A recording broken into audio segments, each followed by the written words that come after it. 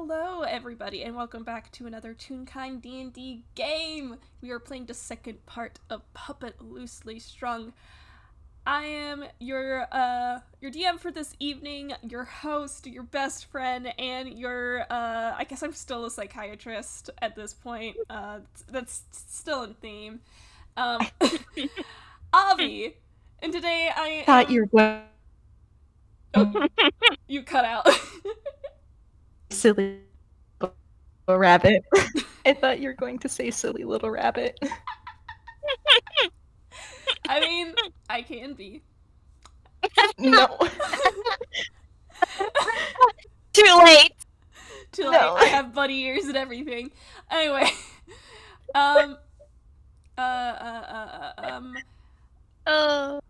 I am joined today once again by my lovely players. Would you please introduce yourselves from top to bottom? Hello, I am the local interrupter of DM Introductions, Fletch. Also recent owner of Internet Issues. That's just life sometimes. But yeah, today I'm going to be playing everyone's favorite baby, but currently not so baby detective, Camille / Sam / Arsene. It gets confusing. It's You could just totally call him fine, right? Camille, it's fine.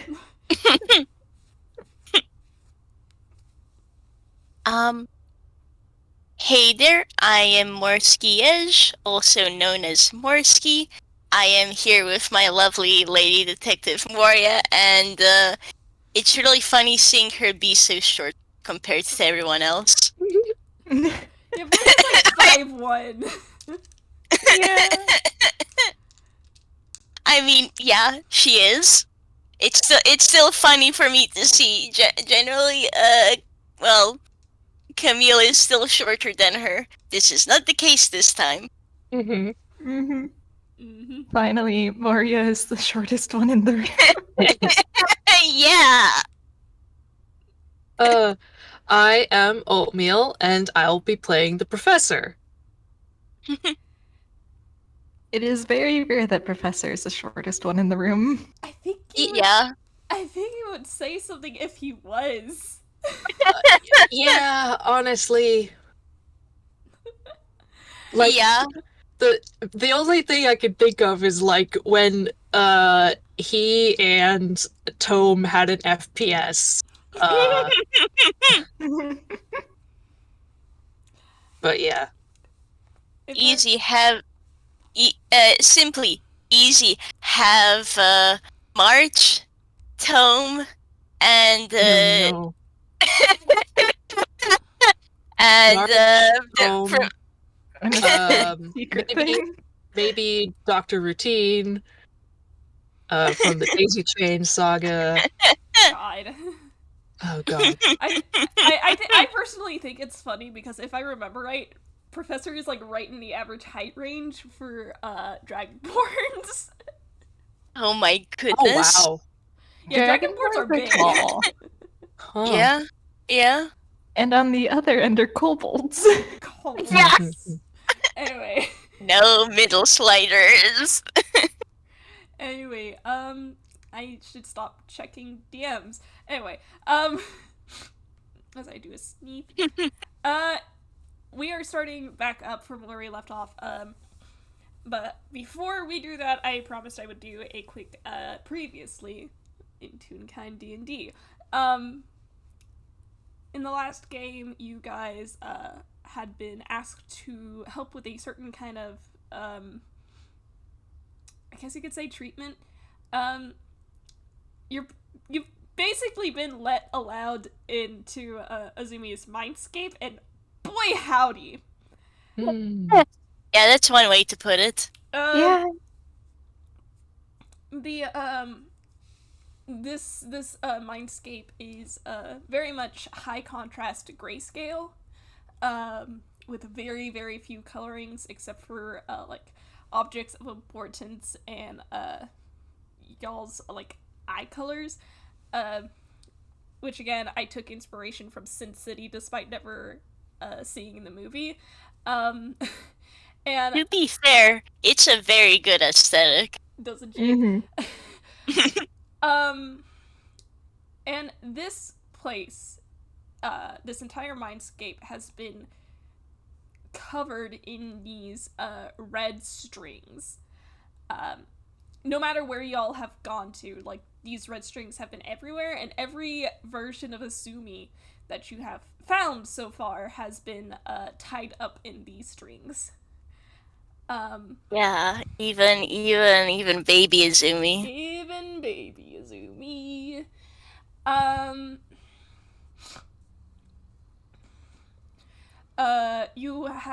You've met Lopter and Courtney. They are Azumi's quarry, who have not gotten along at all in all of, like, over 20 years until y'all essentially tore into them for it. Which is a wonderful moment. So please listen to the last game, if only for that moment. Yeah. It was great. We simply had a pleasant conversation. It was a very good conversation. What else happened? Y'all have been putting together pieces of a bigger picture, both metaphorically and literally, because y'all did put together Azumi's family picture, and found out that, yeah, his dad was that evil prime minister guy. Yeah. Yeah.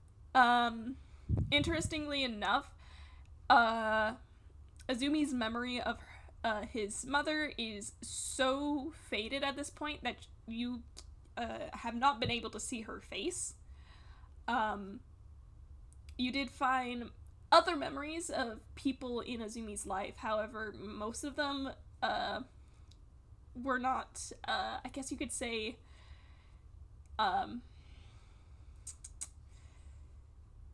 personable enough to, like, actually act of their own accord, so to speak. They're kind of echoes of Echoes of Azumi's Memories. echoes of Azumi's impression of these people. You did meet Azumi's memory of his uncle.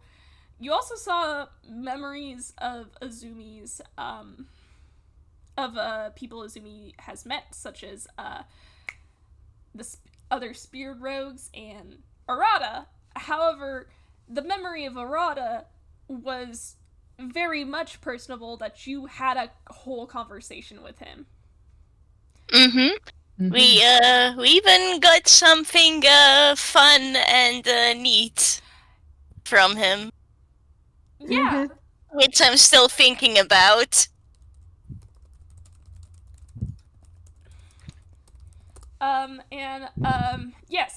Yes, what is it?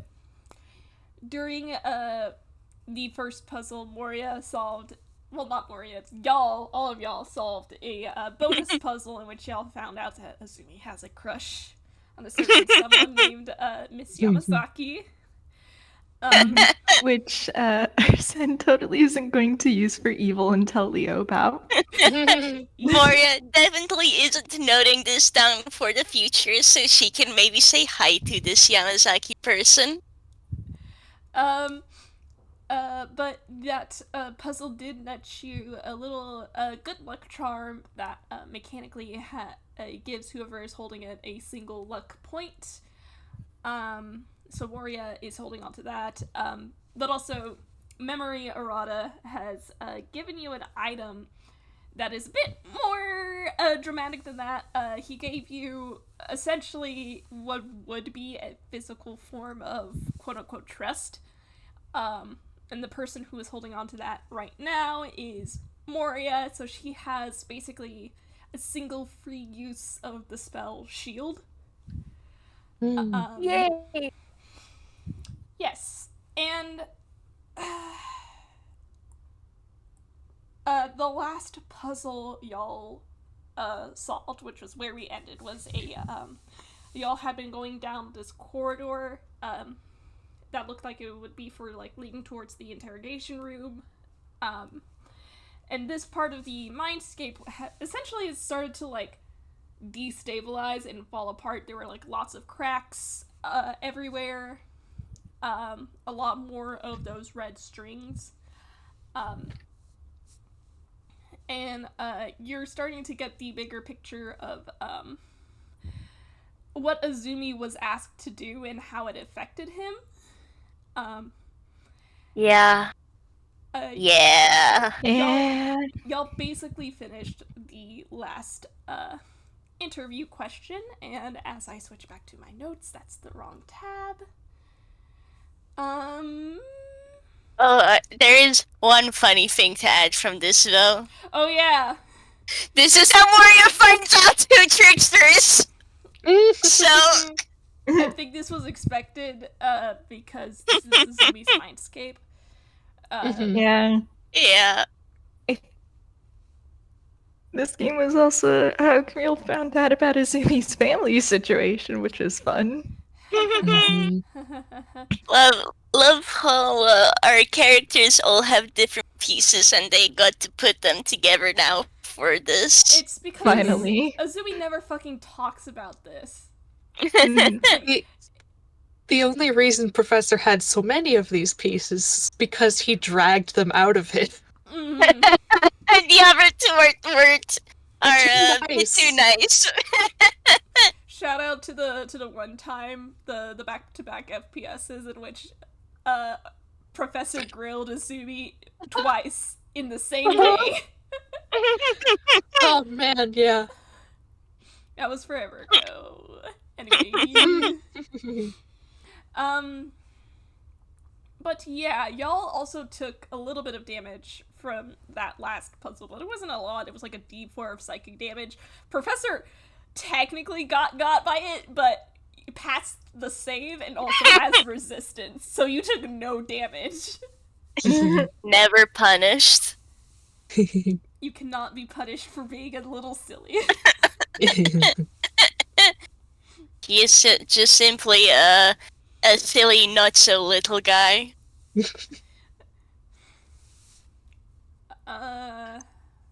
So what's it look like now?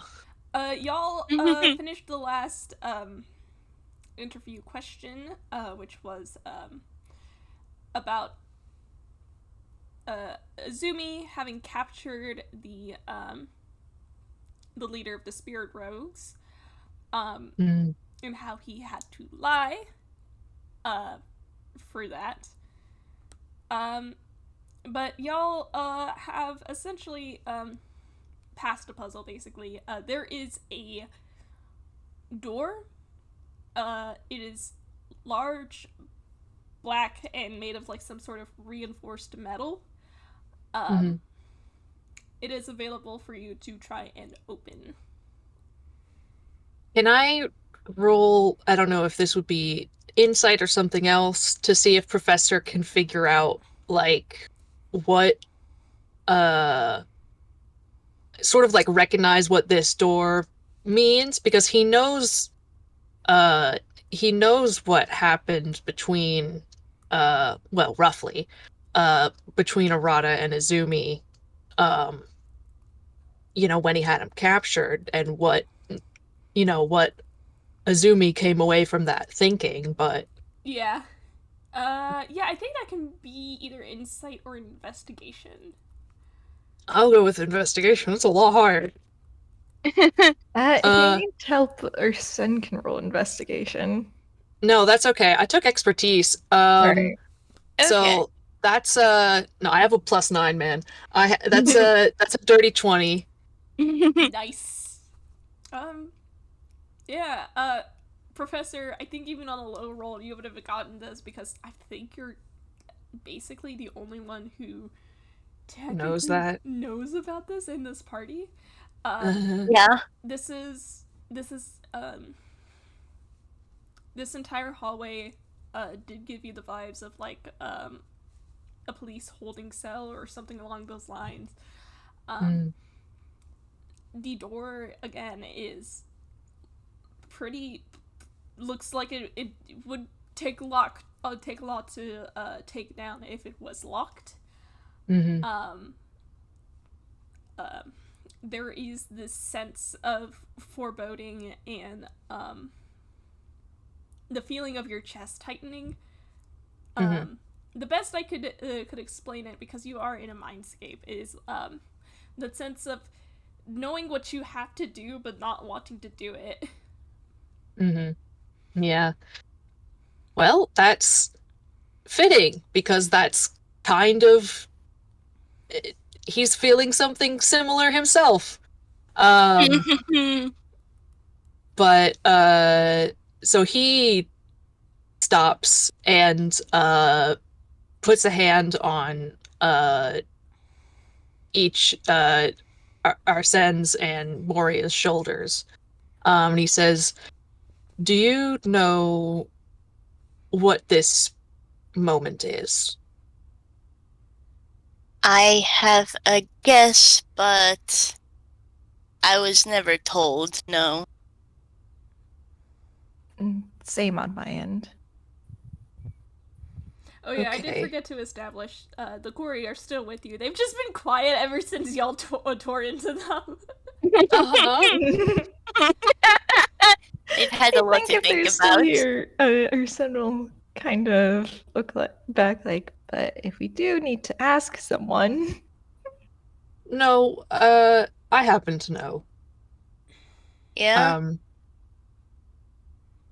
When Azumi captured Trickster, he interrogated him, and Trickster, in order to escape, faked his own death.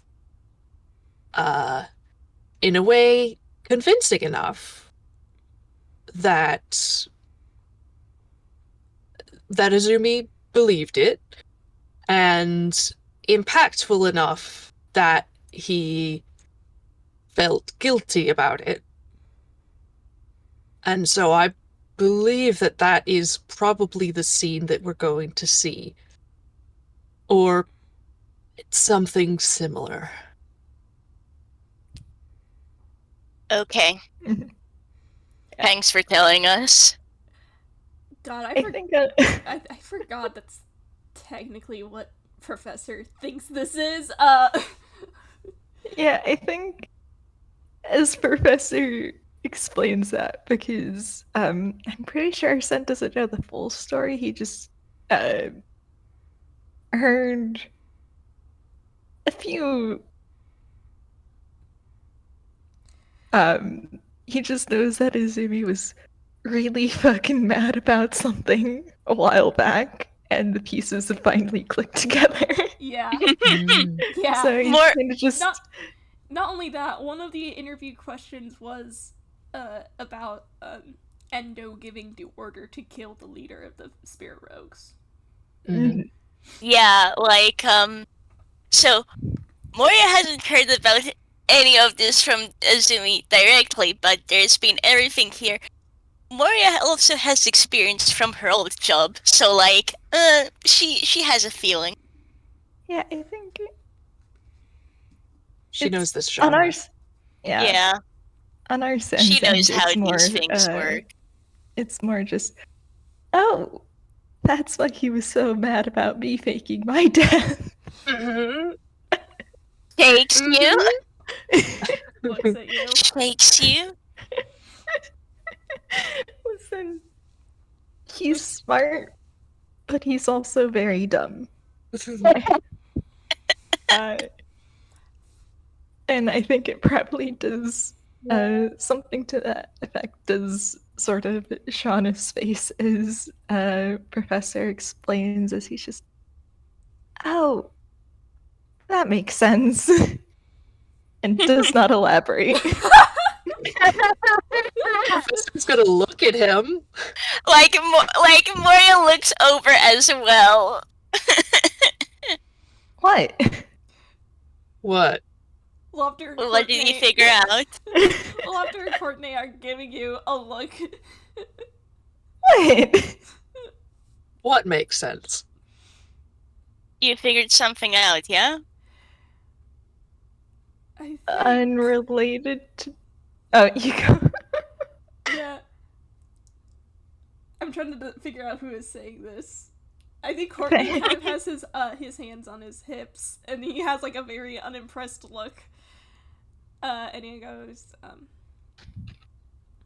think Arsene has figured out and put the pieces together as to why Azumi was upset after hearing that Arsene had faked his own death. Ah, And good to know. he just looks away.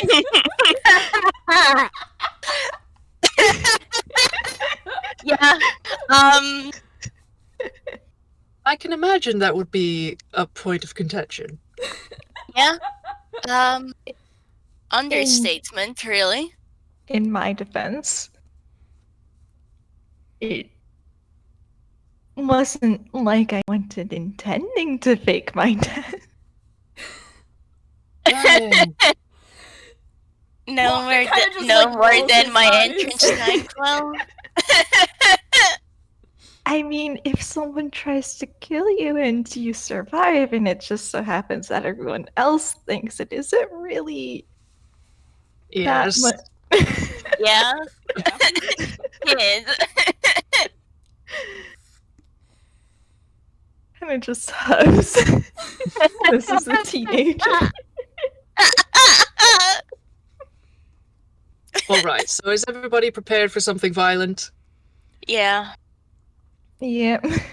All right. I think one of the quarries going to shift a little bit before y'all move on, and he says, "Yeah, I think this one's Lopter." He kind of takes the cigar away from his lips, and he goes, "I should correct you, actually. Azumi did not interrogate Trickster. It was a single shot. What? It was a single Okay. shot. Single gunshot." Oh, so it was meant to be an execution. Mm. I see. Well, now I'm curious how he survived. Well, And I think that'll be a question for later. Yeah, Lopter brings the cigar back to his lips and he says, "Yes, you can ask. You can ask Trickster in the real world." And he kind of like makes a gesture for you to continue on. Mm-hmm. Well then, Well, Moria gives a nod. Professor's gonna try and open the door. Yeah, it's unlocked. Open sesame. Yeah, this is a pretty good, well padded, bare bones interrogation room. There is a memory of Arata here. He is sitting, arms folded on the table, and good God, he looks awful. There is a sort of sluggish way to the way he a sort of sluggishness to the way he kind of like moves, implying that he has been drugged with something. Ooh. And he is bruised and beaten to hell and back. Mm-hmm. Man. Yeah.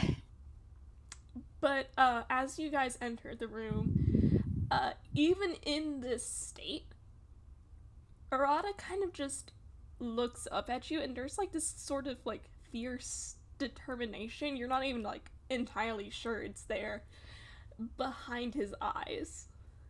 Mm-hmm. I think because he's a nosy son of a bitch, Arsene is probably going to one, take a closer look at Arata, because that is his brother, and even if this if this is just a memory Arata, that still implies that this happened at some point. And they do have a support group. And I'm pretty sure Arata probably hasn't mentioned this. No, why would he? Yeah, so probably going to roll like medicine specifically on Arata and also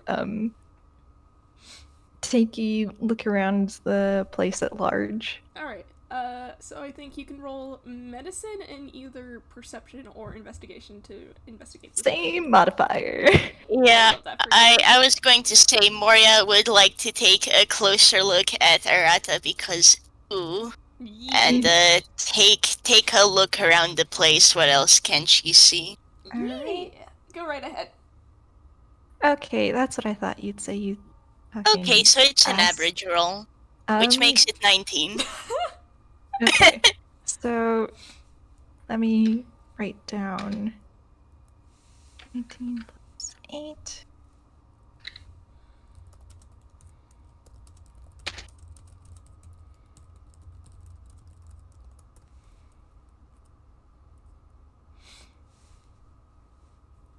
So, as you can see, his priorities lie very strongly with his brother. Oh, that is very cute. But that's a 17, and that 19 was also a perception investigation, right? Yes, the 19 is investigation. Alright, so you both pick up on this. For all bare bones that this room is,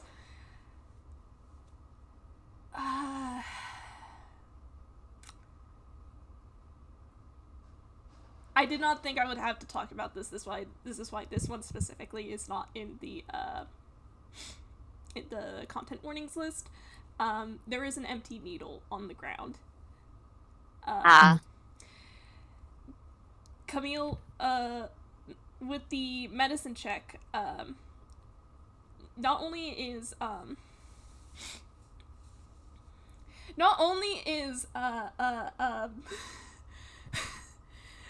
is Arata bruised and bloody to hell and back, you, being an investigative type, would know that in most cases, truth serums aren't real. No, they're not. So, Arata was essentially drugged. Mm-hmm. I think I got a bit too into his mindset because I was so tempted to ask what specifically it was before realizing, wait a minute, you probably wouldn't know that. I would not. Because, like, he's... Like, yes, he's a detective who has seen many, many cases of poisoning and the like, so he can recognize so many toxic substances. But it's like, calm down, buddy. This is a D&D game. Yeah, no. I will say, for the sake of, like, Arsene's nerves, this is likely something that, would not... The intention would not be to kill. Mm-hmm. Worst case scenario, he looks like he's about to pass out. Mm-hmm. He's been weakened, but he's still conscious, but that's just for now. Yeah.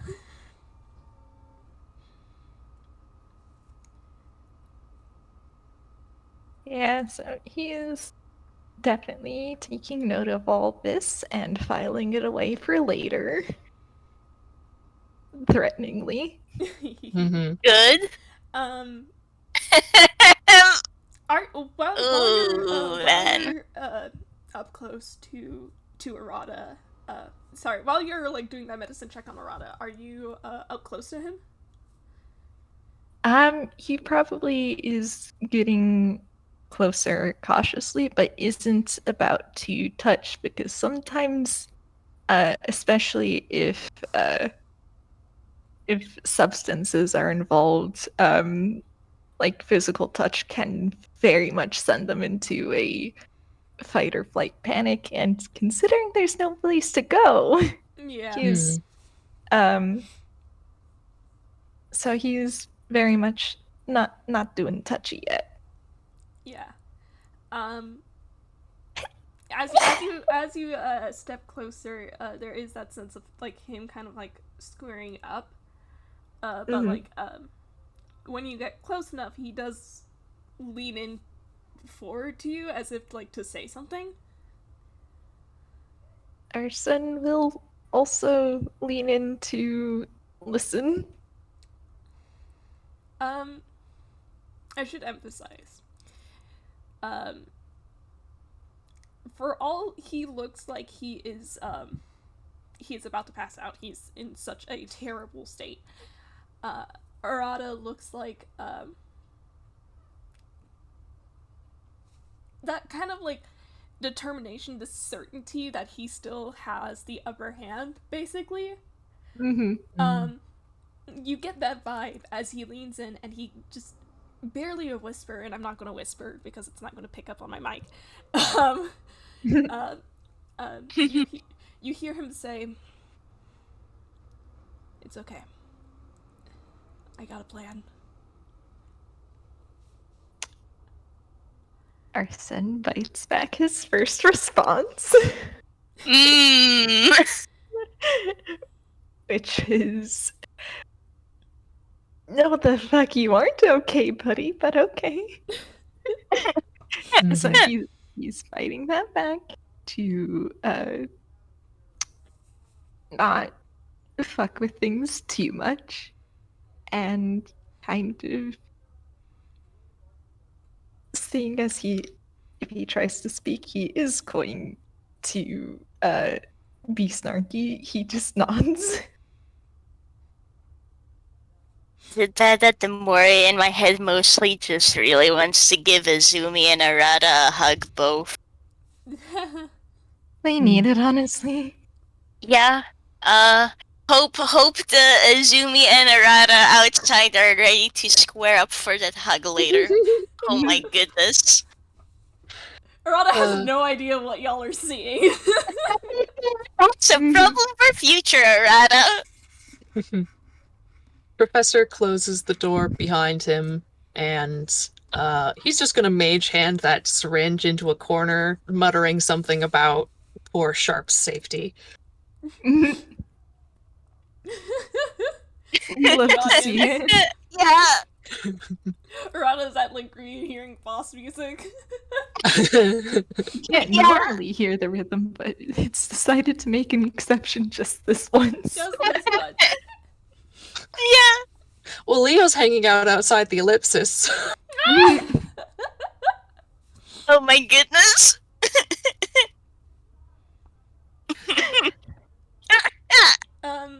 You close the door, right? Yeah.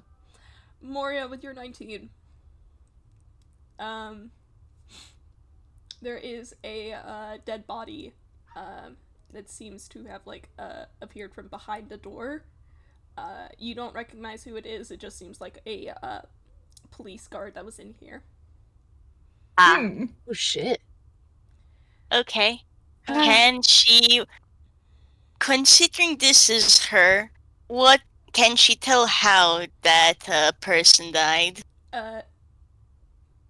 You want to roll investigation? Sure. I think you'd have to open the door again? Because Professor just closed it? Nope, never mind. That's a nat 1. Okay, that's a nat 1. Oh but no. it's a modified 10. So this one would be pretty... This one at least would be pretty easy to tell. There is a gunshot wound. Cool. Does anybody else want to investigate? Yeah, sure. Let's get the boy with the awful modifier on the jaw. Admittedly, I think because it's a nat 1, that's because, like, Moria has noted it on a cursory glance. All of her focus right now is on inside the room. Yeah. Okay, you... Yeah, no, the dead body is in the room. I'm sorry. You have it's in the room. Okay. Oh my goodness, duality of bash followed us. Oh my god. I wanted to use the big dice, but it's too big, so the little one with its awful rolls stays supreme. Okay. Arsene, there is a gunshot wound. One of the guards' holsters is missing its gun. Like that. In case I need to spell it out, implication is that they got shot with their own gun. Yeah. Arsene's first priority is locating gun.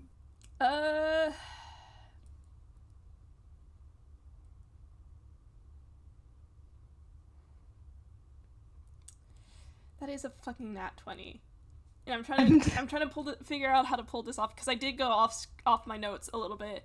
I am a little bit off track here, improvising a little bit. She's so gentle. I'm trying to figure no worries. No, it's fine. Don't worry. Like, you ever like in the middle of DMing come up with an idea that's a little bit better? Oh yeah.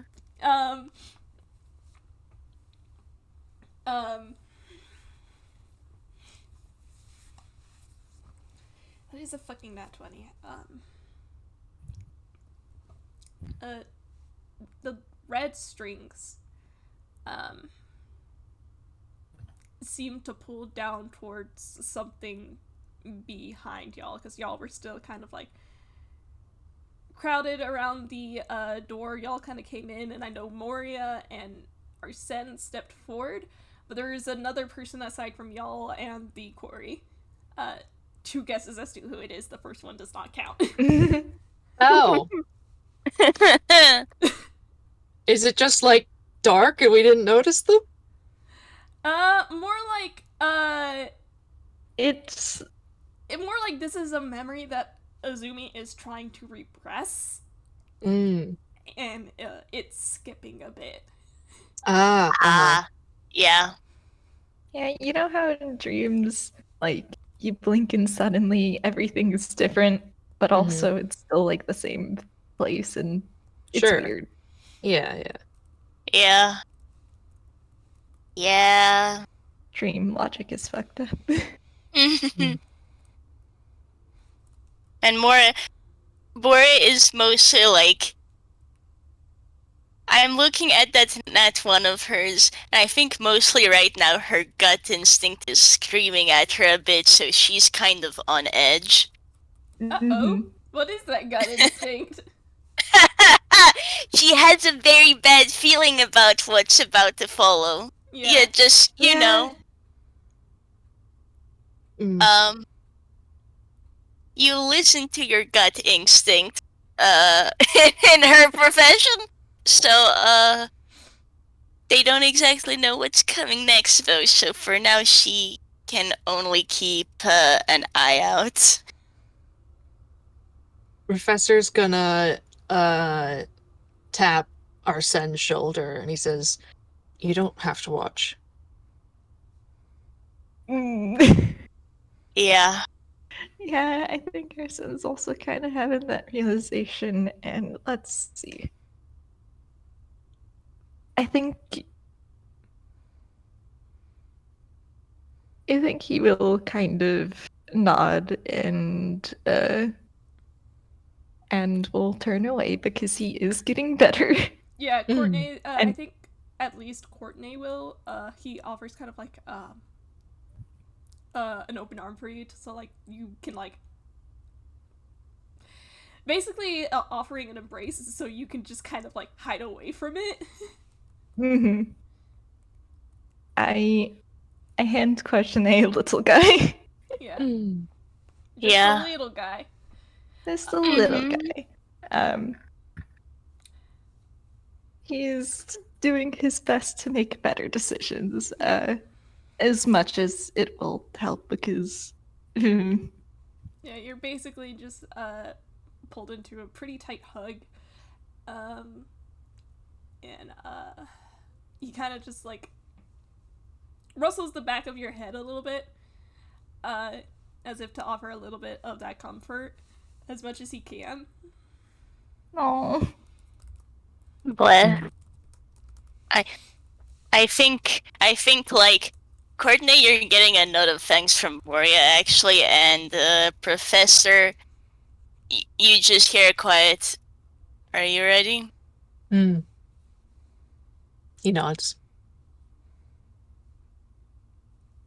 Alright, unfortunately I did not plan this far ahead, but if we are ready, I will do my best to recreate the scene.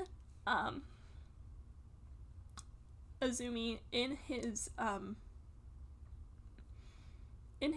uniform, he looks like a teenager. My man was probably like 17, 18 around the time this happened. Do you want to roll insight? Yeah. Sure.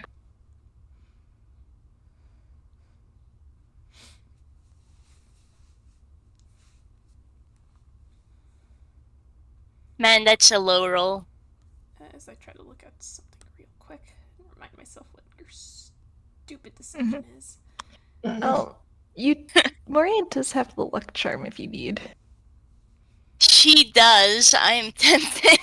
Not gonna lie. It's up to you. I would advise you to maybe keep it for the fight. Yeah. Yeah, that's fair. That's fair. We can always okay. Zoom later. True. Yeah, Professor certainly has no qualms doing so. Well, here's the thing. I mean, oh my goodness. Oh boy. Whoa. I mean, yeah, I am just gonna say, taking Moria sees that Azumi is like 17, 18. Moria remembering her own child going, okay. Like, the one to give him a hug is only getting stronger, you know? Mm-hmm. Yeah. He rolled so low. He did roll Yeah. so low on his deception. For the audience, that was a 2 + 12. So y'all do technically beat his deception roll. Sorry, Fletch, you were saying something? No, I'm debating on asking because on one hand, he's trying to make better decisions and I don't want to be mean to him. On the other hand, he does hear the rhythm. Oh. So, mostly just wondering if I should ask if he can roll insight. I mean... Or if I should be nice to him. I mean, either way, what I'm about to say, I'm pretty sure Arsene can put together for himself. Fair. How about I say it, and if you want him to roll insight, I'll let you. Okay. Because you know both of your brothers very well. What happens? Azumi is carrying himself with this sense of, like, smugness and, certainty, I guess you could say. He thinks he's won, basically. But that facade is a lie. Professor and, Moria, this is still something he does not want to do. But it's fine, because he's done this a lot. He's taken many lives at this point, and, I'm trying to remember exactly what the line is, and I might be mistaking it for the, anime and not the actual game, but, you see Azumi, pull back from where he, shot, the guard. The pistol is, still smoking. You can see that there is a silencer on it. Given that with how heavily padded this room is, and the fact that, again, there is a silencer on it, nobody would have heard this.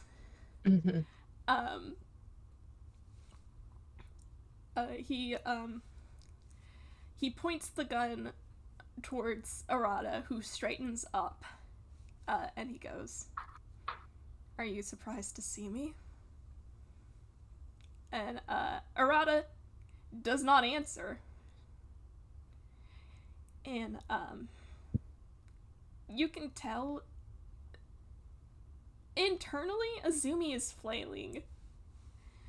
Because he's not sure how to take a response that is no response. Mm-hmm. And Oh, yeah. eventually what he settles on is, he just goes, checkmate, this is where your justice ends. And, you hear the gun fire, and the room goes dark.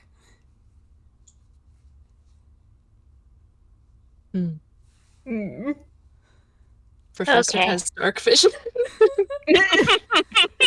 Magical darkness, bitch. Kidding.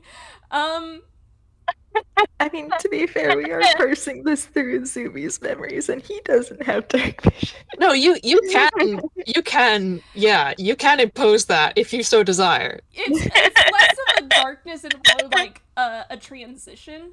Uh-huh. Y'all are in a pitch black room. What do you do? Well, there is like a moment of silence, and Moria just sighs.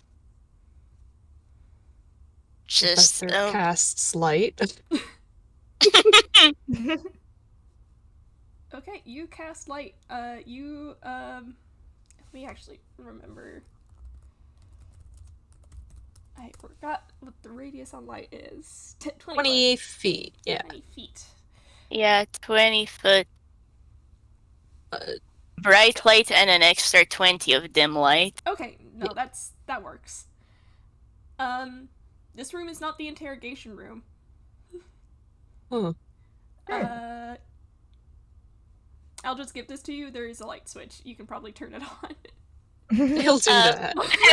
yeah, I was gonna say Moria can go ahead and switch it on. Yeah, so that's cool. Mm-hmm. Yeah, and Let there be light. Arsene, Courtney does let go of you. He kind of like, before he like completely lets go of you, he kind of like brings his hands to your face and like, gives you a look like, are you okay? Yeah, legally, I do have to ask, how's Courtney holding his face? He looks more concerned with you at the moment. Mostly because, he's seen this scene before, both in real life and also because Azumi's been, playing it over and over in his head. Mm-hmm. So it's kind of grim, but, the sense of he's used to it. Fair. I might have cut out, I think. How's Courtney holding Arsene's face? Both hands on each cheek. Like, Okay. one on each cheek. There you go. Alright, yeah, Camille is a little rattled, but he's alright, I think. It's helped a lot by the fact that he knows for a fact that Arata and Azumi are both alive and well currently. Well with an asterisk. That is. Mm. Mental state! Well. We're working on that one. Physically, they are okay. Mentally, they're working on it. Yeah, at least Yeah. they're working on it. Mm-hmm. Yeah, so he will give Cartane a little nod. He probably looks a little bit silly right now because you are squishing his cheeks. And you are a tune. He is a tune. And he is Camille right now because Camille's easier to hold. Oh. He is Oh, fun-sized right now. That means he's probably kneeling, so that makes this even funnier to imagine. Yeah. this tiny child and a guy dressed like a superhero. Squishing said child's cheeks. Yeah, he will take a moment to think on it and then nod, like, yeah, I'm okay. Okay. And he's gonna let you go. And Camille, opinions on head pats? he is okay with head pats. Whoa, head pat be upon ye. He legally has to make a squeaky toy noise. As he's Alright. Yes, good. I know that this is a serious scene, and I'm sorry, but this is a well-established fact. I love that. I love that. No regrets. I did want to confirm something before I forget. Yes, Professor, your guess was right. It was execution style. Mm-hmm.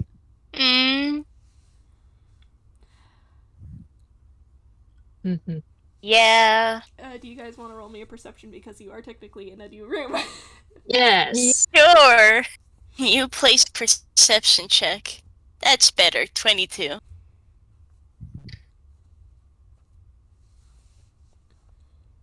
I'll take a 16. Okay, yeah. Professor and Camille, this looks like Azumi's apartment. Oh. It is a fucking mess. Mm-hmm. Things have been thrown about in what you think would have been rage. Mm-hmm. You do see like probably something, one or two items that have been just like completely broken against the floor.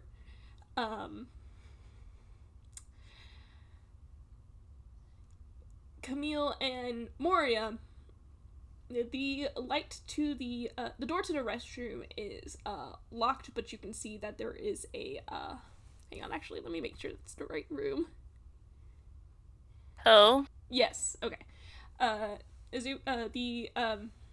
door to the restroom is closed and locked, but you can see that there is a light on the other side. All right. Okay. Would those perceptions be enough to hear if something's happening inside? Yes! Retching. Oh boy. Cool. It's. I think.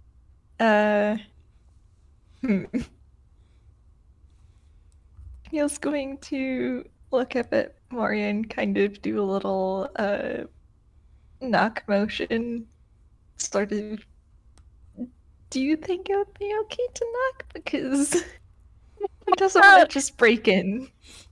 Yeah, like Moria's in the same boat. There's like pause and let's wait for there being a pause, and then we knock. As in like a pause in the retching. Mm-hmm. That works for me. I think Professor. It's a plan. If Professor thinks from they're their talking about conversation, Yeah, no, they're saying like they are clearly looking at the bathroom and talking about this. Mm-hmm. Yeah, he probably like is looking around and like eventually looks back at them and is like, "Oh." You will explain things to the professor and, sort of go that they're planning to knock, not with the spell. Mhm. Yeah. You don't need to use up that spell slot. Yeah. Moria also gives the professor a look of, please don't go charging ahead. Please wait. Mhm. He rolls his eyes. But he kind of stands there and like crosses his arms and he's like, and he thought he never felt guilt. No, it certainly has. This is how deep his repression went, my man. Yeah. Mm-hmm. Like, oh, that is guilt if I've ever seen it. Mm-hmm. Yeah.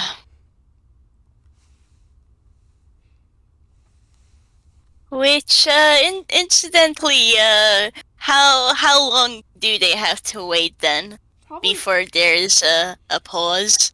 probably not very, you probably hear a, you do hear the retching stop for a moment, and then there's just, like, the sound of, like, water running.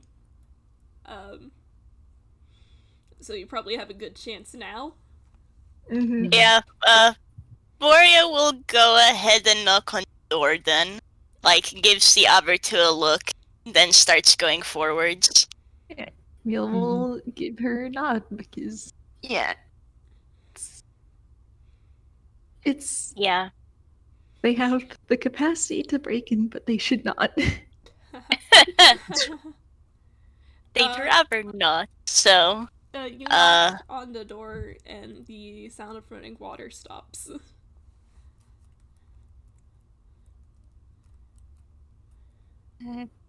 Shiro? Hey there.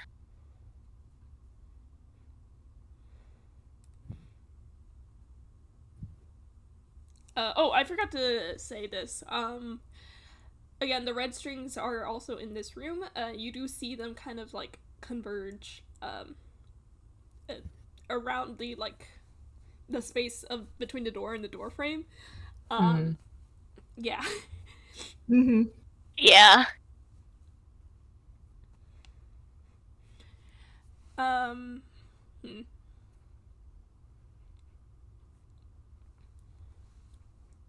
imagining the whole group is essentially right by the door at this point as well, yeah? Yeah. Yeah. You don't hear a response yet.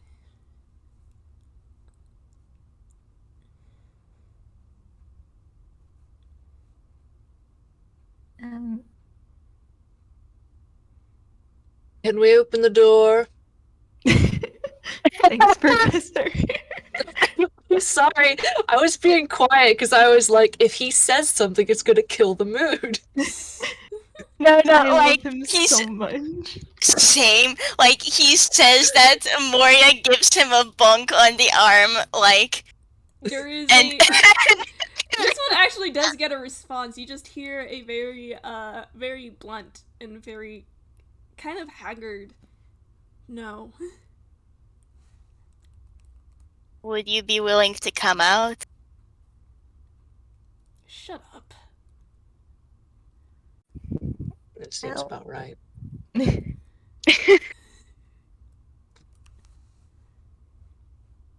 We're here for you if you need it. And I don't think any of us are going to go away anytime soon. Indeed. That's the problem.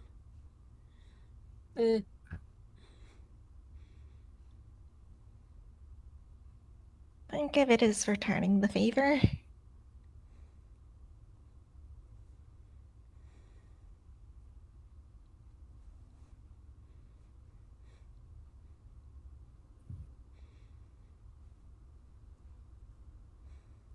I'm afraid we're all pretty stubborn, so... Stubborn and stupid. Maybe.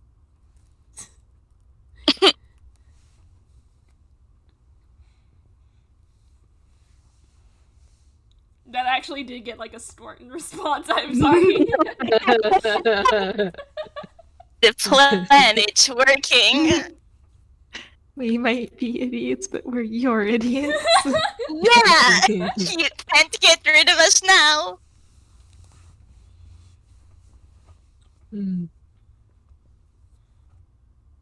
Well...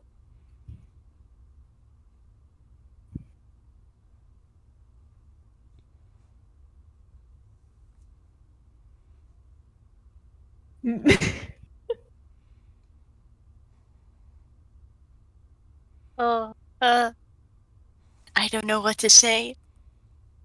I guess it's time for more jokes. I did mistake something in the last game. The interview puzzle was not the last puzzle. This is. Oh, alrighty. Puzzle convince Azumi to come out of the bathroom. come out, Azumi. I I know that almost- Pride Month has passed. I almost said closet, so like It's a real Michael in the bathroom moment, my man.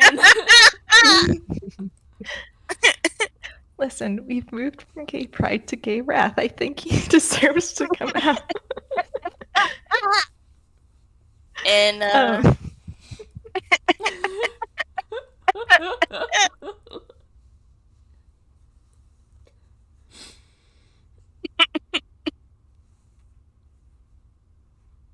Yeah, I think Real's just gonna go, well, if caring about you is stupid, then maybe I don't mind being stupid. we might be idiots, but we're all idiot. Well, but we're your idiots, yes? You actually said that in character, huh?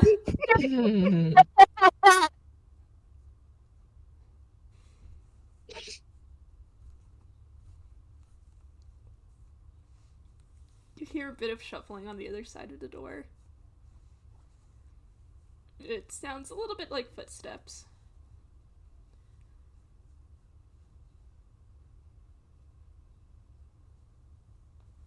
Professor just stage whispers, like, I think he might open the door now. Moria sir. face palms. Moria just face palms. You get an elbow to the shin because that's about as high as you can reach right now.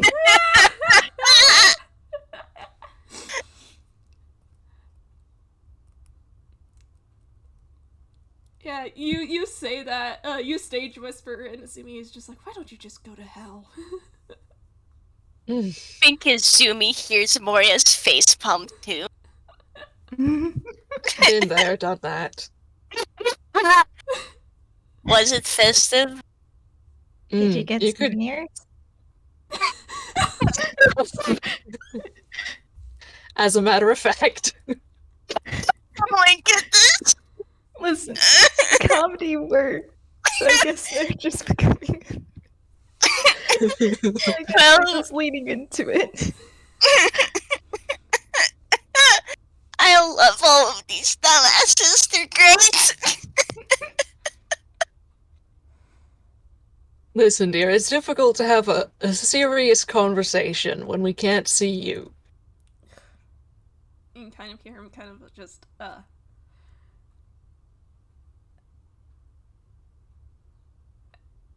how do I describe the noise he makes? It's somewhere between a grunt and a sigh. Mhm. Mhm.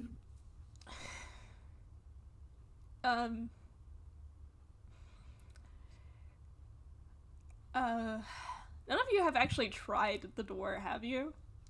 No. No. You said it was locked, so I think we all just assumed it was locked and Do you want to Like- try the door?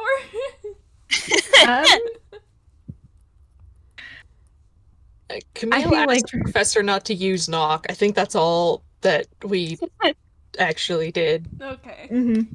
Yeah. This time I actually like- do have something if you tried. I mean, Oh, they boy. could try. They We could. just told Professor not to use knock, so I think.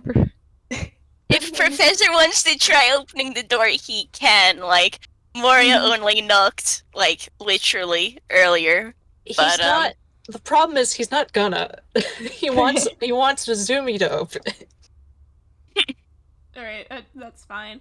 Mhm. I think at this point, Azumi's just gonna...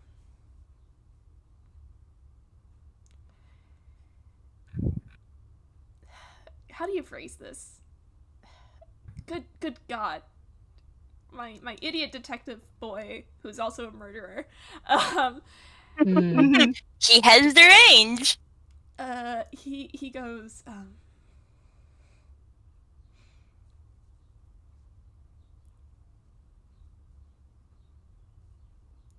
why are you trying so hard? You saw what I did.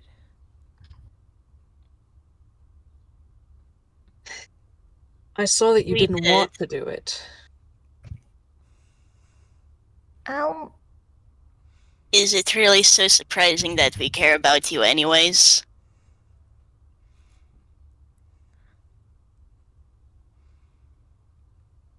You don't know for sure that I wouldn't do the same to you. I think I'm pretty sure I do know, actually. In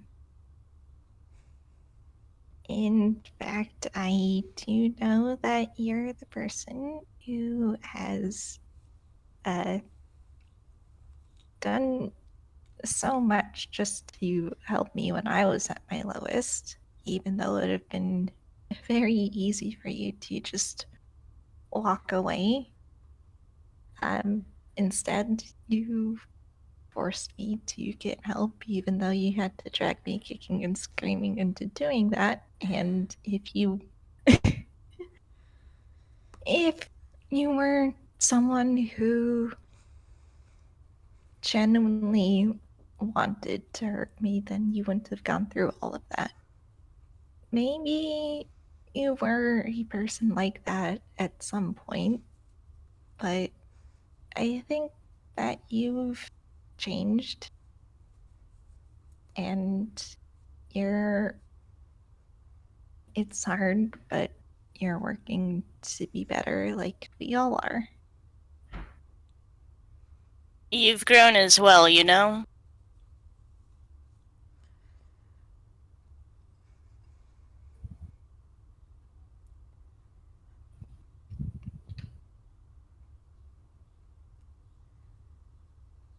I don't think he has a response to that. You kind of just hear him like lean against the door. Well, all right, I'm gonna roll a d2. Oh. Oh-ho. You can go, Oatmeal. Okay. Well, the way I see it, you were manipulated into killing somebody who you considered a friend, perhaps the best friend or only friend that you had, I don't know. But if you were to do that to me, I'll be honest, I don't know if that would make much of a difference about how I feel. Looks at you. I'm just being honest. That is a statement that we are going to unpack later. Listen, Professor, I am going to interrogate you later. Okay, fine, but look, this is. I'm just saying, at least he had a good reason. Like, yeah, all right, if he tried to kill me because somebody manipulated him into doing it and he didn't want to, that's better. That's a better situation than most of the other people who've tried to kill me. Like, for example, the person who used to be my best friend. He's tried to kill me just because he wanted to. Oh, so I this is mean, just yeah, going that's on for you. I kind of I mean, I on kind one of want end, to that's tell you to fair, stop talking, but at the same time, maybe you should keep talking because this is very concerning. please do tell us about this. This is just going to give me more ammunition for when I interrogate you. You hear laughter in the back. Just go. Oh, so I guess we're all learning something about everyone today. Listen, I've tried to hate him, but I can't. I mean, that's fair. I do get that. I'm still going to interrogate you, though. Yeah, Did say a whatever. lot of very concerning things. Yeah, all right. Well, this isn't about me. This is about Azumi, and the point is, Fucking hell, man. the point is, you could try that, and I don't believe that you would of your own volition. But even if you did, I would still care about you. All right? I've got proof. I've got a history. And I think you're well aware that we're all stubborn enough to try and find out why something like that would happen. It's very hard to stop caring about someone when you start caring about them. That is something I'm well aware of, Mm-hmm. and it applies to you as well.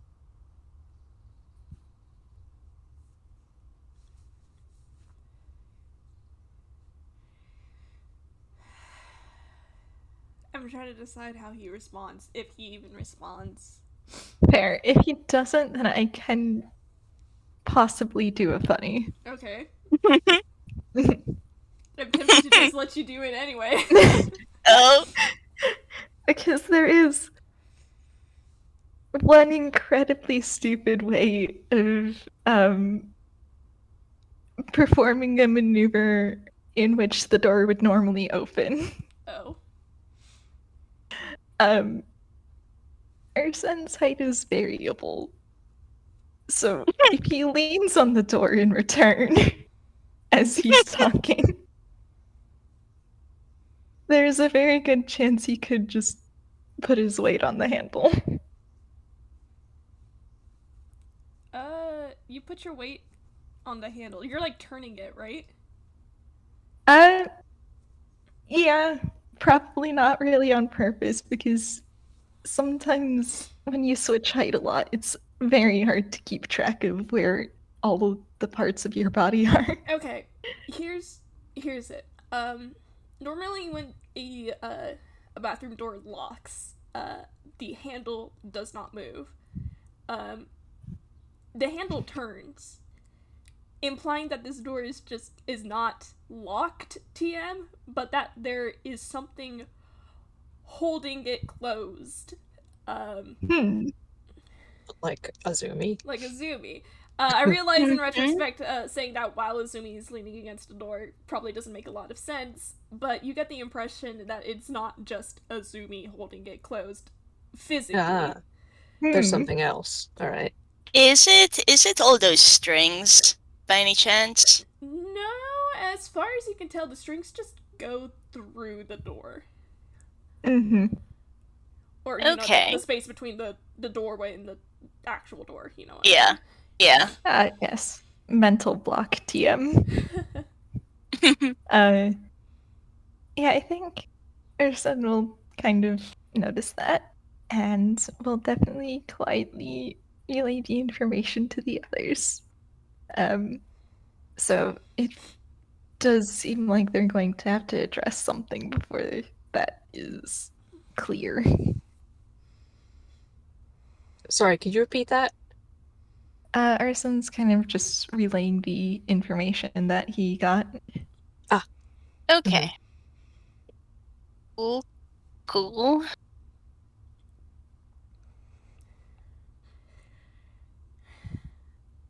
I'm trying to figure out how he words Mhm. something. Mm-hmm.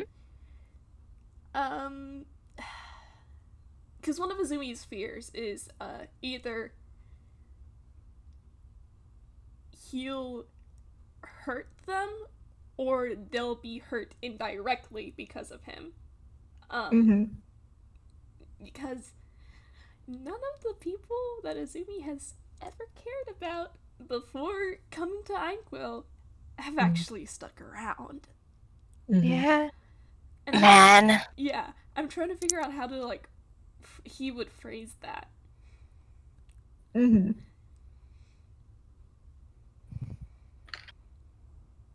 Just man. Sorry, I just saw the gallery. Thank you for the main joke. I guess at this point you can also roll another insight if you want. All right. Sure. Dice, That please be is kinder to Moria. Mm. Apparently not not. the best, Okay. but it is a dirty 20. I hate that was words out of my mouth, actually. I love it. Love y'all's disgusting mods, and Professor. Professor is disgusting in other ways. Yeah, that's true. Horrible like man. his sense, like his sense of preservation. God. Anyway, yeah, I would say y'all would be able to pick up on this. It's not just the idea that he might wind up getting you killed. It's the fear that y'all are saying this, and you're going to end up, and he's going to end up being alone anyway. Mm. And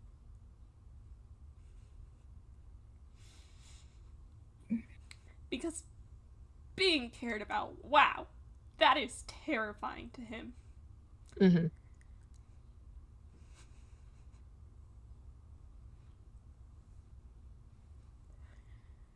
man, Oh, Arsene, you were thinking like a toon. oh, What'd he do? He handed me, What If We Promised? Oh god. oh, Yeah. Good lord. And it's like, it's not something he treats lightly, but also it is very much a way of showing that they have no intent of backing down from this. I mean, you could try. I do have a response prepared. Oh boy. Alright, our son is going to go, well, what if I'm trying to determine if he would say I or we. He'll probably say I. Well, what if I promise? And there is a pause, a sort of pressing weight to the air. And here Azumi let out a heavy sigh, and he says that it depends on the promise. I have no intention of making a promise that I can't see myself keeping. Well, neither do I. the same on my own end. Professor doesn't comment. Yeah, and not Professor, Azumi just fucking goes, after that, this better not be a fucking pinky promise.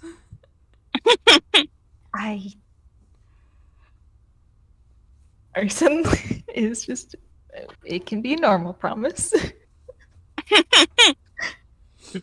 Does Moria know about pinky promises? This is a legitimate question I need to think about now. I mean, You've been here a year and a half, Yeah. probably. True, like Mhm. 2 years. The others would have told her, I Mhm. think. Yeah. Yeah, that's fair. Mm-hmm. Azumi is just like, heavy sigh, don't make me do this.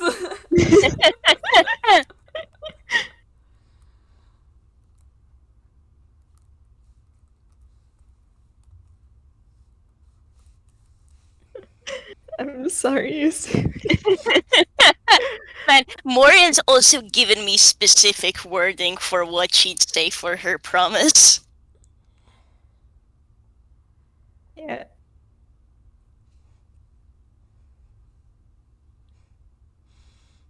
I think the same with Arsene, because even if it's not a pinky promise, you do want to be careful with that. Mhm.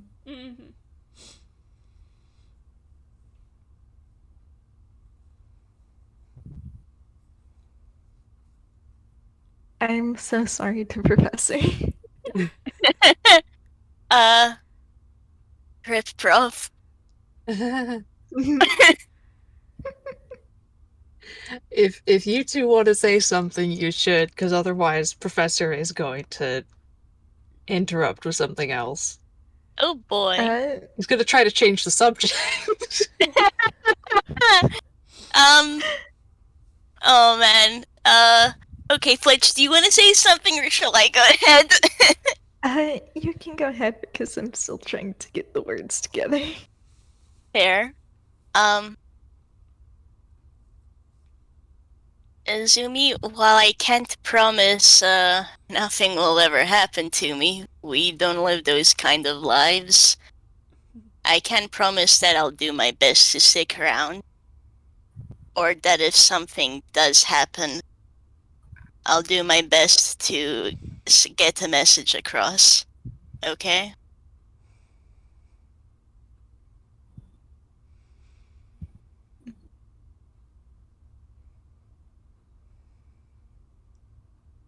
There is a very long pause. And he still sounds pretty haggard. Like he hasn't gotten proper rest in a while. And you just hear him go,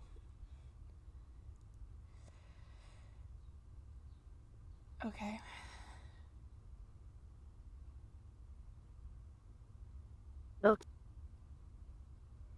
And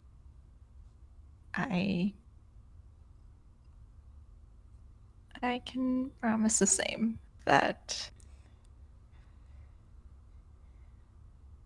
even if I can't guarantee that nothing will happen to me, I will try my best to be as hard to kill as I always am.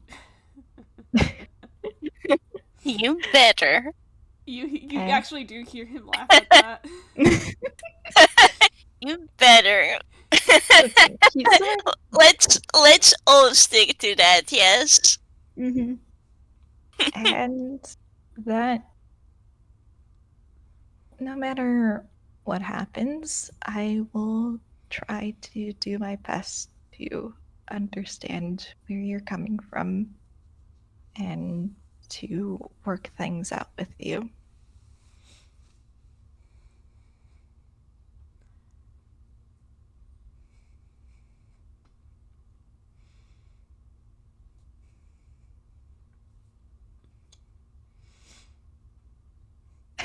Oh, he could drop in a certain comment, huh? Oh? Yeah, I think he'll just go, because you're my brother, and I care about you a lot.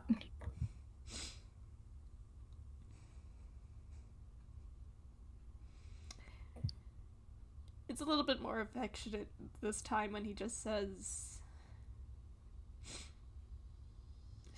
"You're so stupid." Sure am.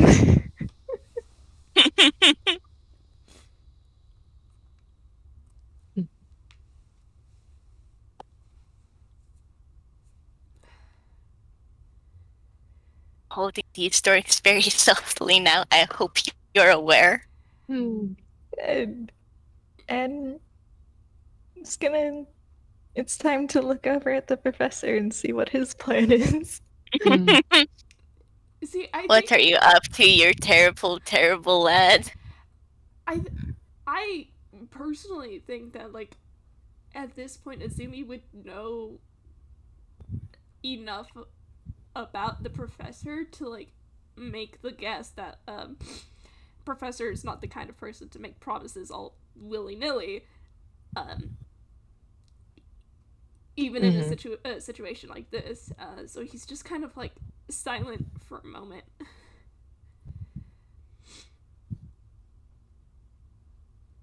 So if Professor does want to say something, you have the opportunity to.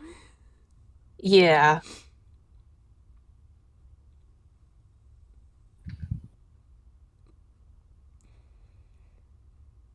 Well, I don't intend to leave.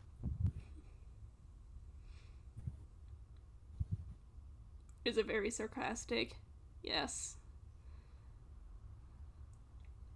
Well, I'd like to see someone try to make me leave. Believe me, I can be very stubborn.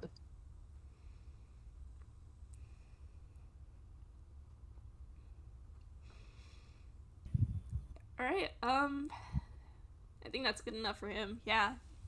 Mm. You hear him kind of let out a heavy sigh again.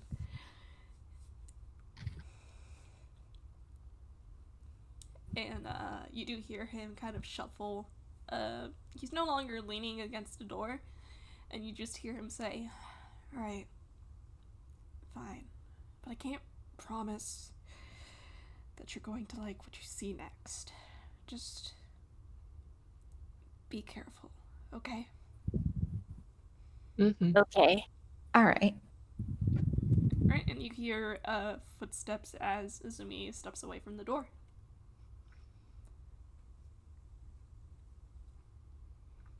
Can the door be opened? Who wants to do the honors? I mean, if the two of them hesitate, Professor's just gonna reach from behind them, like stick his arm in and just like turn the handle and push the door. Like, come on. That's what I Okay, thought but you'd that's say. a You great stupid image. fucking professor. Okay, but that's a great image. Let's do it. Can always rely on the professor to cut right to the chase. I've Yep. just been waiting for him to fuck with the door. Yeah. Alright, Same. so yeah, you do pick up on what Arsene was talking about earlier about how it felt like the door wasn't just locked; it was like as though something was holding it shut. Mhm. There is still a little bit of resistance. In fact, it probably takes you a second attempt at turning the doorknob and pushing to actually open the door. Almost like there is like still that sense of he doesn't want you to get this close to him. Mm-hmm. Yeah, he'll just give it a little more leverage. Yeah, and it opens. The room ahead is pitch black. You have a feeling this is going to be another warped transition, given how messy this mindscape has been becoming up until this point. Mm-hmm. Okay. It's a Alrighty. very, it's a very foreboding and ominous darkness, TM. Oh boy. How do you see anything in here? Well, Looks why over don't at we Lobster and Courtenay. Moria looks at the professor and is like, well, why don't you cast light again? He does that without saying anything. Wait, have you all like officially stepped inside? Yes.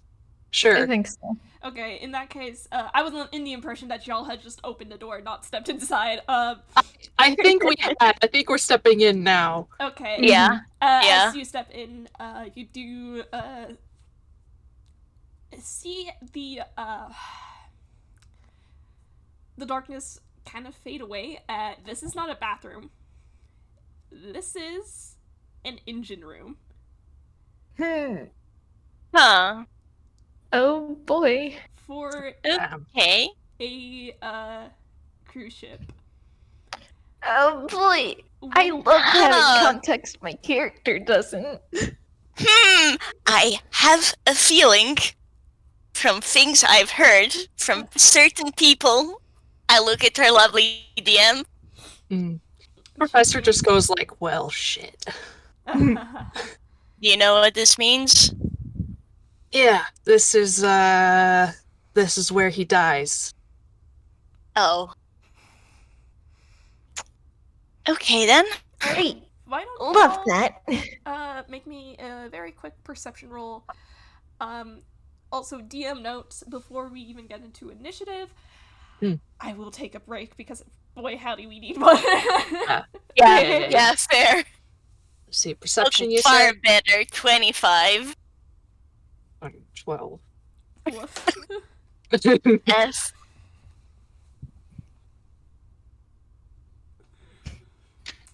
If y'all want a cat update, Maki has passed out in the cat bed. Oh, Aw. yes! bless. But she is passed out in like such a way where her body is like half leaning out, so Oh, yeah. it's almost Aw. flipping over. Iggy Pink does that cat. sometimes too. Pink It's cat. Yeah.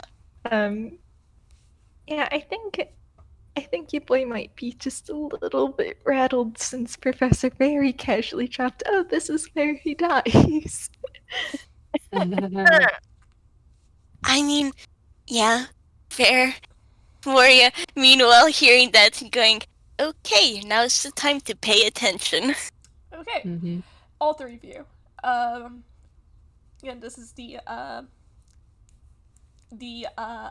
engine room of a certain cruise ship. Professor, you would know from a previous conversation that this is not a real cruise ship. This was a palace. Yeah. And how should I phrase it? When all three of you turn to look in the direction that you came in, you don't see a door. You see instead a huge bulkhead. I guess. I mean, it technically is a door. That's what they call it, a bulkhead door. That's Right. essentially separating this room from something else. But it's not a normal house door. Yeah, no. Essentially, if we're using video game logic, this is a point of no return, basically. Eh.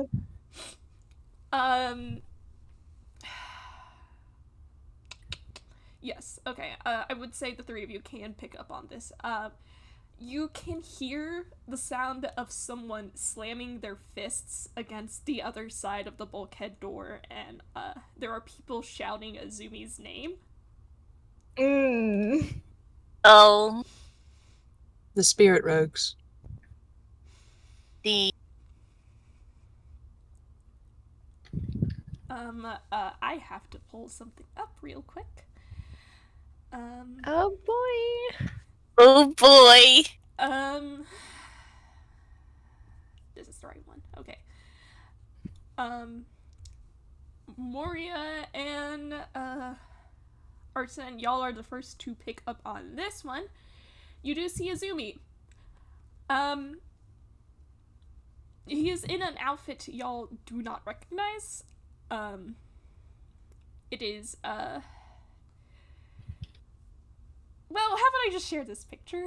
I'm gonna put it up on OBS Okay. too. Oh. Oh, Oh no. okay. He is wearing a outfit. For the audience, it is a black mask attire. That I'm gonna say it for the recording. I hated the canon black mask outfit. So I redesigned it. It's still a little silly, but I like it better than the original tube man with buckles. Yeah, that's fair. Again, he is still tied up in so many of these like red strings. At this point, he almost looks like a puppet. There is he is wearing a mask, but the mask is broken. What else? Oddly enough, he is already wounded. There is a gunshot wound in his chest, and the way it's bleeding is almost in the shape of a heart. Man. Oh, oh.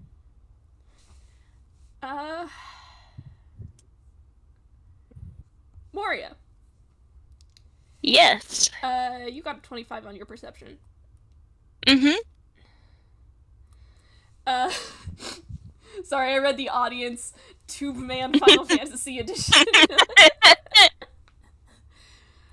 Look, I could rant all day about the fact that Atlas doesn't know how to dress their fucking villains. Anyway.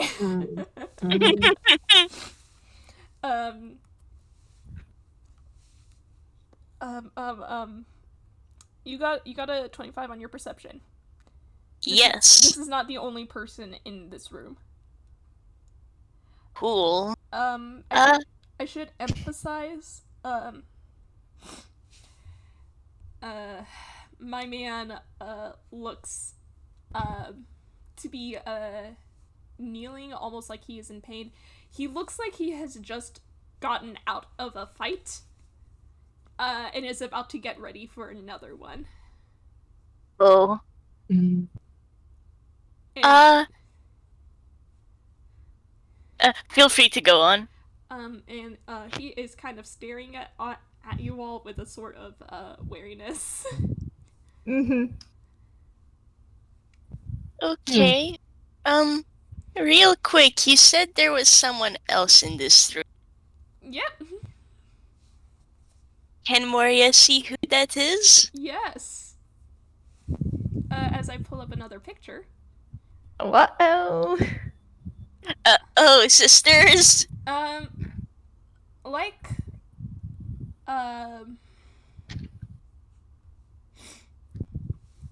Professor is the only one who has context to this. And he hasn't noticed. Yeah. Arsene, you've been piecing together a little bit about how the spirit rogues operate. I don't know if this would be enough for you to pick up on, like, certain things. Do you want me to roll an int? Here's the thing. You also haven't noticed this other man. Moria's the only one who definitely doesn't know. Yeah. And she's the one who sees. So it's probably very jarring to Moria that she sees this. Yeah. That's not Moria doesn't like that. There is, okay, so I know what Moria's reaction is. Do I say it now, or do you want to explain, Avi? Let me elaborate a little bit. This is a, it looks like Azumi. It is not the Azumi you know, and also this Azumi is not covered in red strings, implying that it's not exactly Azumi. Yeah. Can I say something really funny? Yes. Oh? So, Professor can see the Azumi with the strings, right? Yes. Well, wait. I mean, if he's been pointed out by, Moria and, Camille, yes. Yeah, I was actually going to say, Moria's reaction to seeing this, not Azumi is, everyone, we aren't alone. And she will point the, imposter out. Because Professor was going to be like, well, alright, that's ours, so then there should be another copy. Professor is muttering that, and like Moria sees the other, and she's like, "Everyone, we aren't alone."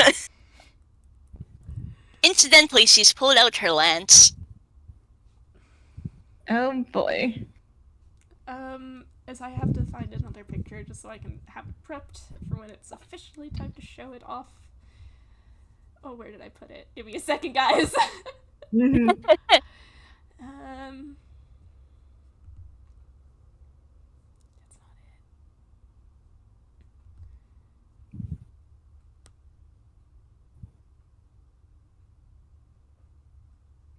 I don't know where I put it. No! Rip. I know I saved it. Where the fuck did it go?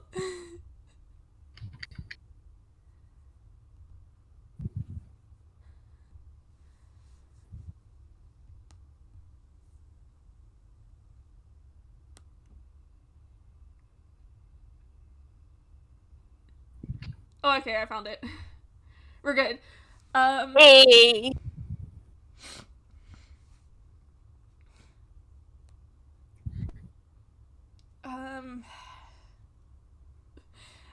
I just realized that I played myself. I don't know how I'm gonna differentiate these two by, like, just talking about them. Azumi Azumi and not Azumi. Fake Zumi. Azumi and a Simple. We tutor. have think you're the real Azu- fake hedgehog, Mandy. It's easy. We have Azumi and we have the imposter among us. No! Oh, I found you, faker. you're not good enough to be my fake. Yo. I would like to say, before we continue on, there have been a lot of comparisons between Sonic the Hedgehog and the cast of Persona 5. Because Yeah. Atlas is a subsidiary of Sega. Oh Listen, my I'm in gosh. Dash. I know full well what I'm doing with this reference. Yeah. Yeah. Anyway. Y'all, like, started, like, moving and talking. Azumi has kind of, like, reacted a little bit and is like, don't get close. Yeah. Oh boy. Oh boy.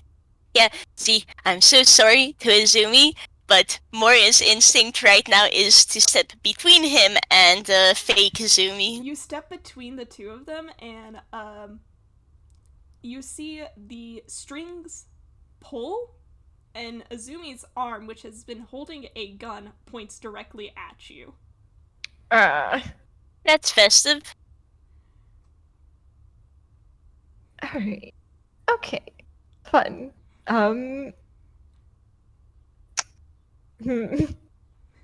That's festive. And you see the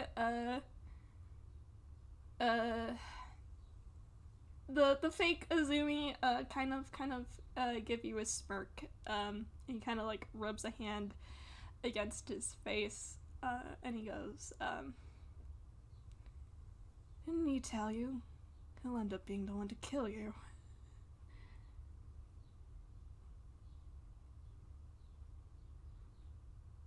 That's far Well- easier said than done, I do think.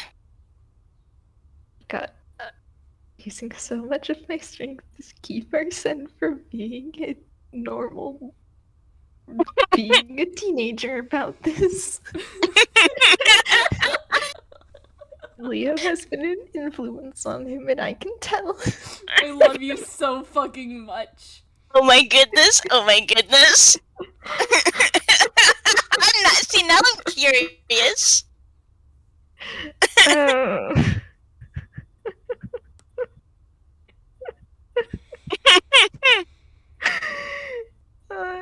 He just wants to. Pulling a page out of Leo's book, and knowing what Leo likes to say, using all of my strength to keep Arsene from saying, "Shut the fuck up, you imposter ass bitch! I'll kick your face in." I don't know, I think you should say that. I personally think Fucking that crying. like, would anyone here disagree with it? Moria wouldn't, Professor? I think it's very funny. Alright. Well, Arsene seeing this and having had Leo influence him because twinsies, there's what little self-control he has left from all of this just snaps as he's just, "Shut the fuck up, you imposter ass bitch, I'll kick your face in." And the fake Azumi just goes, "Oh, just try."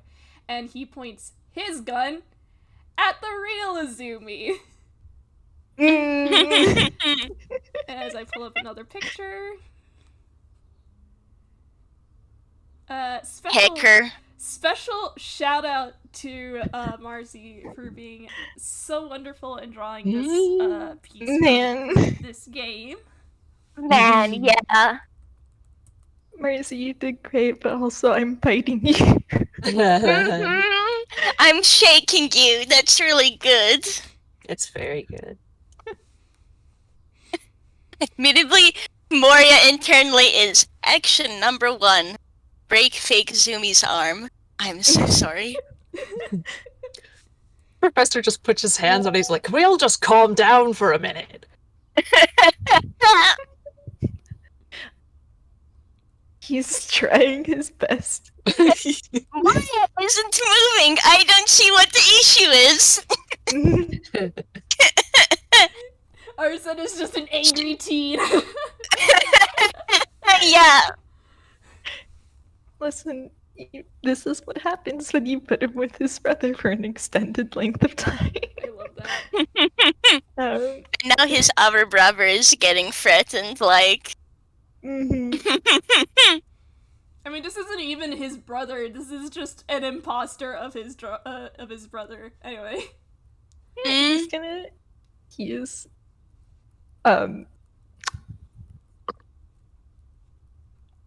Listen. Thematically, it fits.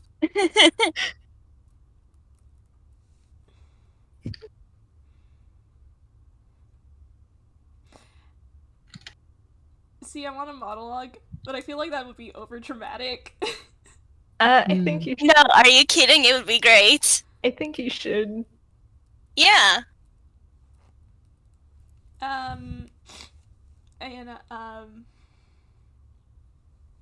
You see, oh, hi, we just got a new member of the audience, I just saw that. You've come right on time.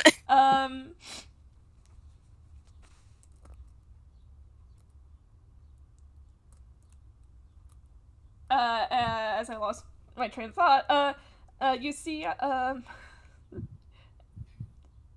Fake Azumi gives this, I want to emphasize, the drawing I did of, Cognitive Azumi was based on a very specific, portrait from the canon game. I will have to find it later, but it's a very specific portrait because I just remembered it off the top of my fucking head. He gives you all such a sinister grin.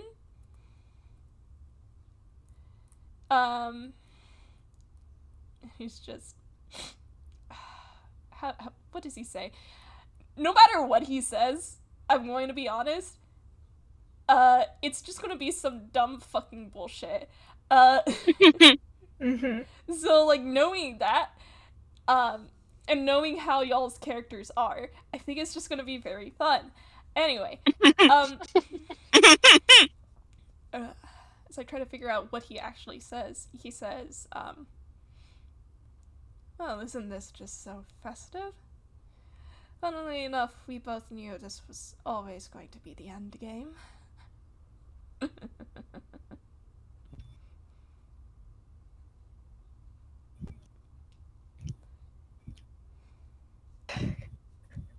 And how do you think it's going to go? Sorry, I just got DM'd the very specific portrait in question. Thank you, Noodle.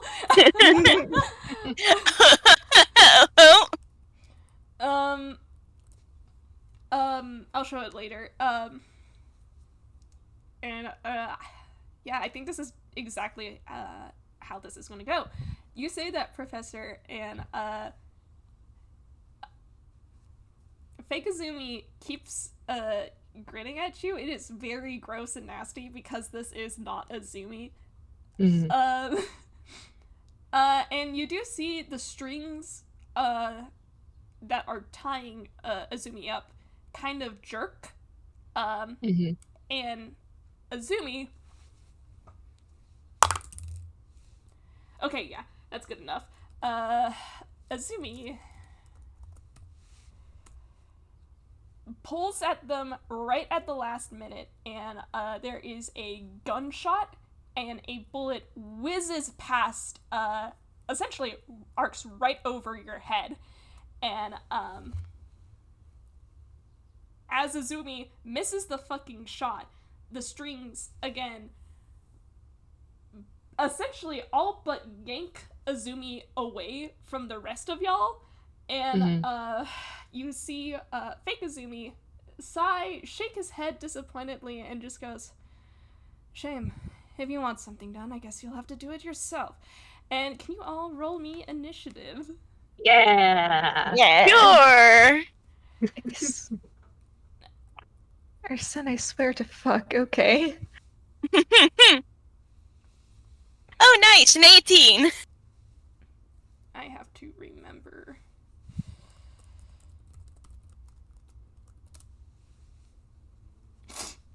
Okay. Okay, so that's a... Oof, okay. So glad to see everyone is ready for a little bit of violence Mm-hmm. in this. A little bit. Mm-hmm. A little bit. Okay.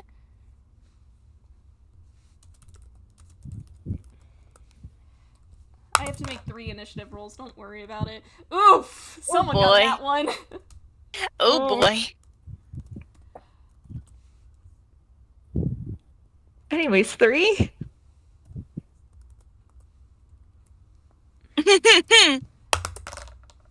Okay. Alright, I should note the professor did not flinch. you were told up front that even if y'all dropped Yeah, to of 0, course. you would just wake up. Yeah, he knows that. Yeah. Yeah, so like they'll be fine. But it's like Moria internally is doing the calculations for oh boy. Okay. Oh boy, oh boy, oh boy. And let Yeah. me double check something. Okay, yes. Yeah. Moria's internally doing calculations for how to get a gun out of his hand ASAP. Oh, don't worry about it. Great! I'm so glad to see we all have plans then. Alright, Yeah, so... You're there. Druids learn a funny little spell. Oh, yes! Fantastic! I think I might know which. Mm-hmm.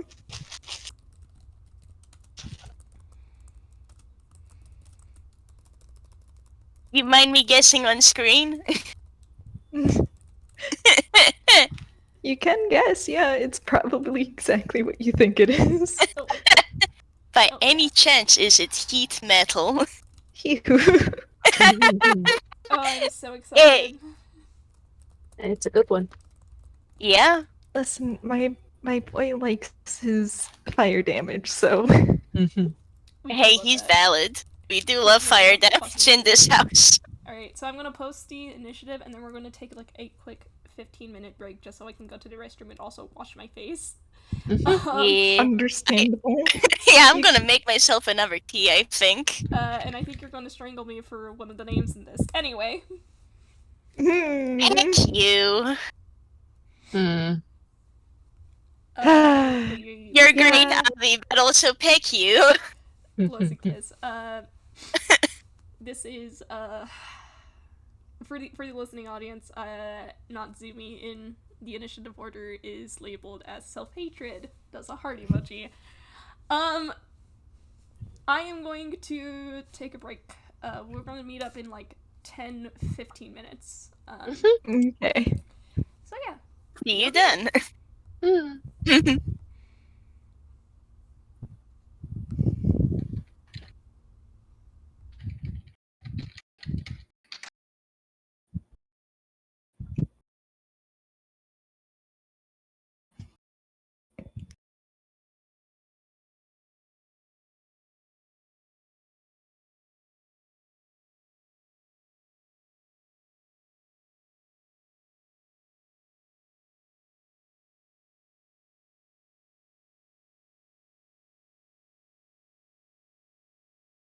So how you doing, audience?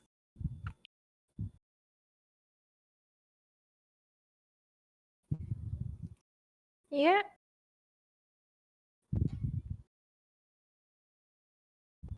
Nice, nice. Fortnite.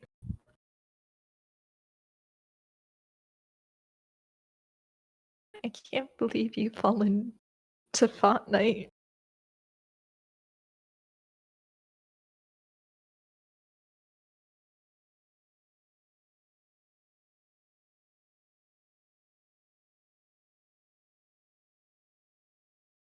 Oh, how the mighty fall to fortnight.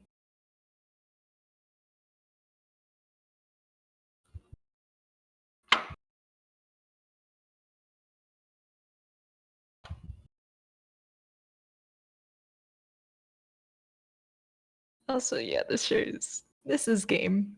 It's fun game, but it sure is.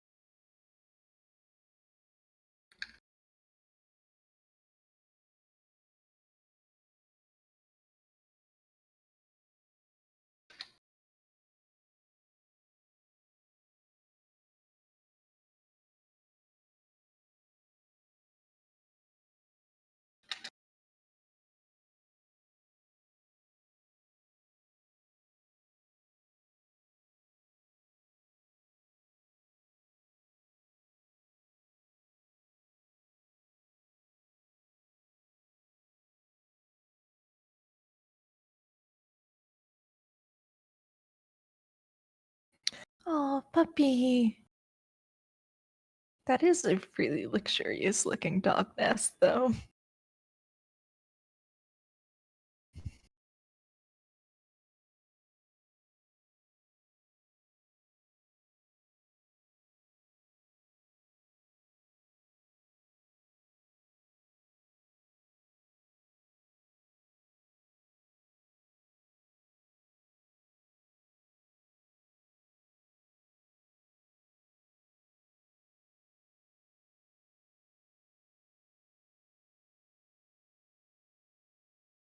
Oh, that is incredibly spoiled. Iggy's the same way, though. He loves to be in lap.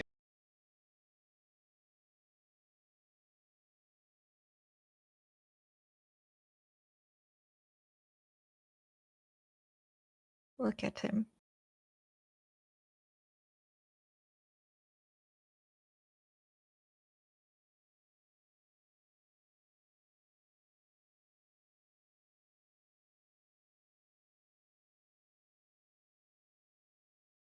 Let's see.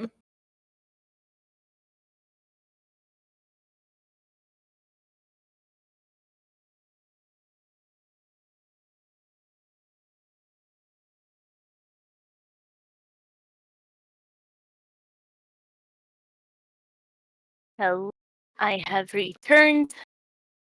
Hello. Hi. I just want to say, Wolfie also says hi. With a big to you, Miu. He came inside now.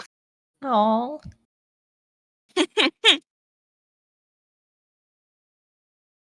Decided to close the doors to outside because, like, it's gonna get dark in like an hour or two, and we're probably gonna be in this fight. So, figured I figured I better close my balcony doors now so no bugs get in.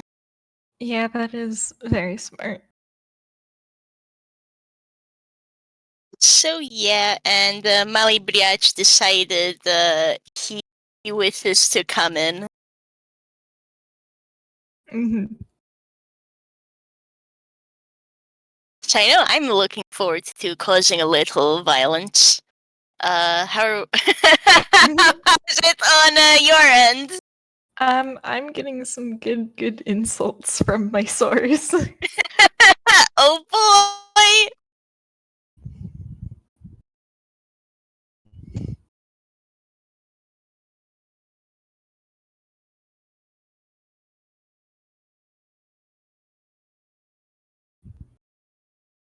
My goodness, blessed dog.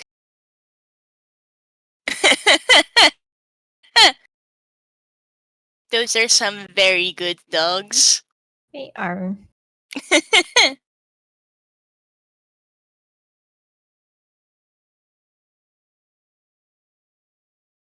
It's like I am very firmly a cat person, but I do love dogs. Dogs are great. Mhm.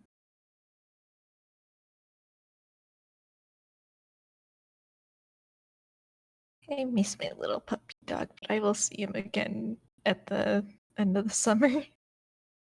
Fair.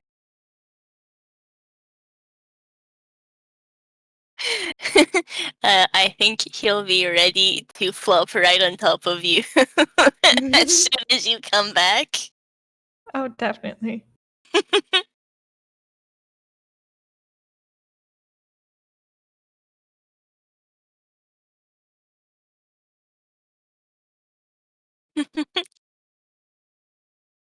The little beast, the little man.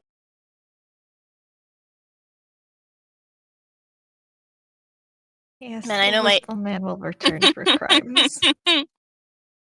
Well, I know my own cats have been super emotional too. Now when I took a nap before D&D. Mhm. So, I don't allow my cats to sleep near my head because that will kill the me who has allergies. Except Mhm. get to what Shishmish did anyways.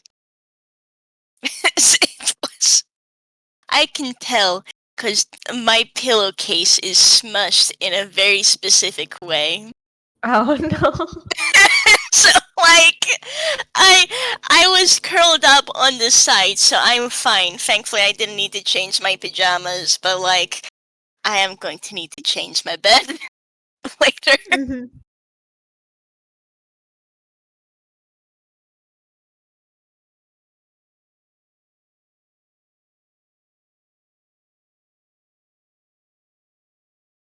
Very cute though, not gonna lie. Like grip to my breathing, but very cute. Ain't that just the way? Yeah. Yeah.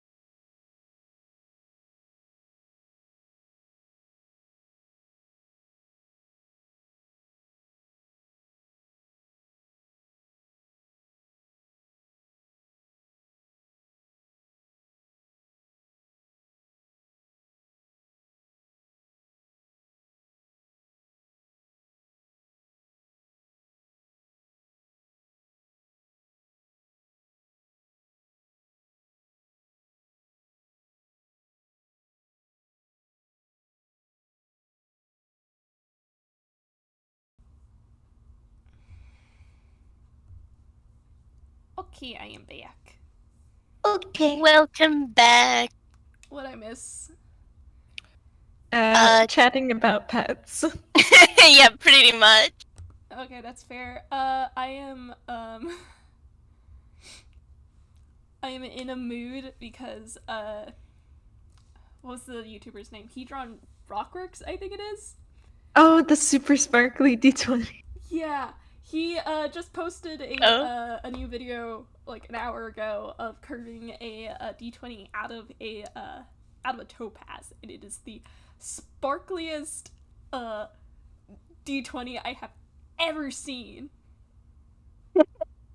Oh boy. Um, and at the end of the video, he shows off a couple of attempts at rolling it, but the clips he used for rolling, he got 2 nat 20s, and I'm just like, okay. Oh boy. Wow.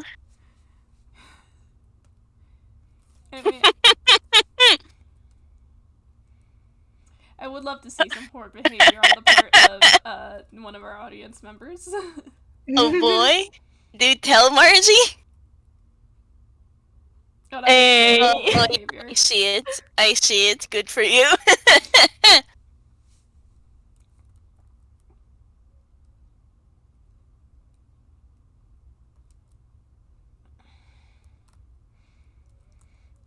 Also, because I said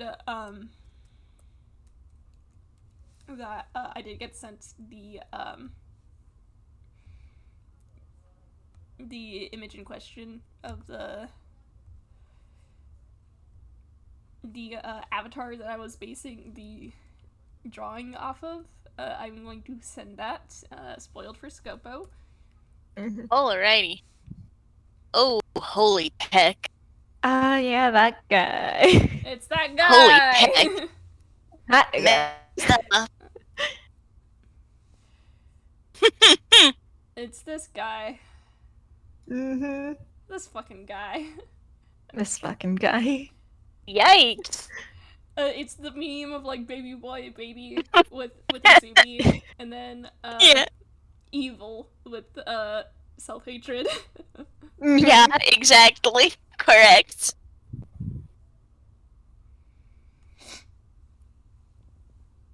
I'm glad our audience members seem to be enjoying it. How are y'all doing, by the way? Oh, I'm having a great time. I'm glad. I want you to know, in the middle of like DMing, like I said, I had better ideas than what my notes had written down. I think it's because I am out of the fugue state that I was in when I was writing my notes. That's fair. That is so valid, but also like this has been super fun. Oh yeah, Genuinely. I'm having a great time.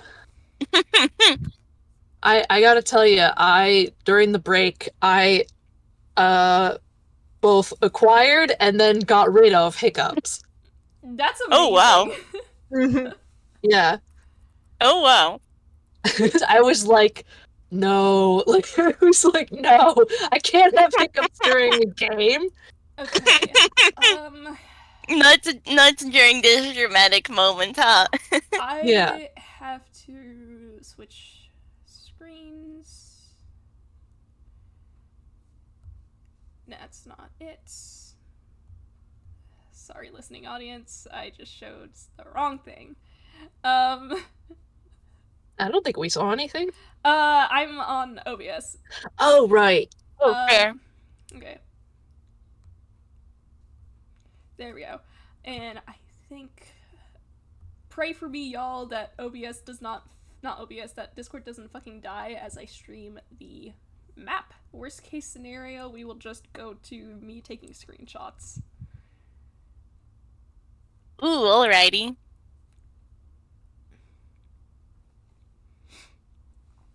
Bash style. Heck yeah. Alright. So the map should be loaded in. Let me know if you can see it. Mm-hmm. Yep, I like how it's almost like a smiley here. Yeah. Alright, I am going to do my best to see, hopefully not die once I click into the stream. I believe in you.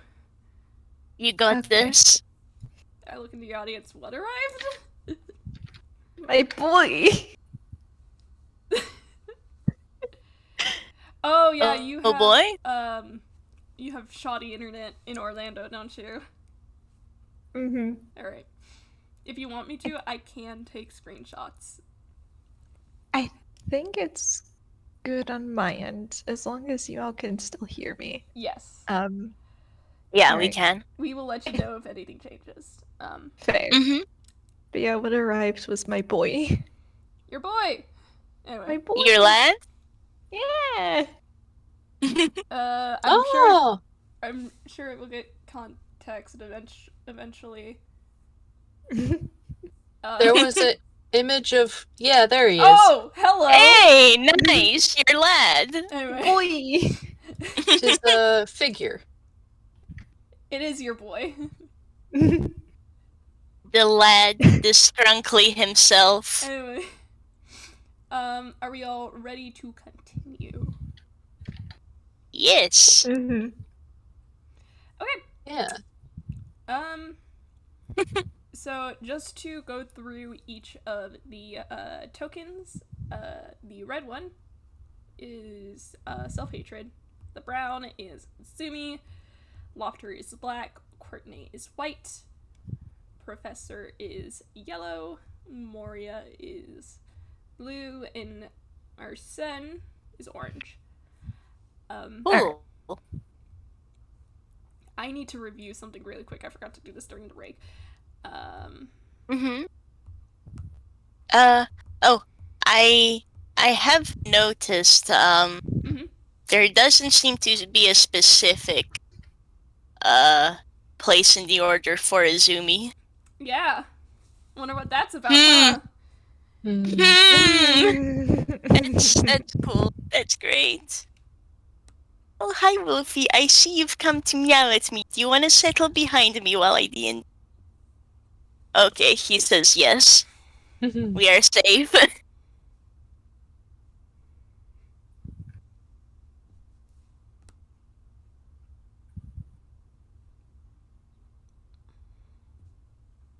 I have managed to get the stream on my recording. Nice. Okay. Hey, I'll go nice. shot.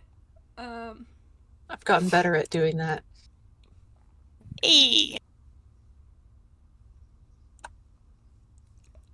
So, as a recap, you did see the strings quite literally pull Azumi back. Yeah. And haha. Top of the order is Arsene. Are you ready to rumble? Yes. Okay. I really need to stop having him be triple classed at some point because there's so much to scroll through. So much. Take your time. Take your time. Yeah. Oh, goodness, yeah. Yeah, no, he's also artificers already have so much to scroll through alone, so it's fine. I'm fine.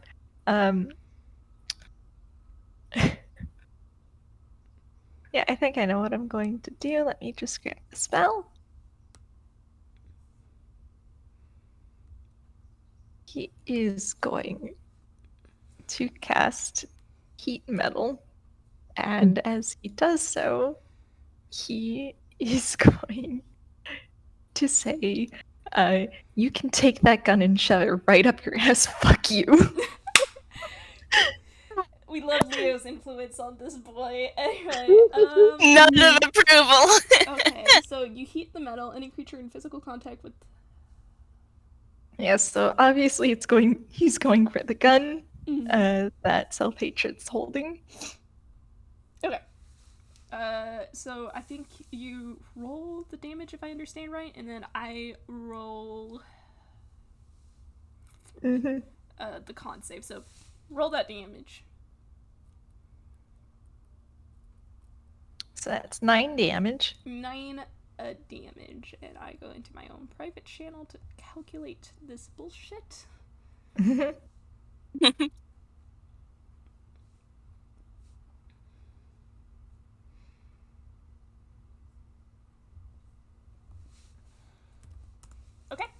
Hey, bye-bye, gun. And I am going to roll that con save. Where is it? Where's your con? Not great.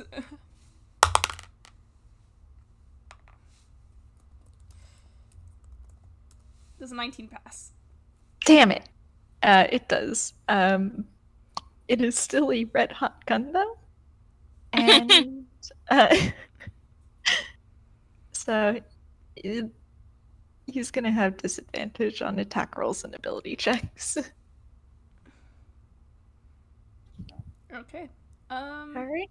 Is that your turn? And as Oh. bonus action, going to do insightful fighting, so make me a deception roll of your awful stats. Okay, what is your deception? Yeah, that's what I thought it was. It is a variant of Azumi. Come on, I would like you to stay on the table. What did you get? Uh-oh. What did you get? Oh, that's amazing! That's amazing! Alright, so, Arsene cuts this guy out, heats the gun up, and then just, reads him to filth, I guess. My man rolled a nat 1. Oh man. And, Target locked! let's see, I think he wants to go towards the Azumi so bad, but he knows that's a bad idea considering he's also doing a concentration spell Yeah. and he has shitty con. So he's actually going to take a step closer to Courtenay, I think, is the white dot. So Yes. just to separate the group a little bit more. Alright, so you are just like here? You see? Yeah. Alright. Hmm. Okie doke. Next in the order is Self-Hatred, who I think, having gotten his hand burned,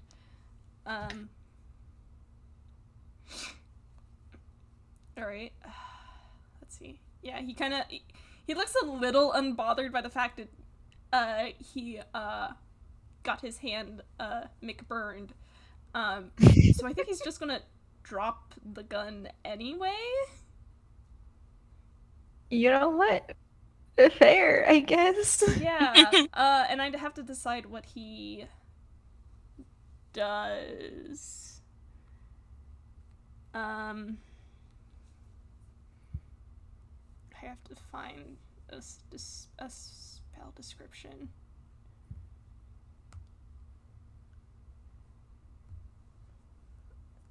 Because I think this was... Alright.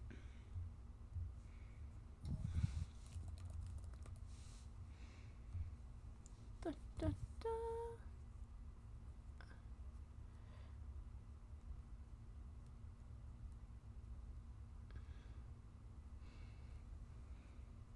Okay, Arsene, make an intelligence save. Is this a spell? Yes. You were added to my cringe compilation. Excuse me? We're bringing an old one back. Oh, are you using a counterspell? Yeah. Okay, yeah. Sorry. You were added to my cringe compilation. I love this because this is a mindscape, so unfortunately you don't get to keep the picture, but I am so glad this happened. No. See, that's the thing. This is an item gotten from an aberration. So if you guys really want it, Oh get my to keep God. you get to keep it. Yeah, okay, for context, Fake Azumi tried to cast Tasha's Mind Whip, but he just burned a 2nd level spell, so I have to keep track of how many of those he's got. I did not think this far ahead. Let's see. Okay, that's fine. That's fair. That's the wrong channel. I please wish to say I'm so glad you're using the Tori Toy camera because I love this item so much. It is very good. It's a very good item, especially because Arsene, still being in a Leo-influenced rage, is very much shouting, "Get added to the cringe compilation page." I fucking love that. I love it. Does have a... Like, I want to state the item this is based off of is one of my favorite items in that game too. So like, I love seeing it get used like this. Okay, it can't use... its bonus action yet, so that's its turn. Next in the order is Professor. Okay. Let me get that spell I wanted to use. Okay. See, is he gonna do anything first?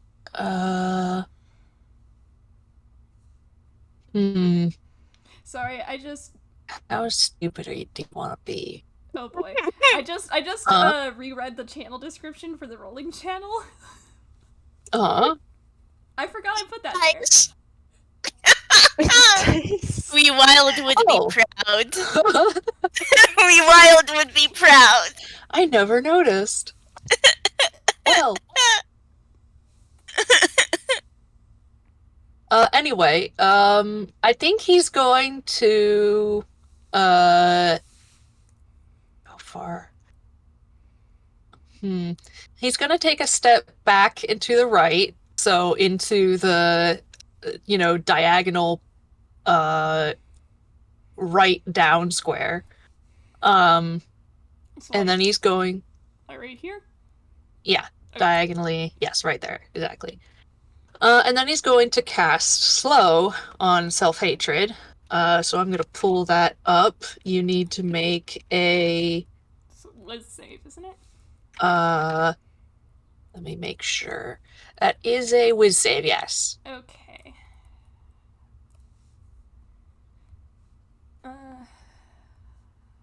Hang on, I've got the spell description. Although, if it doesn't save... If he saves, then it's kind of moot. Here's the thing. This is still an, Collage Star. An extension of Azumi, Yeah. So I have to...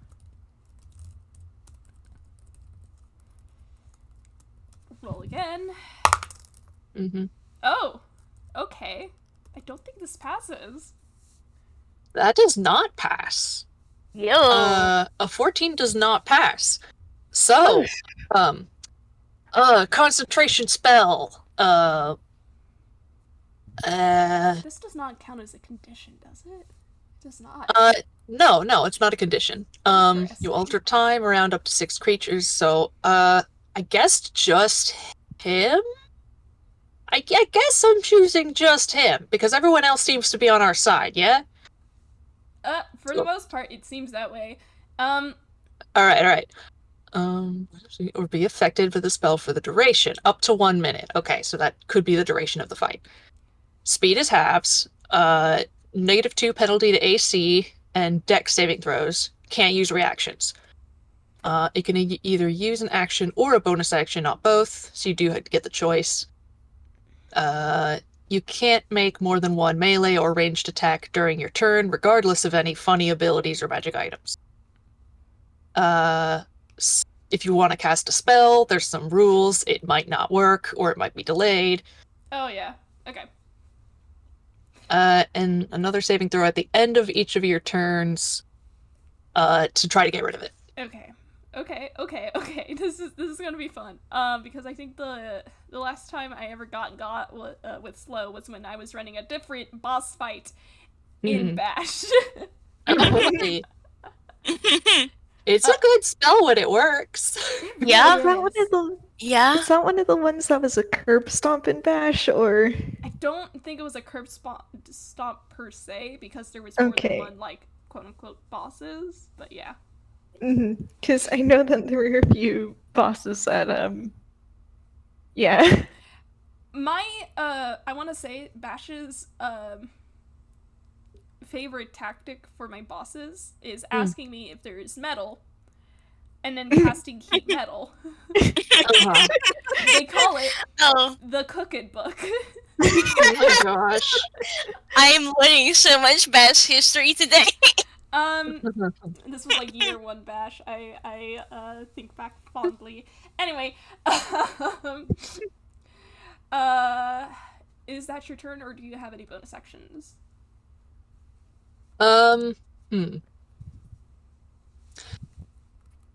I do have a bonus act. I'm just trying to figure out how to give bardic inspiration to somebody. Da,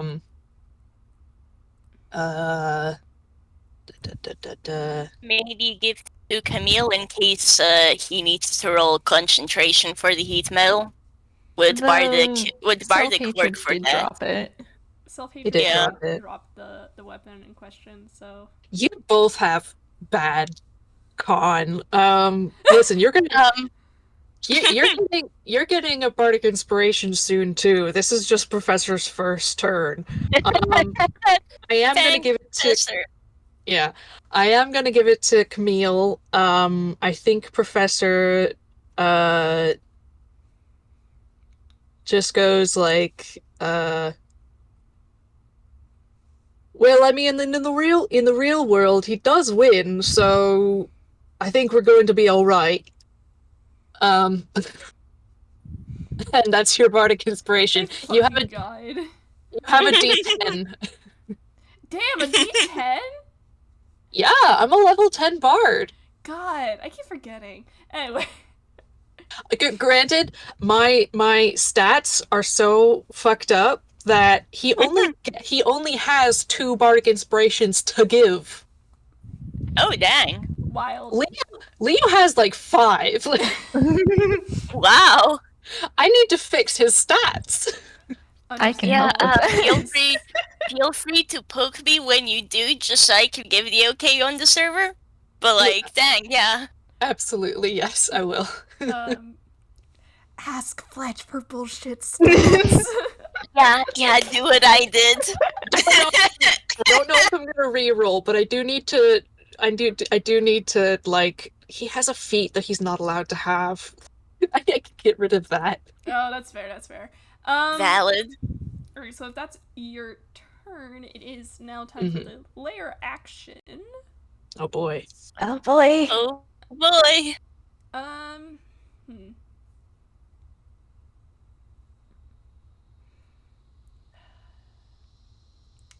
So I try to decide what happens. Stop doing that, Windows.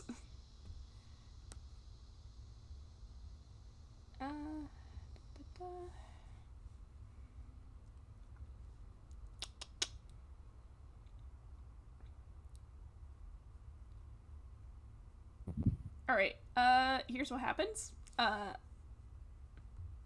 The strings move. And you see Azumi's arm jerk again, and he's trying to fight against it, and I need to roll an attack roll. No. Yippee. He's not slowed. Yeah. Professor's just like, oh god damn it. Does a 14 beat your AC, Professor? Oh, a 14? No, it doesn't. Okay, so that, so he does successfully struggle against the, strings, and the bullet whizzes past you again, but, the strings pull him back, and I have to decide how far back he goes.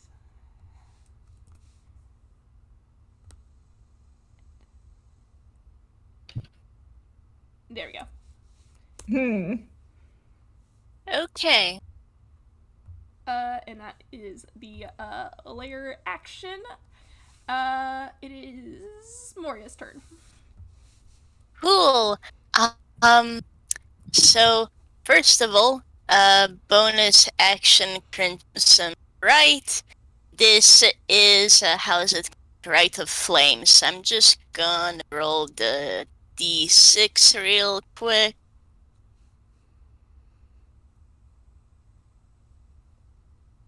Cool, 2 damage.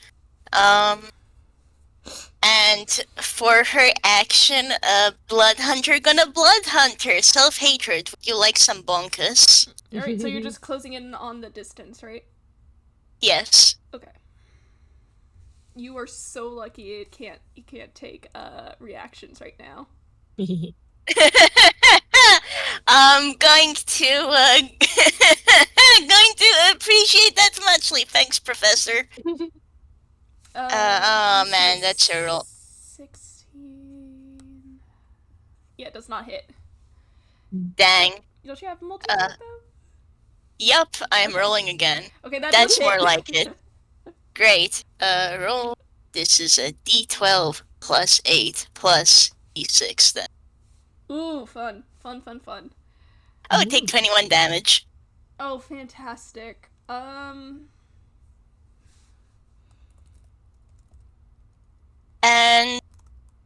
that's all Moria can do for her turn right now. Oh, exciting, exciting, exciting. Moria just kind of closes in, hits him real hard. Okay. Next in the order is Lopter, as I have to revise myself on his stat block.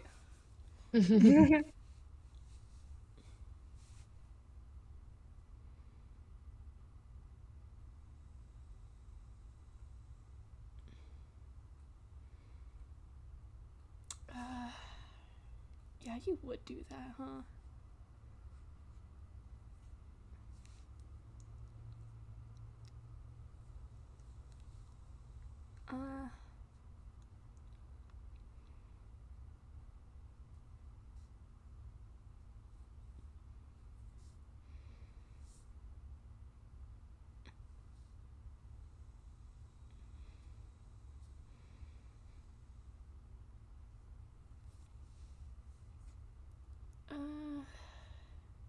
Okay.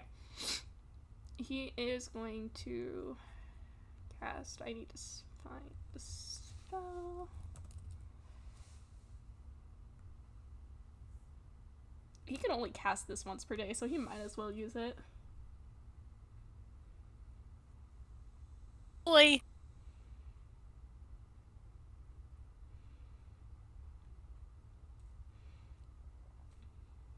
Okay, yeah, Alright, so, I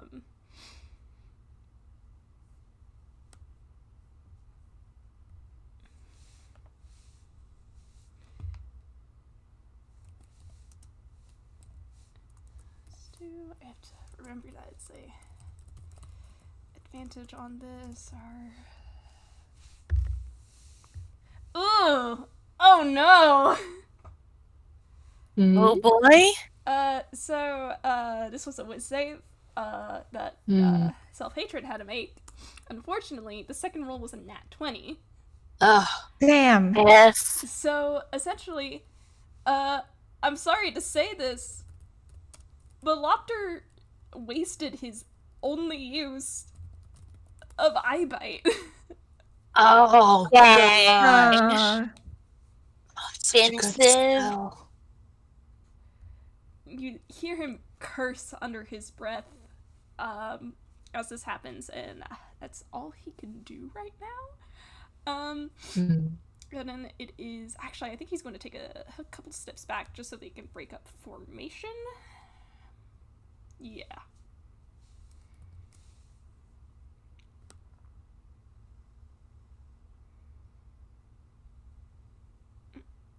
Actually, we're going to put you, like, right there. And next in the order is Courtenay, as I revise his... See, all of their abilities are, forcing the target to make a whiz save, so this is kind of not ideal. Oh boy. Yeah. Yeah. That's just what happens when you're Pori, I guess. Yeah. Yeah. I mean, makes sense. Okay. Especially since there's not a lot of in-save stuff. Yeah. I think actually Courtney is going to step in front of Arsene to try and, like, shield him. Because he is like that. And he is going to do a, mind thrust. Where are you? Okay, so, yeah. Oh, interesting. Uh-huh.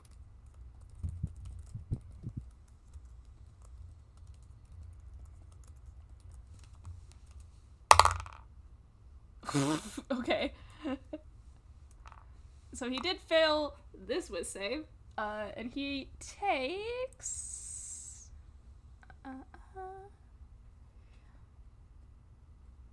Yeah, 48.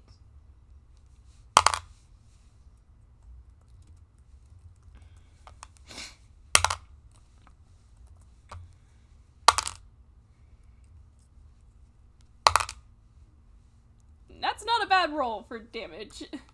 It's psychic damage. Nice. But as you guys see him take damage from this is psychic damage. It does seem like it doesn't do as much as it should. Mm-hmm. Makes sense. He's got that resistance. Anyway. It is now back to the top of the order. Arsene, what you gonna do? My boy. Arsene does not like the fact that Azumi's getting yanked around. Especially since Azumi's getting yanked further and further away. And he has a very stupid idea. Okay. Uh-huh.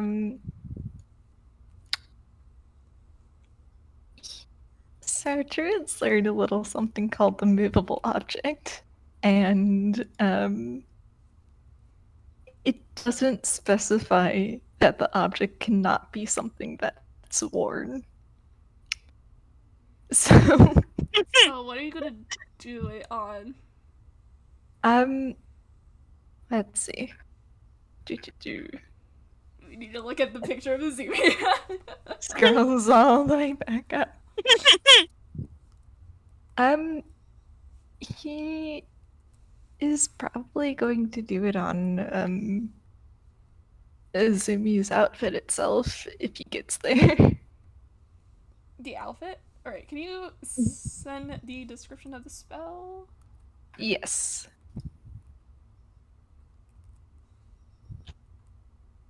Because it can weigh no more than 10 pounds, but guess what? Clothes usually would tend to weigh less than that.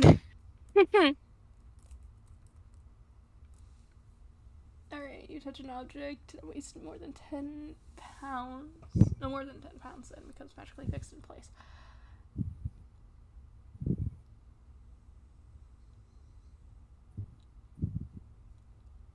Can move the object normally. So, assuming the other creatures you're choosing is your party. Yes. Also set a password. Blah, blah.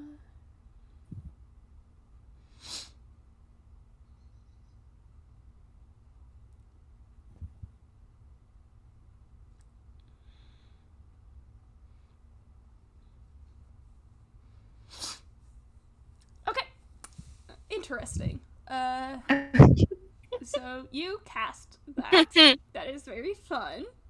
Yeah, Arsene's probably going to inform the party members of his plan before he does it. Just see, he's going to try and keep Azumi from getting away. Yeah. Um, Moria nods at that. Sounds like a good plan. Good. mhm. He will have to use his bonus action dash to get over there without triggering an op attack, so that's his bonus action. Alright, so you're just going like around from the left, and Yeah. you have your dashing, so that's 60?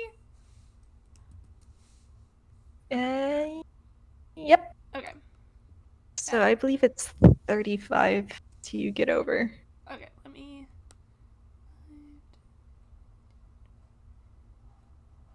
I can control this mouse.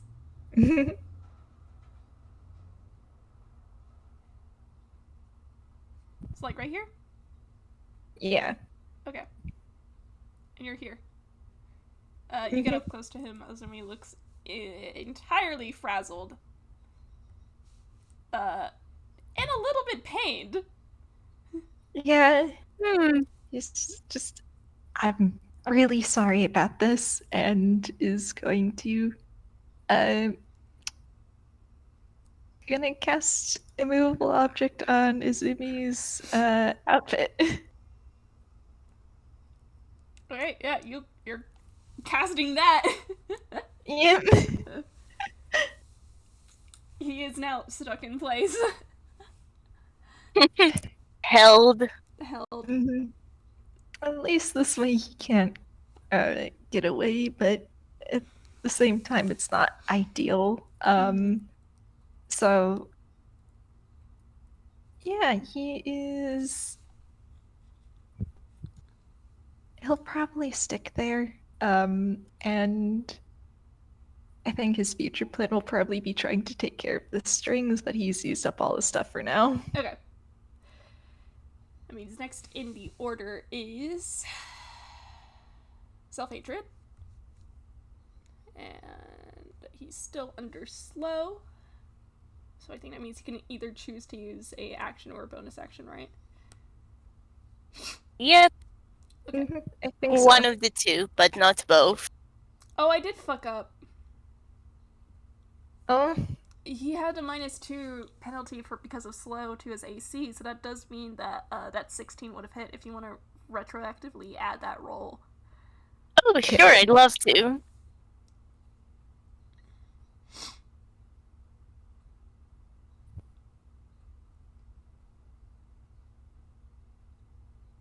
Moria voice, are you ready for the death you earned, little man? Like, she doesn't say that out loud, but yeah, the 13.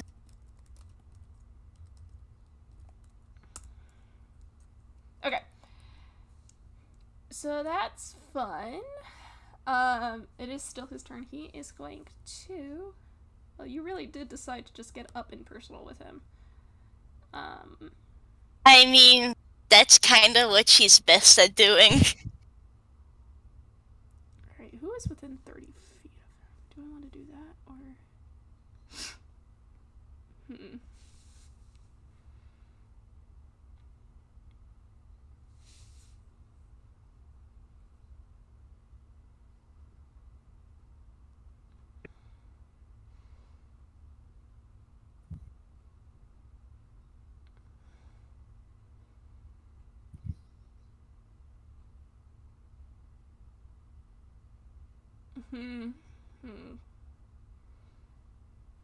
He does have quite a bit of abilities, and I'm trying to decide, do I want to scare you now, or do I want to scare you later? Oh boy. Okay. I think now, because sometimes boss fights will surprise you. No, that's fair. Yeah? You do still have the restrictions of slow. Yeah. So, he is, well, you are within 10 feet of him. Okay. Make me a dex save, Moria. Deck save. Okay. Please be kinder to Moria dice compared to what I had to a few days ago. No, you weren't. Okay. Okay, so you are going to take...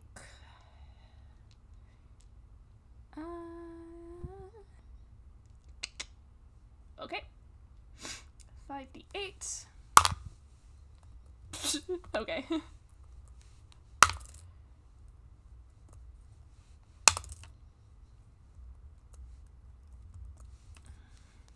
It's 5d8 plus 12 damage. Festive.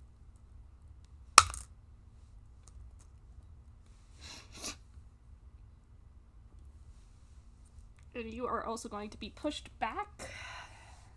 It's a lot. Yeesh.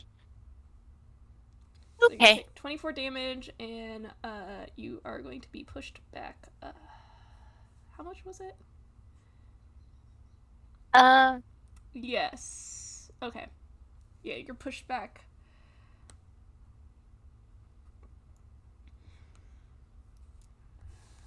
Five feet, and he is slowed, so he can't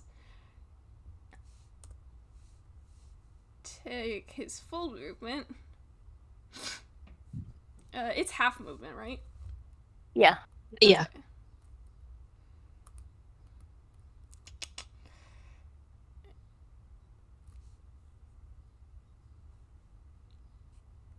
Arsene, guess what? What? Man upon you. Oh boy. Not for long, you ain't. And I think he makes the whiz save now? Yeah, at the end of your turn. Okay.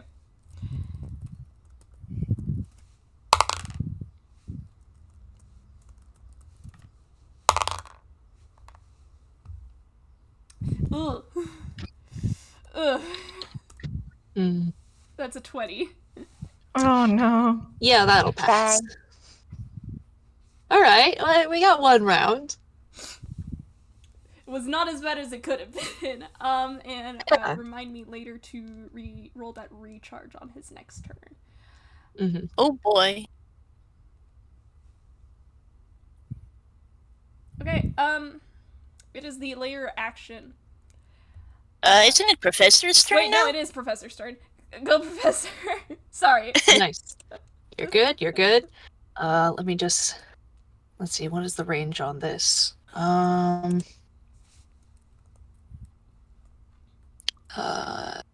Range is... Okay, 2, 3... Huh. Okay, he's gonna have to move up 2, 3.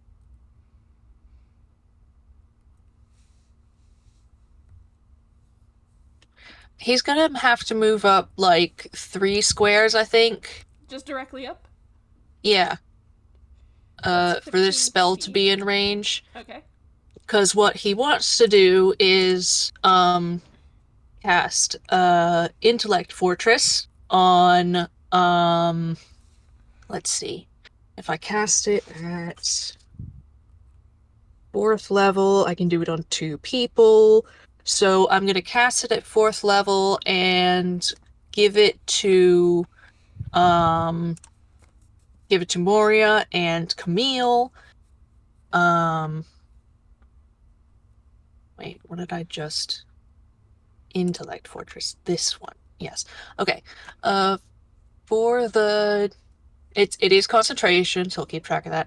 You are one willing creature you can see within range. Okay, so just you two have resistance to psychic damage, as well as advantage on intelligence, wisdom, and charisma saving throws. Yo, nice. And that's it. Yeah. I So can cast it on 2 of you, and you just had to be within 30 feet of each other. So that was Moria and Camille? Moria and Camille. Okay. I'll see if I can pull it up, but I don't know if it's in here. Yeah, I think it was a... Oh, it's here. Oh, hello. No. Nope, a- it's not. That's fine, that's fine. I'll put the 5e in there just so it can be referred to if you like. Yeah, that's fair.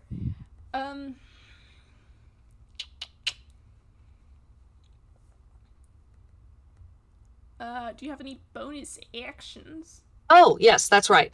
Thank you. I was going to give Bardic Inspiration to Moria. Okay.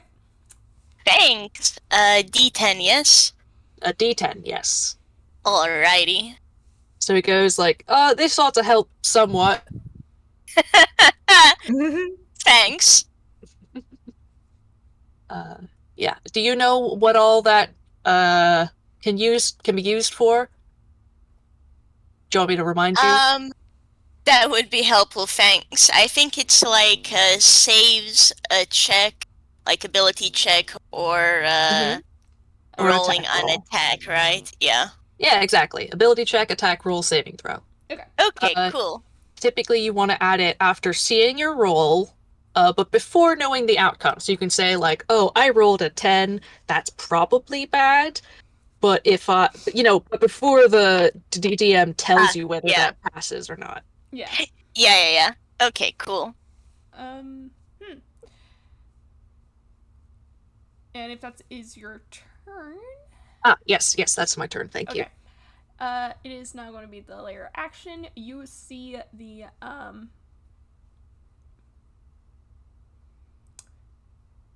you see the, strings kind of like pull at Azumi, but give way. He looks very uncomfortable. Camille, he looks to you and he goes, "Help." I'm trying. And that is the layer action. He cannot move. Mm-hmm. Yeah, Camille Cool. is very much trying. It is now Moria's turn. Okay. So back to the good old bonkus conkus. Question: will flanking apply in this fight? Yes. I love flanking. Cool. Well, Moria would like to go forwards those 15 feet, and she would like to roll to hit. Okay. Uh, A roll advantage. Cool. Cool. remembering that one bash fight Eh. where it was just a conga line of flanking. Oh man, don't remind me how long that fight went. For context, there was a 4v4 bash fight because this is Smash Brothers. And it was just a conga line of just flanking each other. Yeah, it was. It was so funny. Okay, so those both hit. Great. Time for me to remember how much damage this is in total. This 2d6 plus 8 and 8 is 16. Mm-hmm. Cool. Okay, so low roll, but take 27 damage. Actually, wait, I forgot the other d6. Take 29 damage. Actually, he's going to use one of his reactions.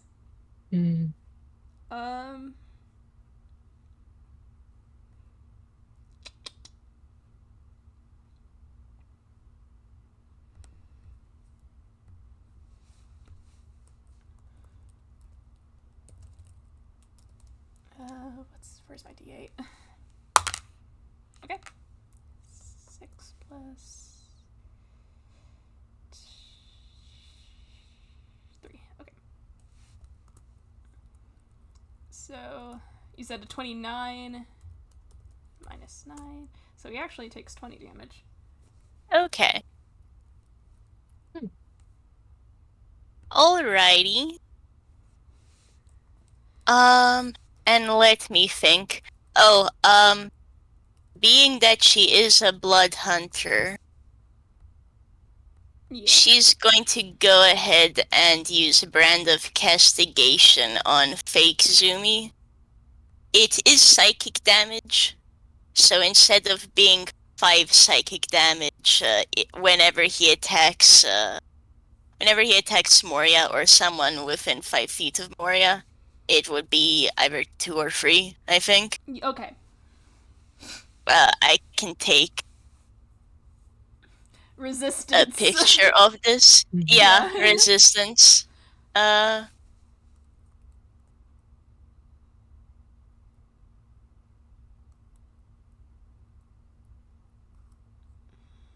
yeah. Okay. And yeah, that's going to be her turn.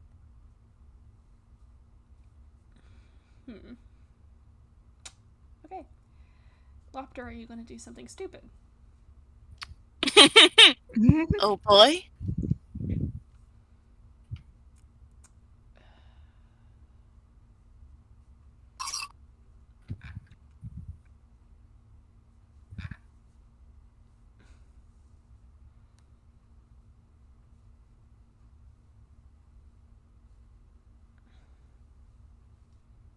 Yeah. Oh boy. Oh boy. Yeah, I'm gonna see if this actually even fucking works. So he is going to... What was your modifier on this? So you have multi-attack with this move specifically, but it is a +8. Ugh, okay. That's not it.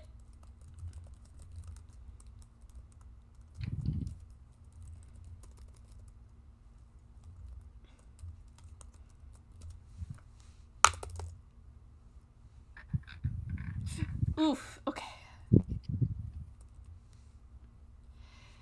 One of those attacks was a nat 1. Oh, man. Yeah, so I think what he does is that he's actually going to move a little bit to the right just so he can get a clearer shot. Yeah, he's just gonna move like this. Get a clearer shot at fake Azumi. One of them does hit, and it does. Oh, he's doing Arcane Blast, which is an ability that Corey have. Oh ho! 1d8 plus 4 force damage. That's I can type. So he takes 7 damage from that on the hit.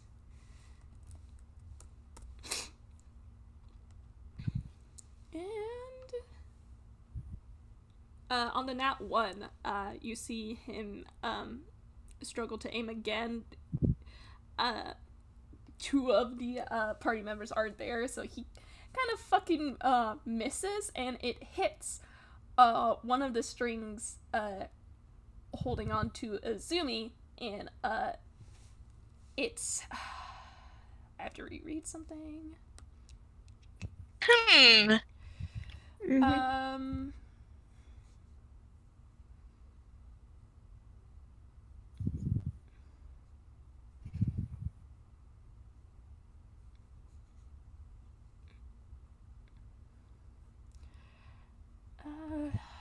I know I wrote this down. Where did I put it down?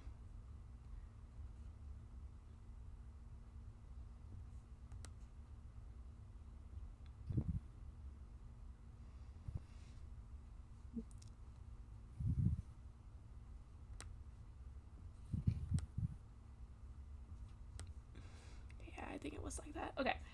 And unfortunately, with the strings being attacked like that, okay, so it's not as bad as it could have been.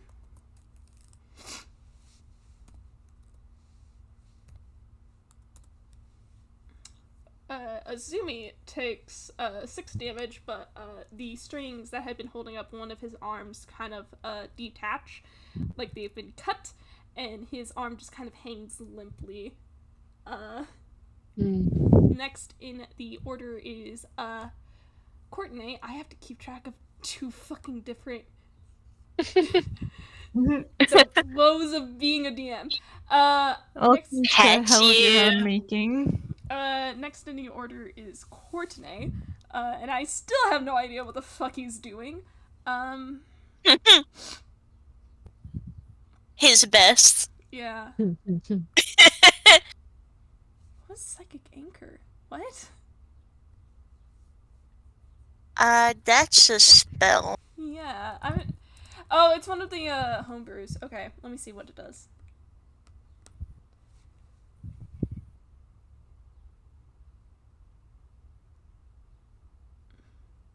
Ooh.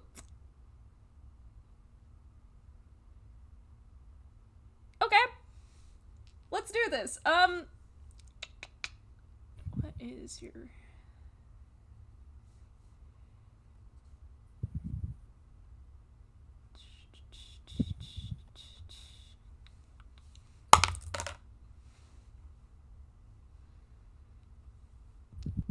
Okay.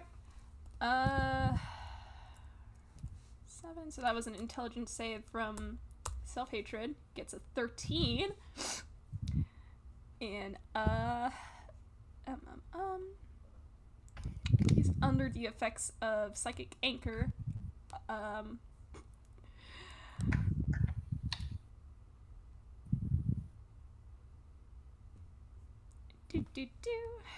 Speed is reduced, basically. Oh. A creature can see within range. The target must make an intelligence saving throw or become bound by a psychic anchor, which weighs it down and slows its movements. While weighed down, the creature's speed is reduced by 20 feet, and it has disadvantage on any attack rolls, ability checks, and saving throws that use strength or dexterity. And sinks 30 feet at the end of each of its turns. Does that mean that his It speed is swimming. is 5 feet now? Well, no, slow. He ended slow on himself. Oh, okay. So his speed is actually 10. Mm-hmm. Actually, Okay. correction, his speed is 20. It's an intelligence saving throw to... Yeah. Nice. So that's Courtney's move. Nice. Taking the page out of Professor's book. Yeah, that's kind of very much similar to slow. Yeah. Mm-hmm. And that's his turn. Up again is Arsene. What you doing, buddy? Alright.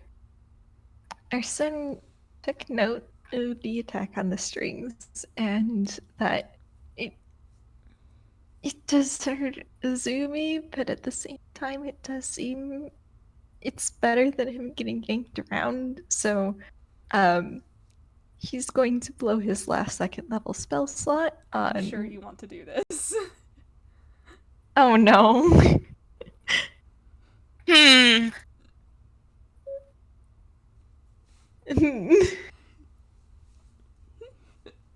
I personally would vote not. Yeah, that is the 'Cause DM way of saying, "Are you?" Like like I can tell a warning when I hear it. Like I feel like the fact that those strings have been so intrinsically tied to Azumi in here, I think that's more of a mindscape thing more than anything else. Alternatively, because you are fixated on the strings, do you want to roll insight? Sure. Here's the thing. I will let you roll insight. However, I will count it as a bonus action.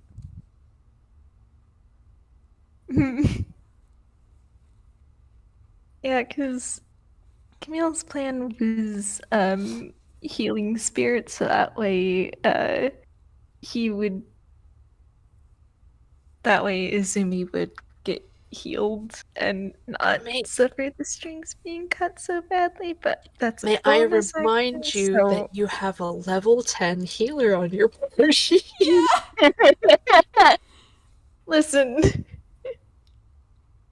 Okay. It is up to you. This party really is 2 healers and the DPS, huh? Mm-hmm. Alright, we'll go with insight. Okay. Since he's right up in there.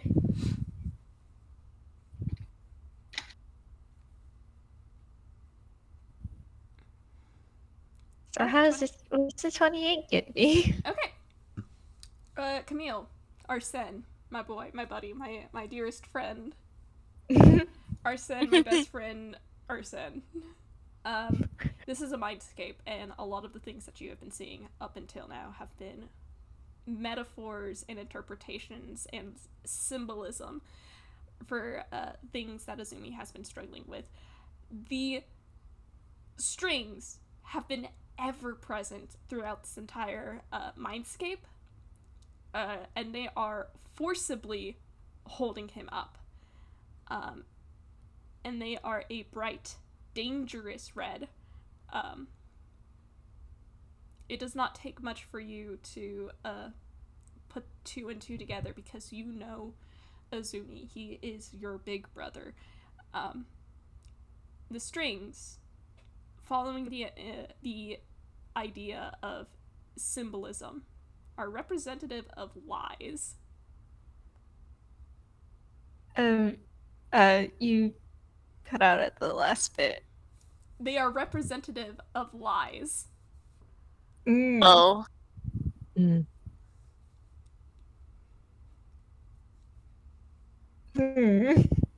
Well then. Well, they do hurt him. They sure do. And this boss fight is called self-hatred. Mm-hmm.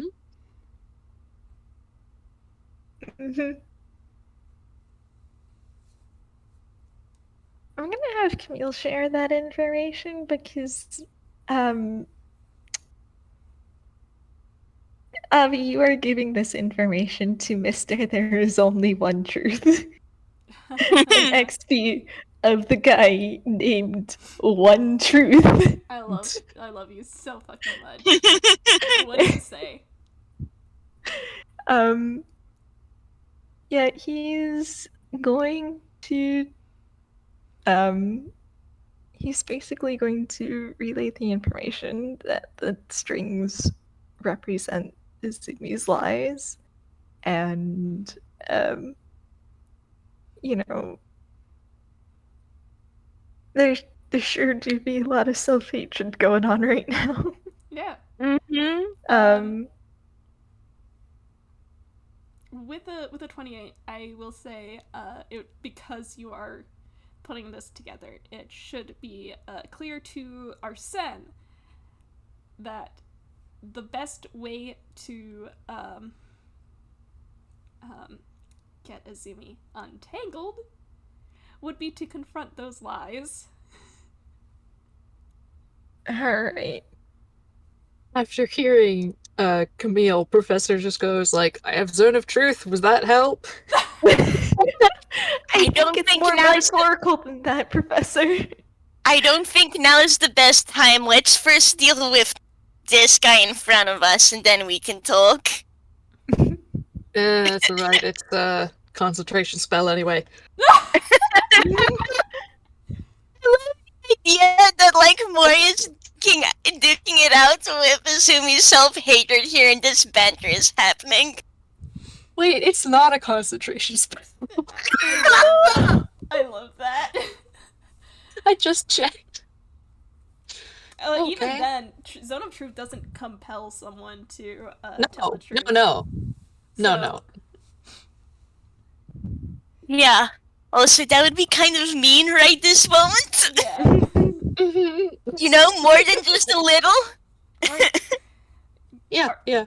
Arsene, you have essentially taken up your bonus action with that insight roll. What is your action? Well, now that's a tough question, because you can't just cut the strings, but also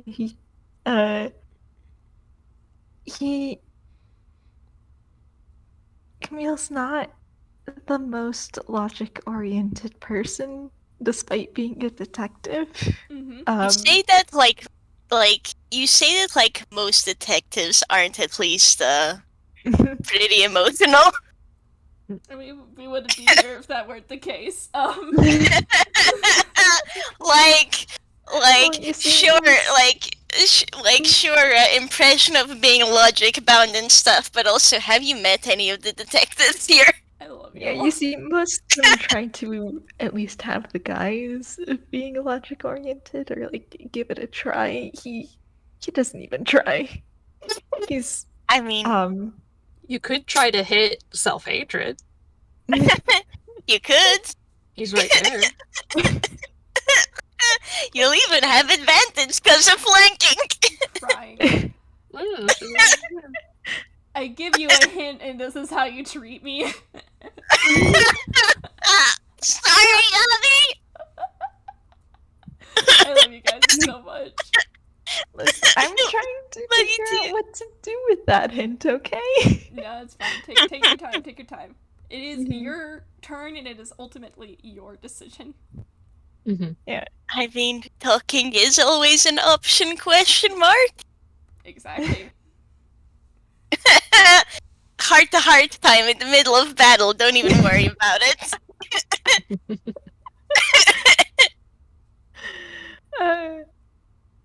Would you consider talking to Azumi in action? Depends on what you say. Fair.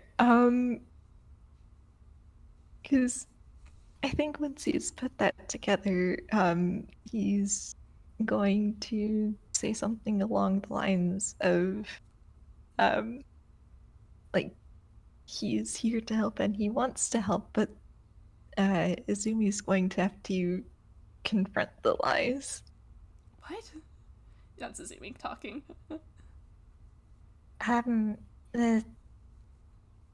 What? Okay, I guess we're going with baby boy. He's a little scared. Don't worry about it. Listen, I I don't know which voice is going to come out. It surprises me just as much. He's a little bit emotional. Don't worry about it. We're having a normal one. Most the normalest of ones. Yeah. Strings that are pulling you around, they're lies, and obviously we can't just cut them, so we're going to have to confront them. Okay. This is still free action territory. I will tell you right now, writing off your 28. He doesn't look like he knows where to begin. I am giving you one last push. You might have to be more specific. Alright. I guess the first one you go for is, well, like the lie that you didn't feel guilty over thinking you killed Trickster. Alright, can you roll me persuasion? Alright, let me double check what that modifier is. And this one will count as your action. Alright.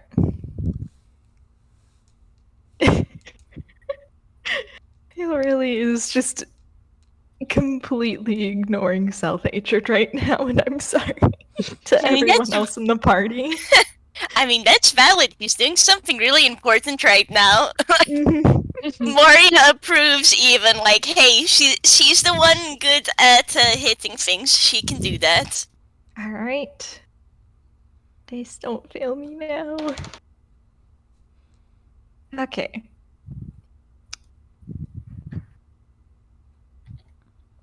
I imagine that it's probably going to be a higher DC than this, but I'm trying. Actually, it passes. Oh, nice. Nice. You see Azumi kind of wince and forces himself to look away, and his eyes are like screwed shut.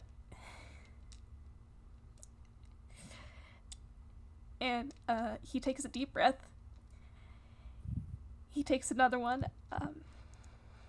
and he says, "Of course I did. Of course I did. I didn't realize it until recently, but of course." And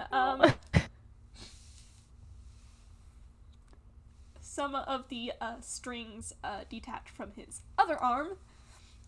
It is now hanging loosely, and in that process, where's my D12?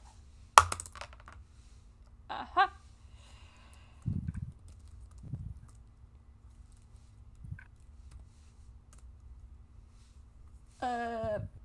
Self-hatred takes 13 damage. Oh boy. Oh ho! Yeah. You go. Yeah, that's what happens. Well, He doesn't Everyone help Azumi confront his lies. Please don't make Moria roll persuasion into -1. well, that's all right. I've been doing that for a while now.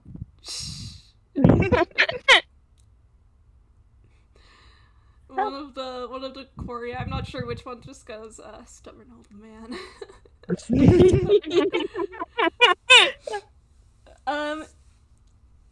Is that your turn, Camille? Are you doing anything else? Or saying anything else? I think he'll just, the comments to the others about helping Azumi confront his lies, and that's about it.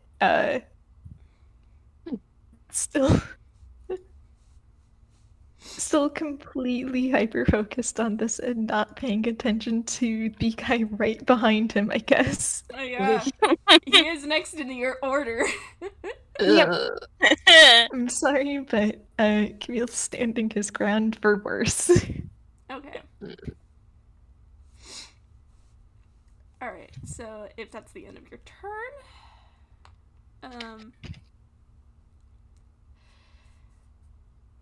my man is still weighed down by psychic anchor. He is going to turn around and try to hit at Camille.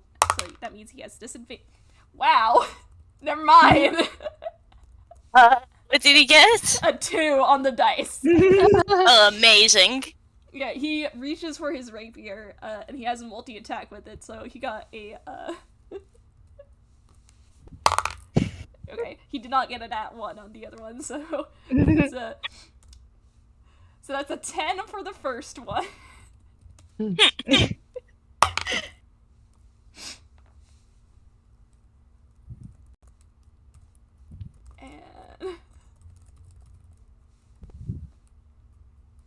Wow, I can type.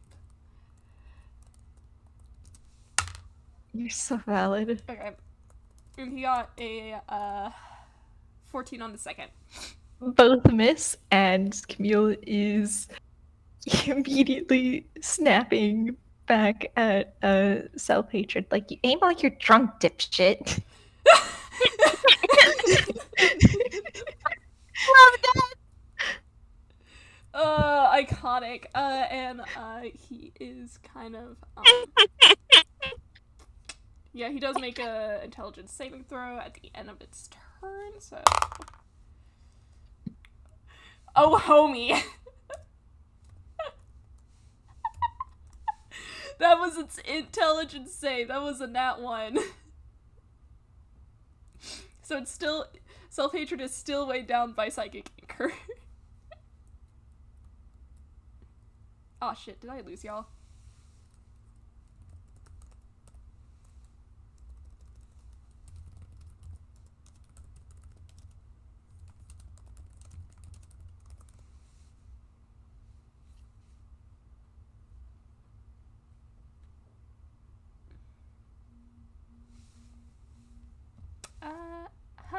Interesting.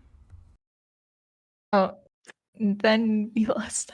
Hello. Avi, are you back with us? I don't know what happened. Internet Okay. blipped, and then Discord went to the loading screen. Yeah. Oh, no. Anyway, Oh, what happened was a intelligence save that was a nat 1. So self-hatred is still way down. yay. Well, I will note the stream died. Oh yes, okay. I will pull that back up. For Did not survive getting. where the fuck did it go? Offensive It got child Thanos insults. snapped. Child insult too strong. Yeah. Mm. It affected the intelligence save so bad. Hatred. Even the stream had to close. Yeah. Okay. So that is self-hatred's turn. Next in the order is Professor. Hmm. Hmm. Hmm.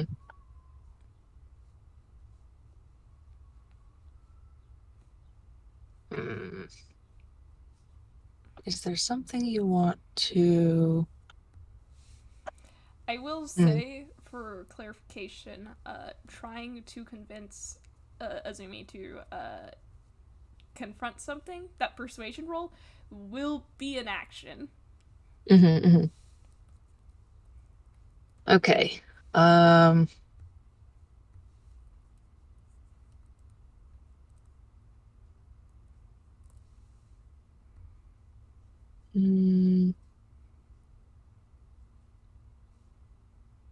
Oh, Discord's freezing.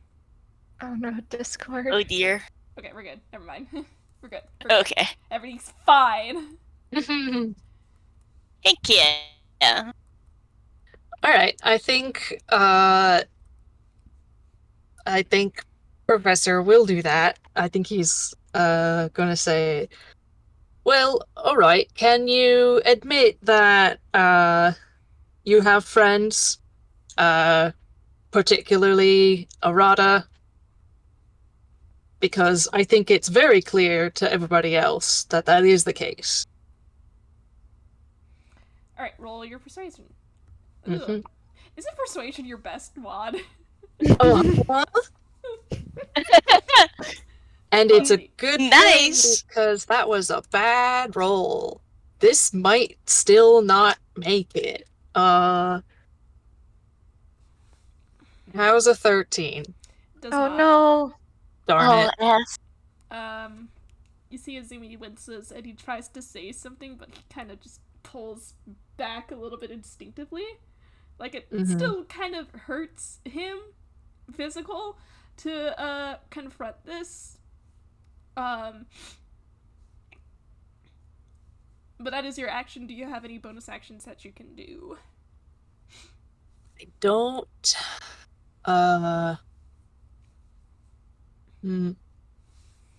Healing word, Nothing. maybe? I don't have healing word, unfortunately. Oh, F. Yeah. Yeah, no, that's all I can use right now. Okay. That's all right. We'll try again. Okay. Yep, that's his turn. Next in the order is the layer action. So here's what happened, because Lopter did get a nat 1 on one of his attacks, and it did hit the strings.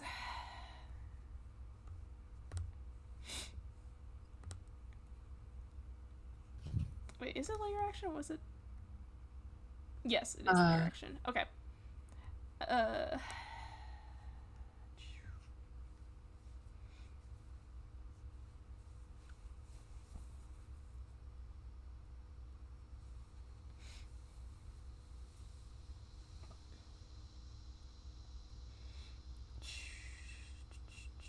Okay, so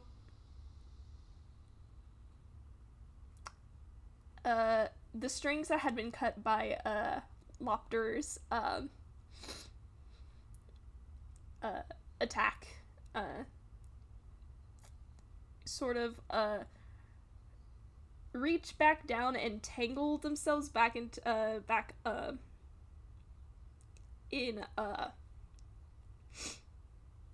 in the entire mess that is this fucking web of lies.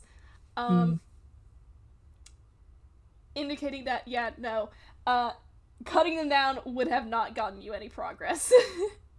Understandable. And it does try to pull Azumi again, but it does not work. Thank you, immovable object. Mm-hmm.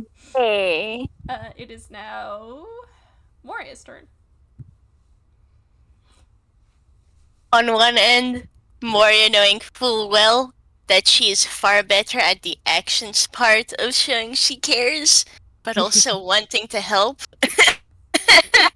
On the other end, me, the player, knowing full well that she has a -1 to persuasion. Oh, yeah, But she does have a bardic insp still, I She think. does. She also has the luck charm. Hang on, I have to double check something real quick. Something from your last turn. That's not it. I went too far back up. Brand of castigation? Yeah. Where the fuck did it go? There it is. Mm-hmm. Oh, it attacked Camille, right? Yeah, so it takes like 2 damage. Oh yeah. Okay. Yeah, since 5 halved. Since it follows Moria's int mod, which is a +5. Okay. That means next in the order is wait, sorry. So it does take 2 damage. Moria, it is your turn. Sorry, I'm losing so many brain cells. This is what fights do to me. No worries at all. Fight's tough. Okay, I guess asking for second opinions here. Should I try and use Moria's action to talk to Azumi? Do you think I should continue hitting self-hatred? Personally, I would advise hating self-hatred, because I can tell you Professor can't deal damage. Like, yeah, that's fair. Yeah, he's... Yeah. Yeah. No, that's fair. I suppose Moria is one of the big yeses here, huh? Yeah. Okay. Then But it's up what's to more? you. Oh yeah, I forgot Yeah. to roll the recharge on. Oh, yeah, Oh sorry. yeah, right. Yeah. Forgot about that. Never mind, he doesn't even get it back. Alright, continue. Cool. Fair. Um, In the end, it is up to you since Yeah. it's what the character would do. Mhm. yeah. If you Um, can't For decide, you could example, roll the something. Yeah. Pardon? I said if you Oh. can't decide, you could roll something. hmm I mean, I can see Moria doing Ivor. I have in mind what she'd do for Ivor, which is why I'm just like asking for second opinions. Mhm. Which in that case, then, what Moria does is, hey, keep your eyes on me. To self-hatred. Okay. And here we go again. Alright, so 23. And a 26. Okay. I assume those both I sure hope those both hit. Yeah, they do. And that is 37 damage on self-hatred. Okay, self-hatred is going to use a reaction for uncanny dodge. Cool. So that is... The first hit or the second hit? let's do the first hits. That's what, 7 plus 8 plus 4? Yeah, 7 plus 8 plus 4. Okay. So I'm just going to do that math.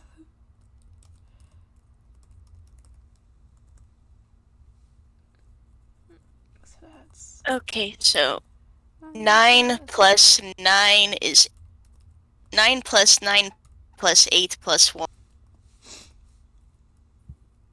27. Okay. Okay. Calculate that. And yeah, that is Moria's turn. Hopefully self-hatred is back to looking at her and not Camille. Yeah, he's looking back at you and he looks incredibly angry. He also looks worse for wear. Cool. Moria looks determined. Anybody? Oh yeah, that's her turn. Okay. Yeah, not in particular right now. Alright. Next in the order is Lopter. This is great because he doesn't have a lot of support. No, that's a lie. I tell a lie. You tell a funny little lie? This is another wisdom save spell, but I think it would be funny. As I try to look at Psychic Anchor again, see if that affects anything. No, it's just strength and dexterity. Okay.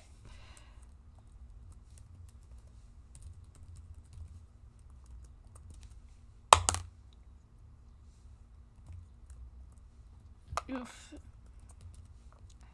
I don't think this works out, but Lopter is fucking trying.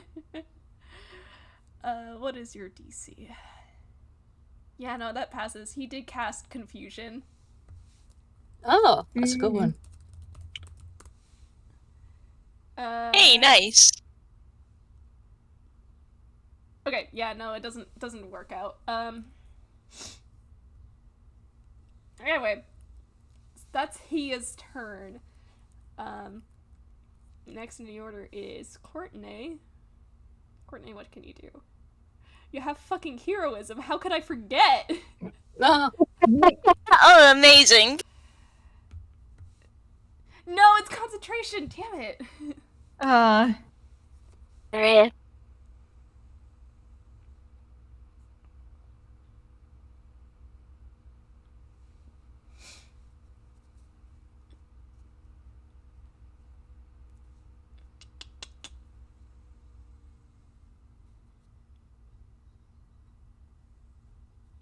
I think it would be really funny if he ran in there too. I mean, he would. He would. He would. Courtney rushes in. I think he has just enough to get in there.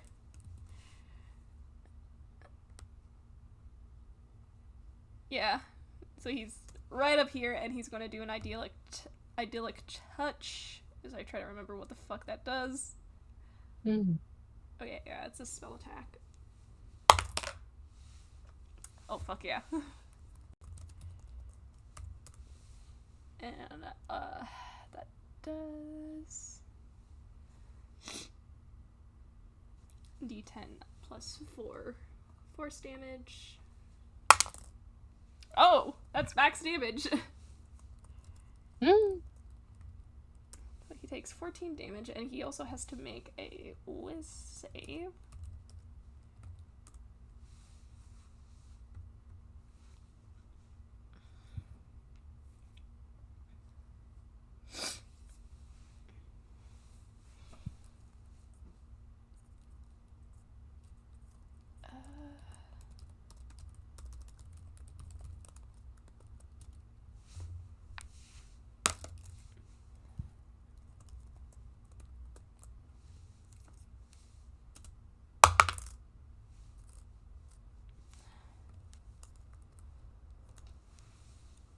Okay, yeah, no, he is...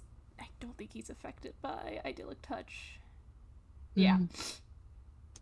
He's good. I have to decide something. Oh boy.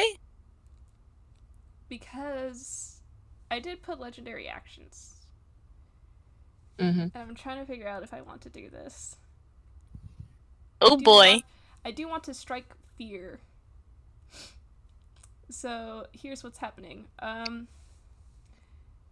Legendary action. You see self-hatred.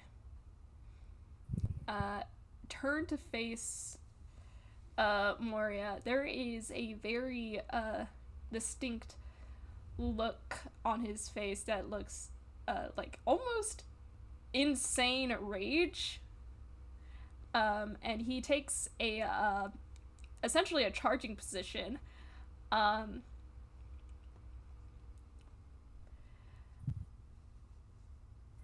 Okay. That's the legendary action on this turn. Okay. Arsene, it's your turn. Oh boy. Well, you are succeeding in scaring me, if that helps. Yes. Mhm. You might want to move. This maybe. I don't think he goes before Moria can move. Yeah. Oh well. Alright. That's a problem for the future. Luckily, we have multiple healers here. Yeah, you do have a lot of healers. That's why I don't feel bad striking at Moria like this. Yeah, it's fine. Mom can take a hit. Okay. Are you certain that you can take a hit, Mom? It's fine. She's got 40 HP left. So long as he doesn't go beneath 0, it's fine. Alright. Hoping she doesn't go beneath 0. Yeah, I don't think he is capable of doing that much damage with this. Mhm. Okay, that's good. Yeah. Okay. It will terrify you, though. Yay! Well, the good news is that your boy does have a bonus action healing spell, so he is going to preemptively cast Healing Spirit over Moria. Alright. Yay! Thanks! So it's not going to do anything now, but it will. It may just come in handy later. Heck yeah. It procs on her turn, yeah? Yeah. So if she Yeah, it gets procs hit, on then she can heal. Yeah. Okay. On her turn. Her turn. Yeah. Mhm. Okay. Whoa, butterflies be upon ye. Yay! And they're funny little blue butterflies, right? Yes, they are. Yay! I'm sure that it's just fun little flavor. Ken is going to go Definitely. back to Azumi and use should he try to hammer on the same point Professor did, or should he try to find a new one? Do you? Mm-hmm. Yeah. I think he might jump off of Professor's starting point and go, Professor's right. You have people who are going to stand by you regardless of everything, especially Trickster. I mean, he cares about you a lot. A lot of people do. You wouldn't be here otherwise. And you're gonna roll that persuasion? Yeah, time to roll that funny little persuasion. Okay.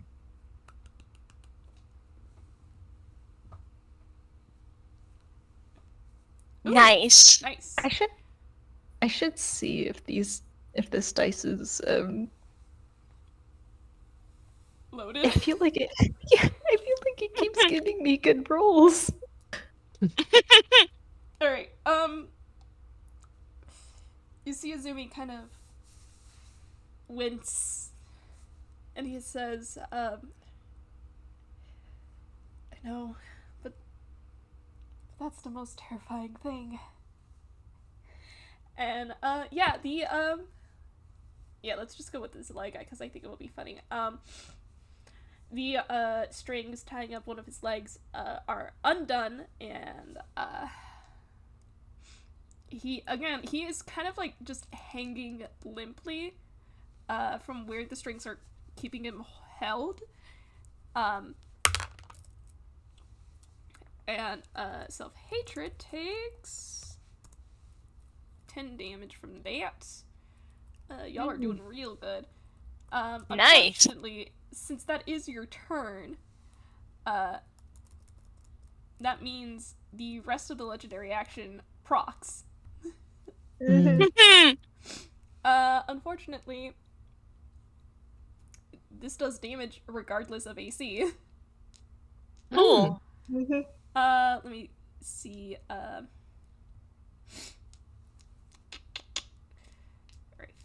D6 and a D8. The rapier that, self-hatred is holding suddenly seems to, like, be channeling this sort of dark and, unpleasant to look at, energy. You're not even quite sure what it is, as he strikes at Moria, and he does 5d6 plus. All right, so I have to do that.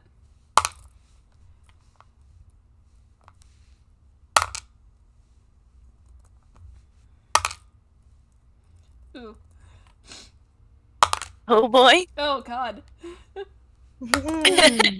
Oh boy. That was not a bad roll for that set of dice. So this is, what was it? Okay, yeah. So this one's 5d6 slashing and oh boy. 48 necrotic. Oh Oof. boy. Oh. Ooh. Ugh. Here's hoping that she doesn't go below 0. Oh boy. Okay. I'm very glad that healing spirit was put up preemptively. Yeah. That's a really good thing. So that's 37. Oh. Yeah. Okay, let me just do this real quick.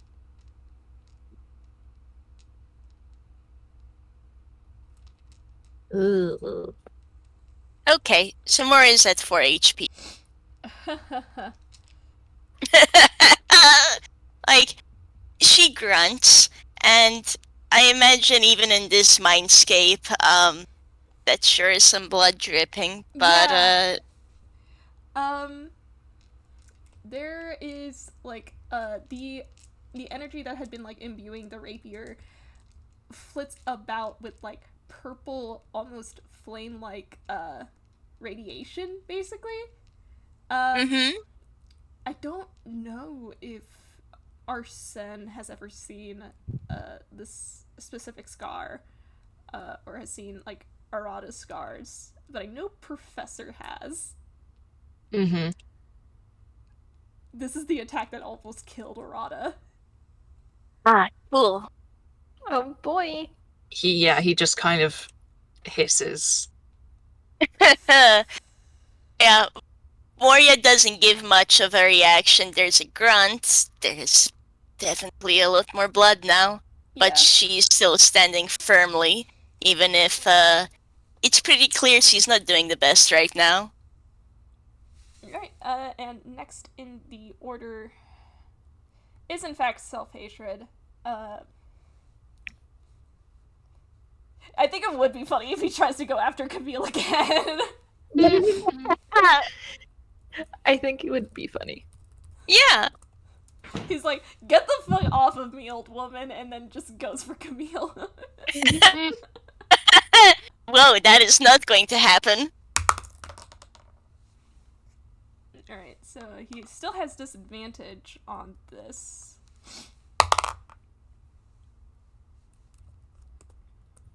So the first attack is a 13.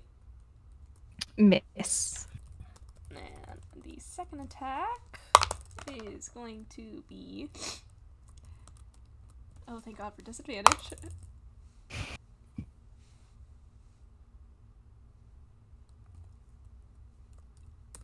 Well, that is a 22. Well, That hits. It is still just a rapier, though. So you just take rapier damage. Yeah, D8 plus 3. Okay. Roll Was that a low 1? damage. nice. You just take 5 damage. And I don't think a movable object was concentration, was it? No, it's not.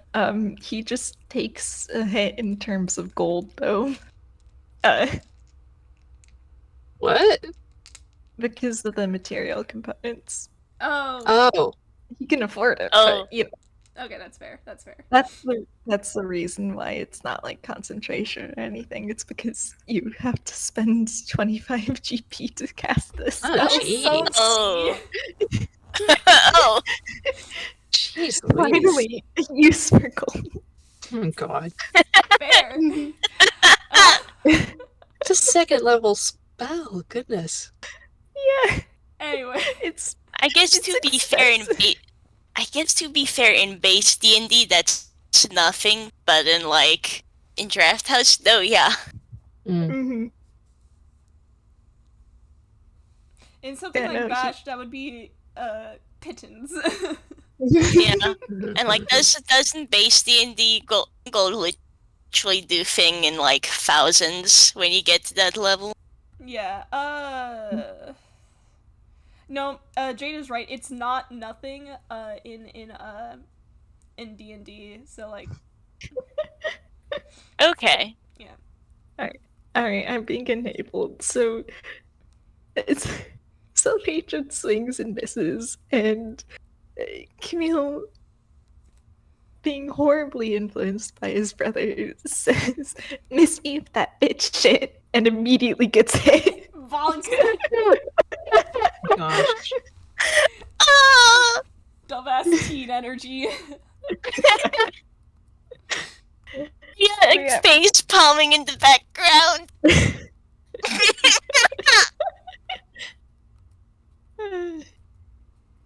Got a little bit too cocky, but that's That really is how his character is. That is so funny. Yeah. Next in the order is my good sir Professor. Mm-hmm. Yeah, okay. He's gonna go to let's see, which exactly spot do I want to be in? Utaka.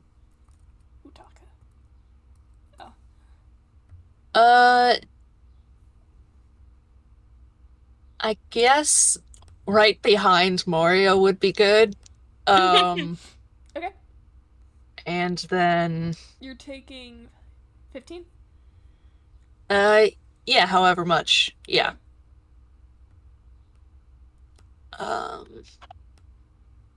And I need to get better bonus actions. He is gonna... Where is it? Hi, Wolfie. I can hear you meowing at me. I'm in D&D right now. Please wait a little bit. Maki also just woke up and is staring at me. Cat-to-cat communication. Cat-to-cat overseas communication. You want hand? Does it taste good? No biting. Not bite. But what if it did bite?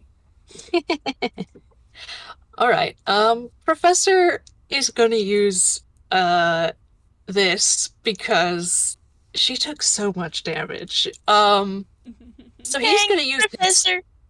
he's gonna use his special healing spell. Ew, boy. Oh?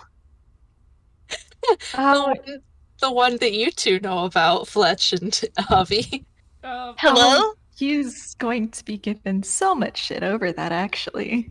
Hello? What's he doing?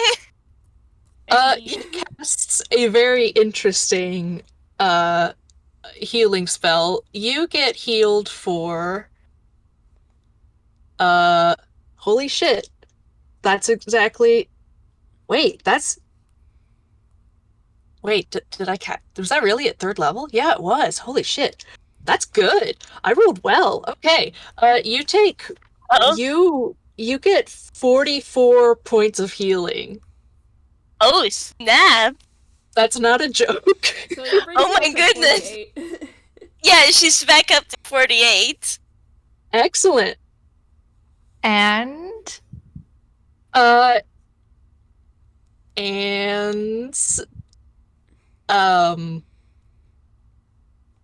Professor winces, kind of coughs, and rubs at his chest.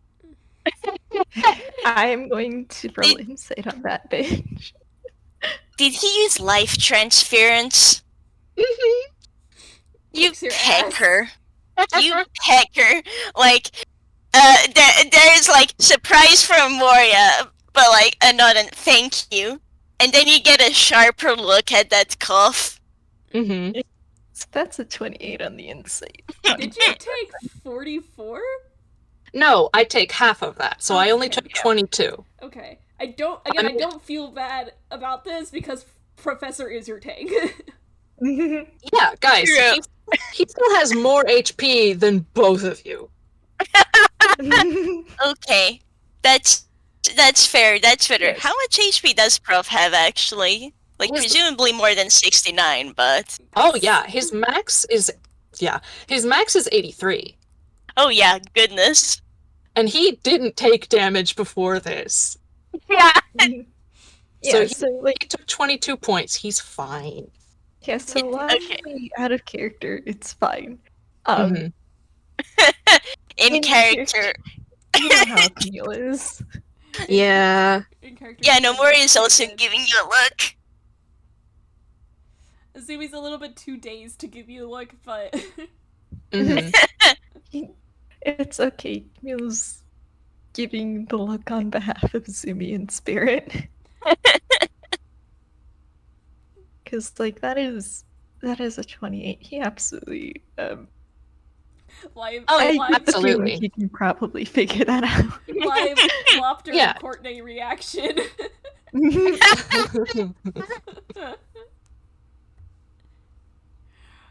um, it is that your whole turn, or are you gonna do anything else? And that's my turn. I can't Okay. do anything. Wait, let's see, can I... Uh... Yeah, I don't think he has much reason to move away, because he's not within melee range of, self-hatred yet. Yet. Um... Oh, And I forgot to roll the recharge again. Oh wait. Oh, yeah. He got that back. Anyway. and he doesn't have any he doesn't have any bonus actions that are especially useful right now. So we're gonna just say that's his turn. Fun. Yep. Layer action next? Layer action next. It's not so much that nothing happens, that like some stuff tries to happen, Mm-hmm. and it doesn't work. You guys got 2 of Azumi's limbs free. They are remaining free. And you do see the strings try to pull again, but it doesn't work. Mm-hmm. Nice.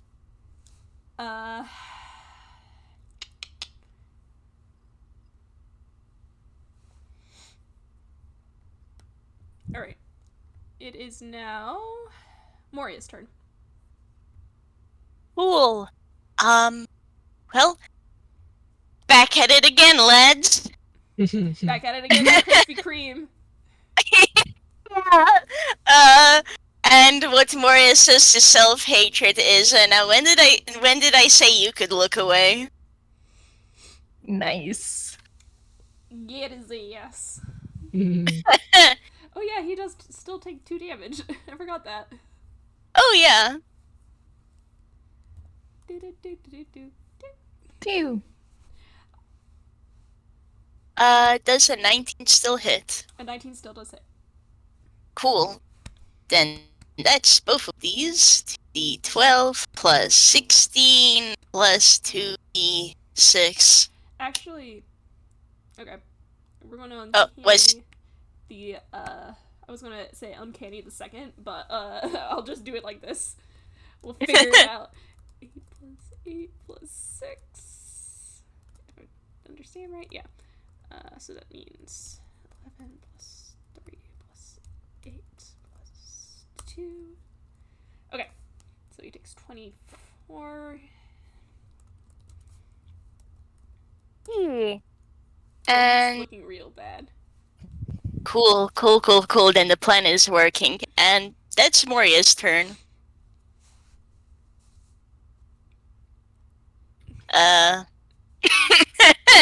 Well, you know what they say. Also take a Talk. d6 of Heelys.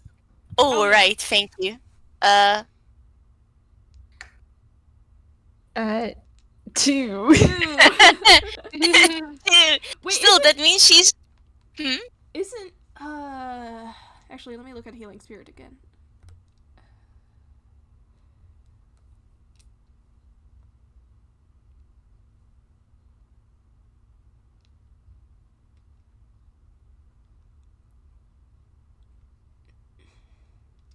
Oh, so it's just Moria?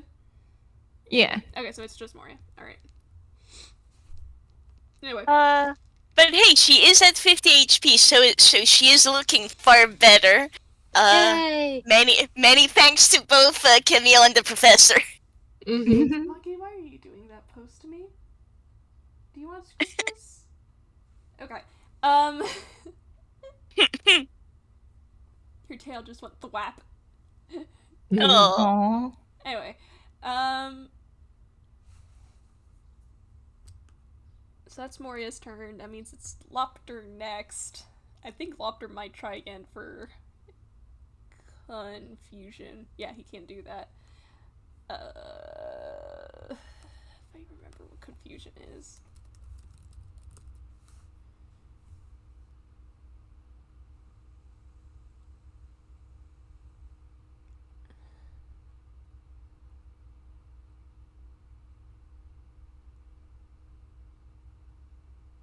Yeah, so it was a whiz save. Okay.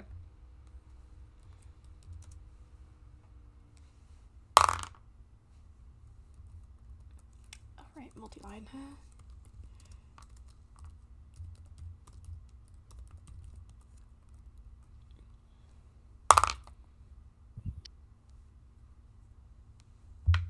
Ah, okay.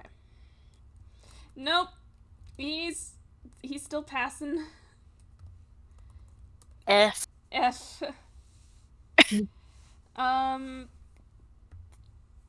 My man does not have a great spell save DC. So that doesn't work.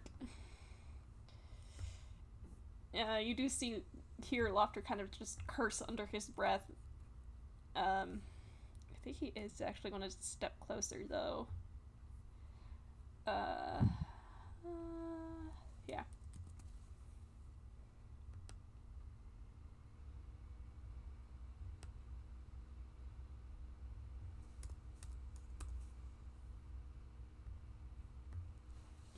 And it is now Courtney's turn. Courtney.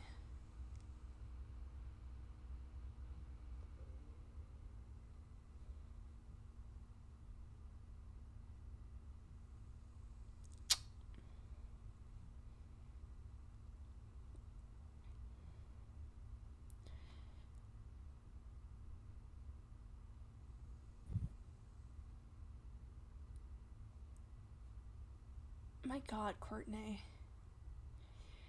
What? He doesn't have a lot that he can do, so he's just gonna do another idyllic touch, which is a +8 on attack. Yes, okay. And yep, that does hit. Hey. And that was, I believe, a D10. Oof, not great, buddy. But at least you're working. Yeah.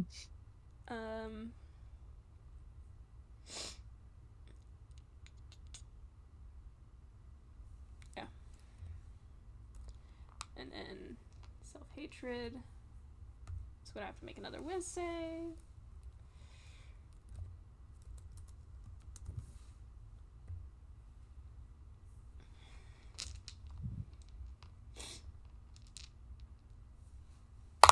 I lost track of my D20. Oh no. Oh no. Oh, F.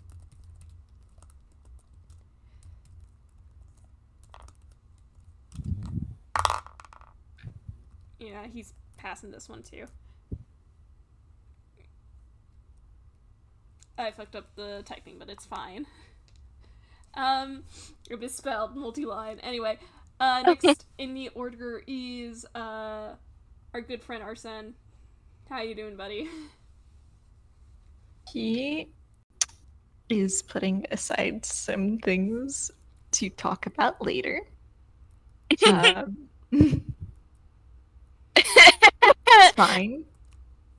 It's cool. It's fine. It's cool. It's chill. And then I'm sorry, but the image of Professor Voice, why do I hear boss music? He knows what he did. You know what you did. Yeah. The opera, everyone else in the background, like looking at him ominously. Anyways, sorry. Feel free to go on. yeah, it's fine. And he's just gonna keep doing what he's been trying to do. Which is forcing you boy to confront his many, many lies. You and Moria, I believe, still have that D10 Bardic Inspiration, just FYI. Yeah. Yeah. Let's see. Fury Moria could pass over the lucky charm as well, right? Though that would have to be on her turn. Yes. Yeah, and you'd have to get within 5 feet of him. Yeah. Yeah. That's. I think.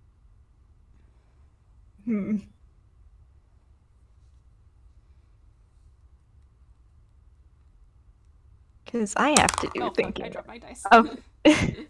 Oh, Alright, let's see.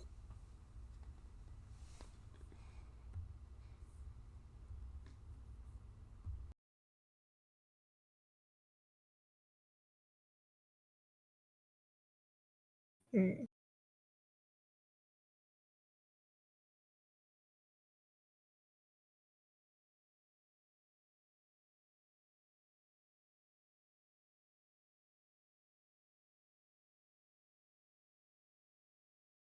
I think I might have one. Hmm. The lobby is muted. Oh, sorry, I'm still here. I just saw that I still have a little bit of my snack. Oh, fair. oh, fair. Lost in the sauce. Alright. Yeah, I think he's going to I'm gonna say and while we're at it, you deserve to have good things. Just because things have happened in the past doesn't mean that you're about to lose us now. And it's okay to get close to people.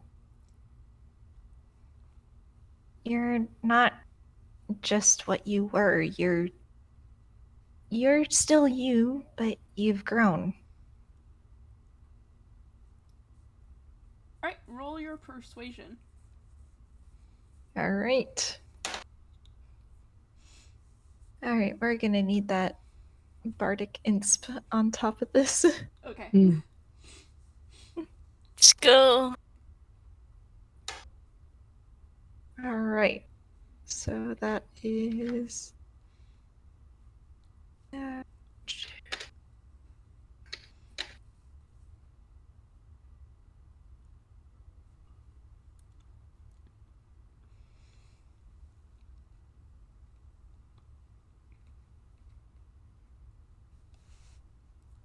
Hmm. Hey. Thank Nice. goodness for bardic insp. Yes. Hmm. Alright.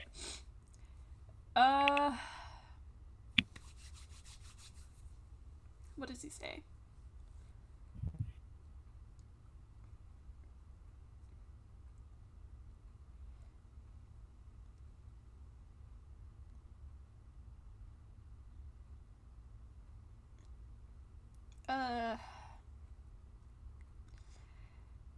Yeah, Azumi, I think Azumi says, he kind of, again, he looks so pained to admit this. He, he grimaces,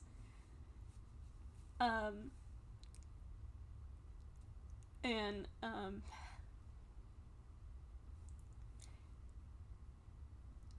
how do you phrase this? How do you phrase this, buddy? He says,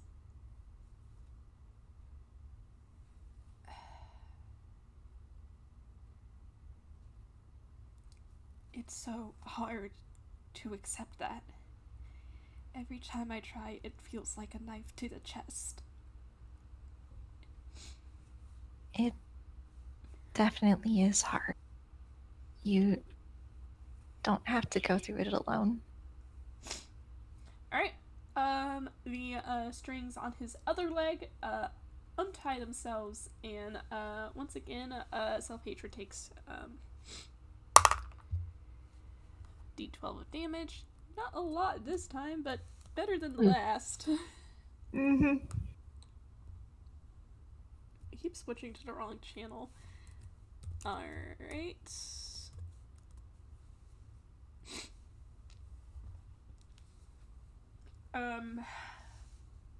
Next in the order is...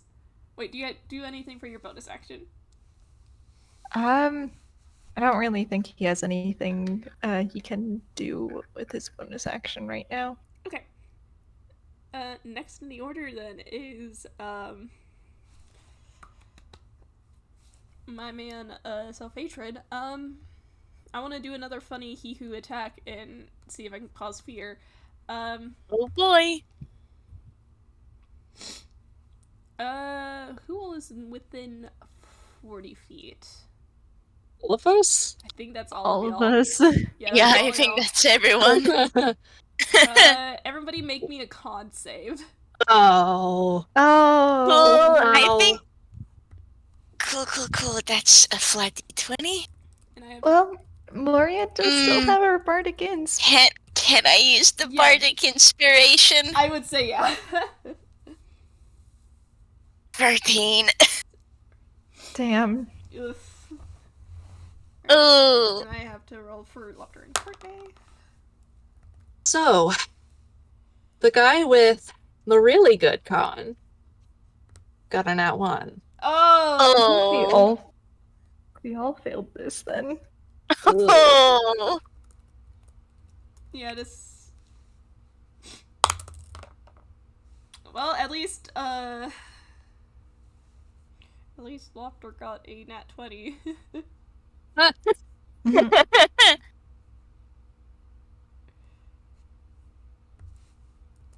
So the only one who passed was Lofter.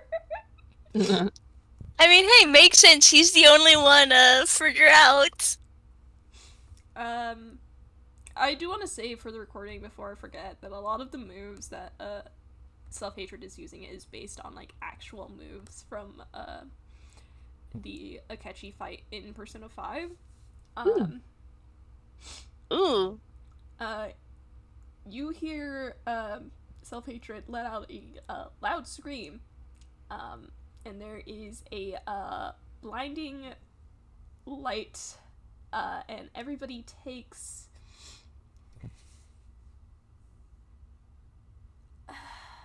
oh, I fucked up the wording on this one. Okay, everybody takes 8d6 damage. Whoa. Okay. What kind of damage? Radiant. Okay. If y'all are the type that has magic resistance, this does technically count as a spell. Oh, okay.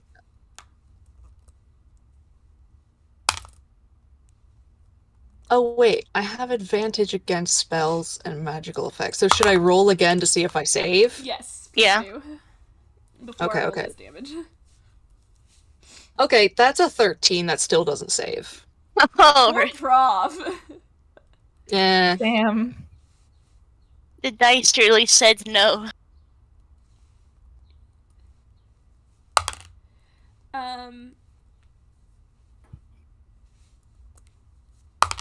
Yeah, so he's He keeps taking rolling this one. low on these damage rolls. Oh, Oh. I'll I mean, accept good it. for us. Yeah. The consequence for everyone getting low, Alright, so that's oof. 19 damage. I think. Yeah, Lofter takes half that, so it is a 9. My.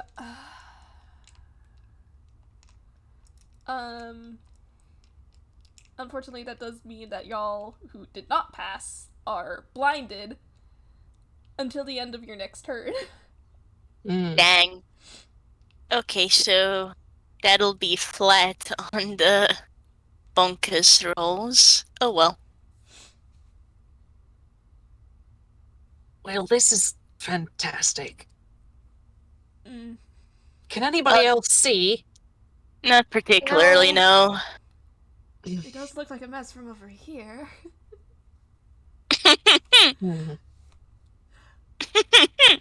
Lofter, a little shit. Thank you, Lopter. Very helpful. He hasn't moved. And, next in the order is Professor. Okay, let's see. Oh, I keep dropping dice.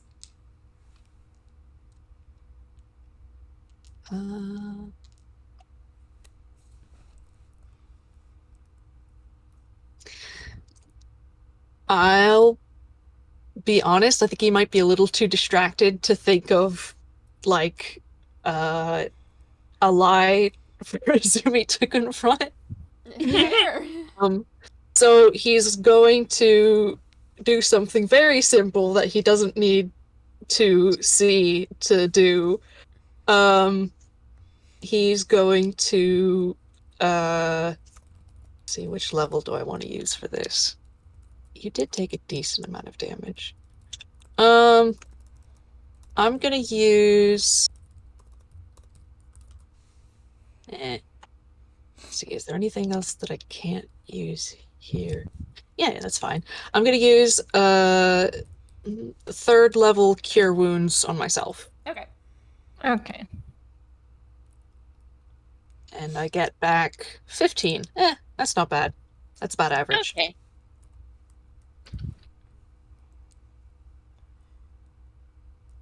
I forgot Lopter has more HP than Courtney. I Anyway, mean, considering what they are. yeah. Yeah. He is a higher CR. Anyway. Mm-hmm. No bonus actions or... Oh, nope, I don't, wait.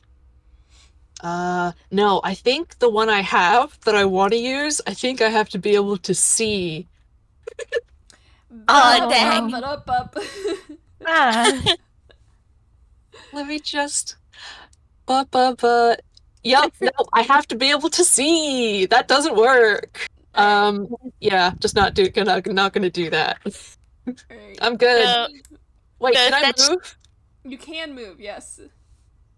Okay, I will ask you to roll, let's say, a d4 to see if... Actually, no. I'm trying to decide, because you can't see. I'm trying to figure out if you can tell which direction you can go in.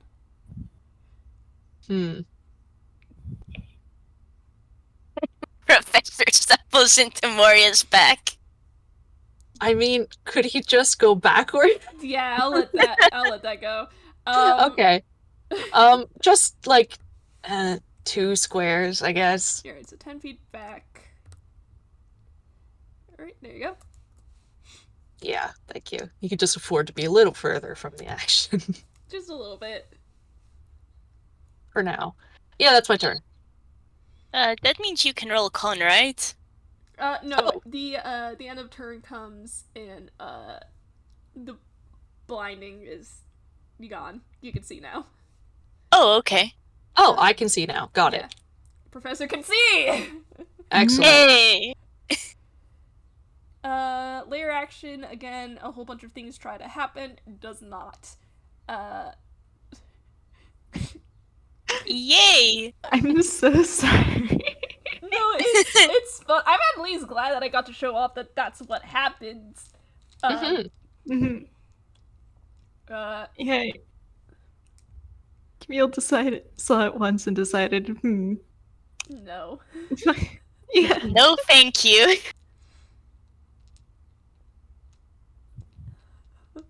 Alright, Moria turn. Okay, so she can't exactly see, so that kind of puts a damper on her idea to give Camille the lucky charm. So she can still try and bunkus the guy in front of her, though. Yes. So that's a 20 on the first one. So that one hits. 13 does And okay, so Next attack. rip. Yeah, so like rip only one bunkus, but that is still one bunkus. not. One bunkus is still very good. Yeah, and that is 16 damage. I think he is going to do that reaction again. Yeah. Okay. Not uncanny. He is going to do he's going to do Tetrakarn, which is going to reduce that by a d8 plus 3. Where's my d8s?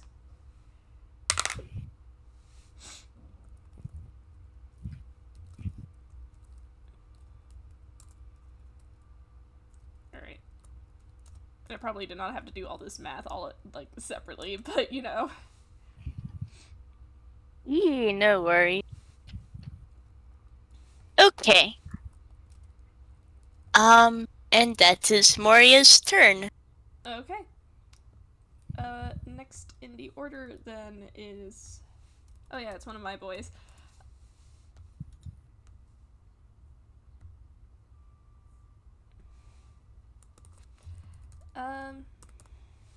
Next in order is Lopter, who is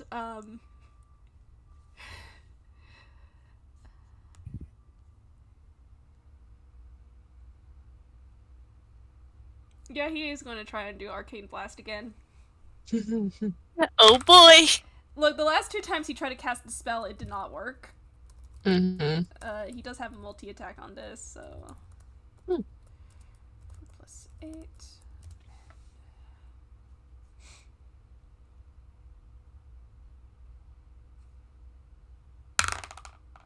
Okay. So at least one of these hit. And, that does... What was that? D8 plus 4? Is that it? Yes. Why do I keep putting away my D8? Ooh, that is good damage. 11.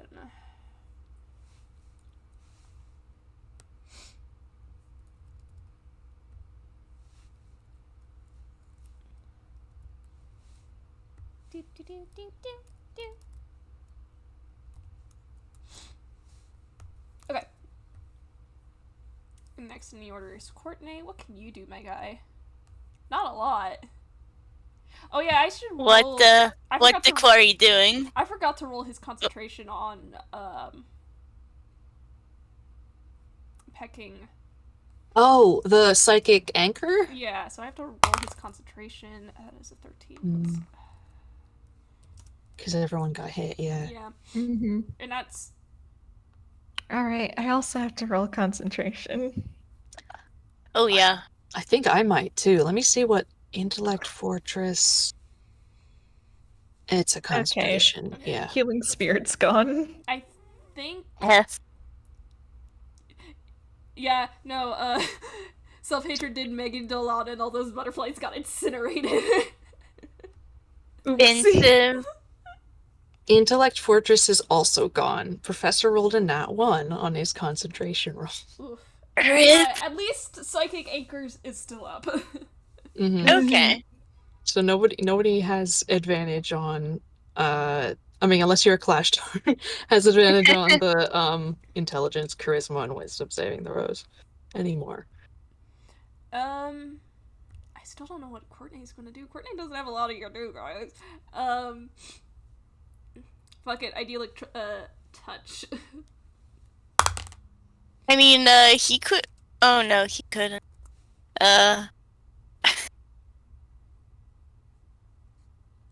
Sorry, I saw C spell and immediately thought, Yeah, that's a plus 6. Celsius spell. Then my brain went, that's not right. C for Celsius. Mm. Alright, D10 plus 4.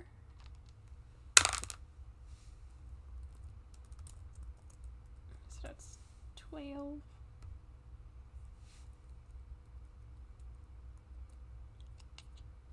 Yeah, let's do that. And then Hatred has to make that whiz save.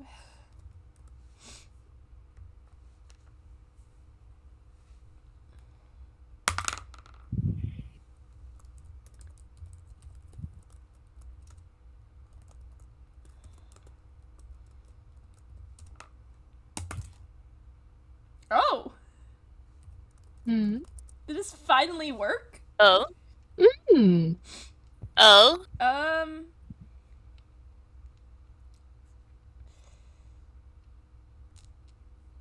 Failed the will save? Yeah, he failed the whiz save. So now he is prone.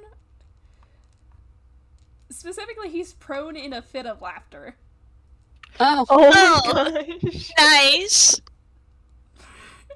Sorry, Courtney just kind of gave me the impression of having such a very smug look to him, look for himself, and just giving a thumbs up to everybody else.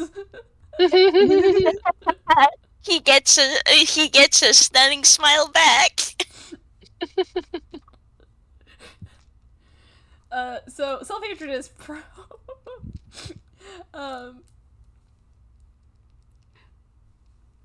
and next in the order is my boy Arsene. So, perhaps break time? Oh Maybe. yes, we were. I did Oh, say we were yeah. gonna take a break. Yeah, let's go ahead and do that now. Okay. Y'all are doing great. Alrighty. Yeah. Hey, Be back in this like has been a great fight. yeah, about 5-10 minutes. Yeah. Mhm. See y'all in a bit. Yep.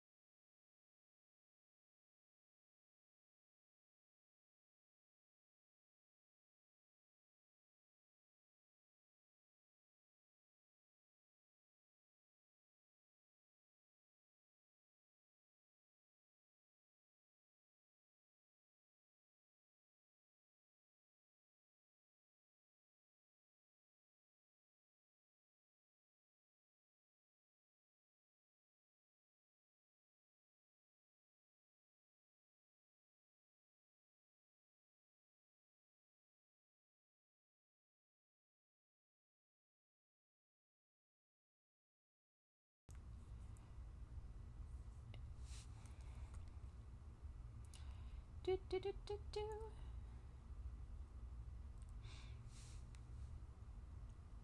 I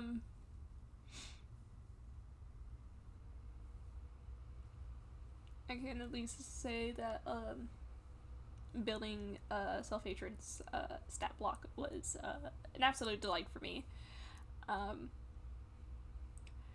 I wanted to experiment a little bit with telegraphed attacks.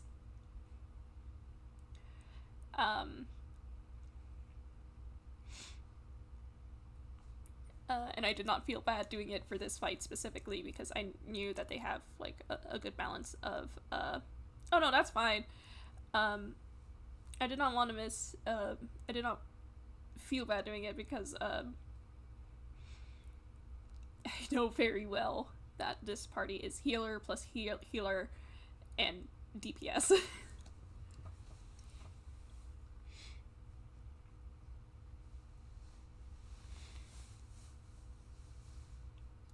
I did say in the player chat that I would share the stat block after the game because I'm actually really proud of it, and I might just do that in the general chat. Actually, I'll do that in live blogging so that people who want to listen to it can listen without being spoiled. Yeah, no, telegraphed attacks are really fun. And like again, the Akechi fight in Persona 5 has such a really good move that I could like translate into that telegraphed attack, because in Persona 5 it is also a telegraphed attack.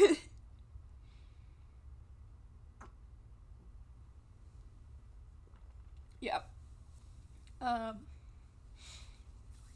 People who have played Persona 5 will also know that Akechi is the only party member who has full access to almighty type moves, and is the only party member who can learn the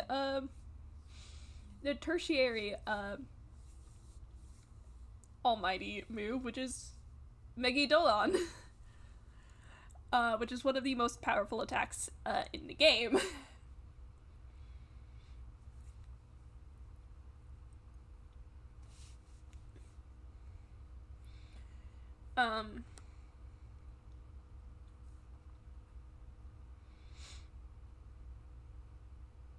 There is a move that I decided not to use because I did just want this to go as smoothly as possible, but yeah.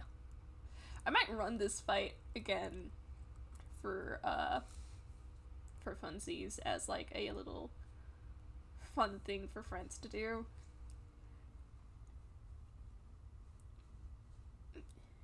Because what's the point of a stat block if you don't use it? Lighthearted.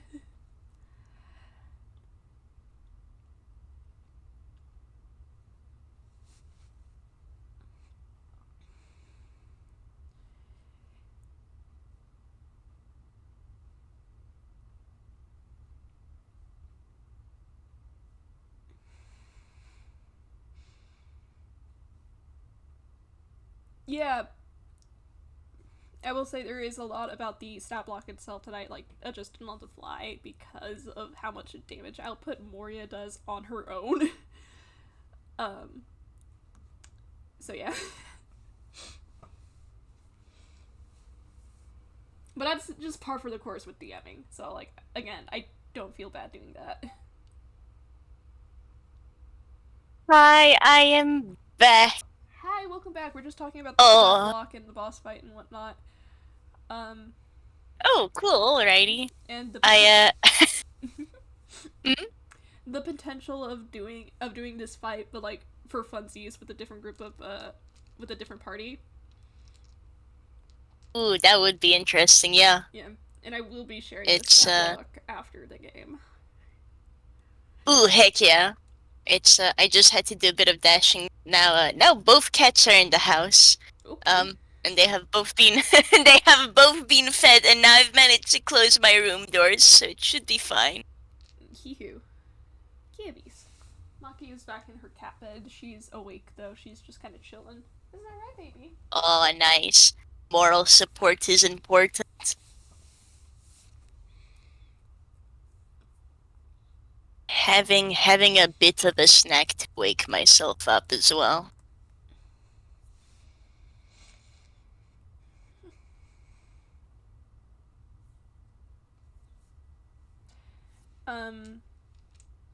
I will say.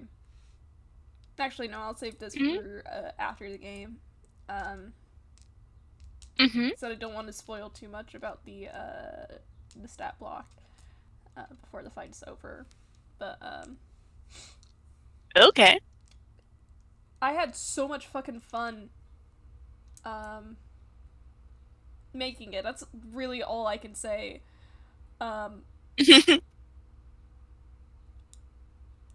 I think y'all are gonna like look at me and go, "Hey, Avi, what the fuck?" I mean, yeah, no, Hello. it's important. It's important for the DM to have fun as well. Hi, Fletch. Hi, Fletch. Welcome back. I do think y'all are really close to finishing this boss fight, so it likely won't take us much longer to finish this. Very fair. Yeah. Alright, time to try and remember what in particular another one of Azumi's horrible little secrets are, because there's many. It literally can be anything.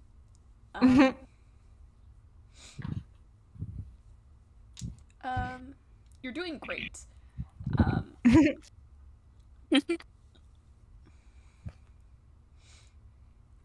Heck yeah. Heck yeah. Nice. I think we did some of the big ones, so Yeah.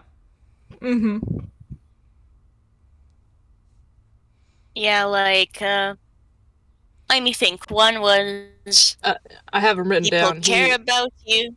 Yeah. Nice. People care about you, and you deserve good things. You do in fact have friends, and you did feel guilt. You do feel guilt about things that you've done, Yeah. particularly, you know, Yeah. trying to kill Azumi. Arata. Without yeah. They both Yeah, have goodness. names. I'm sorry. Are we gonna keep going? Yeah. I'm good. Yeah. Ready to Yeah. roll. Before we go back into it, I do want to say this joke again. I did not realize until way later after I named them that Arata Satomi and Shiro Azumi have opposite initials. Oh, yeah. Oh. Yeah. Anyway, back into the fight. First in the order of this round is Arsene. What you doing? Well, he is gonna keep doing what he has been doing. Hashtag never punish. I mean, you did get punished once. Once. Ha! However, One! he's incredibly stubborn. And we love him. And also he can't see, which does Yeah. limit many of his other actions. Yeah. Yeah. So, time to do a taka. Just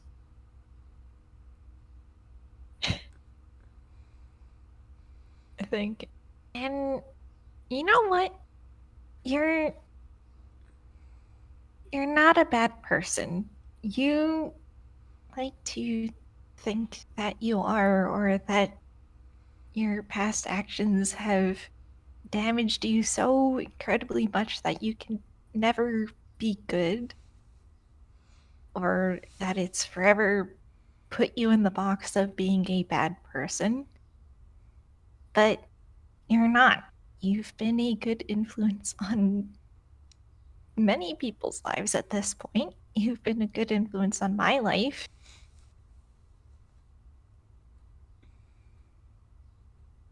Do you want to roll that persuasion, or do you have more to say? I think I'll roll persuasion, because otherwise he's just gonna launch into a list.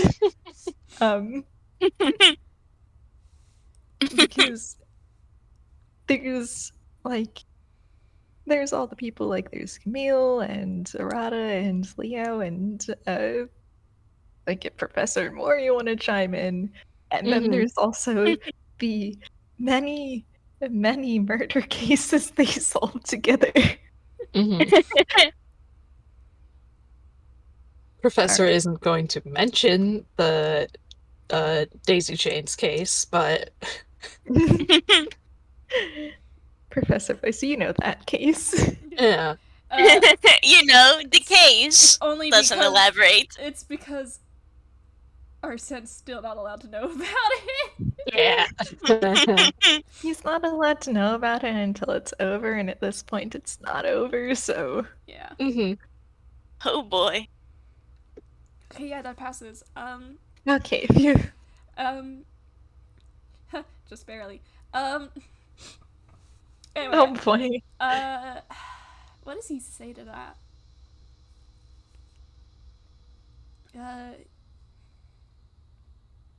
Again, looking very, very pained, very, very strained as he struggles against his own web of lies. You hear Azumi say,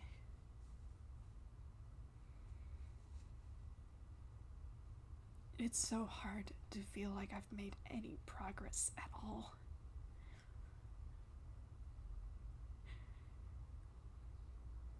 It...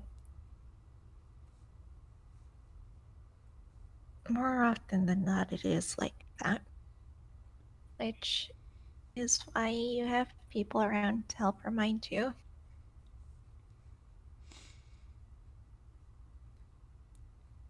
I think it's really funny if he does this, because you can't see him, but he does look in your direction. And he says,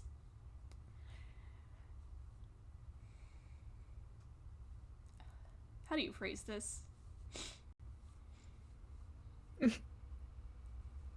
Also, there's the funny note of Azumi looking at Camille, but Camille not quite looking at Azumi. Yeah, you're still a little bit blinded. Azumi does recognize the attack that self-hatred used, so he's not, like, blaming you for it.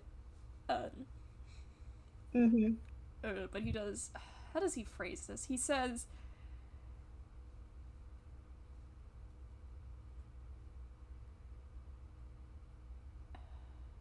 No, not like that. That's a bit darker. He says... Sometimes I think I would be better off if I just tore something apart again.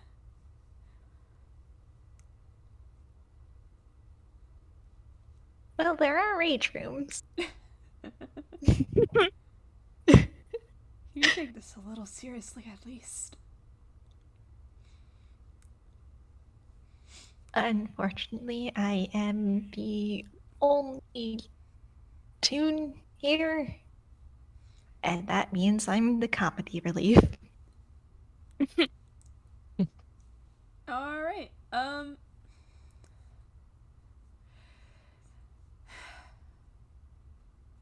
with a deep breath, the last of the strings that have been holding Azumi up undoes itself from his arm. And that was 4 persuasion rolls. Goddamn. You did amazing. Yeah. You did amazing, Camille. You Yeah. don't so much as see him as much as you do hear him because he is, like, directly in front of you.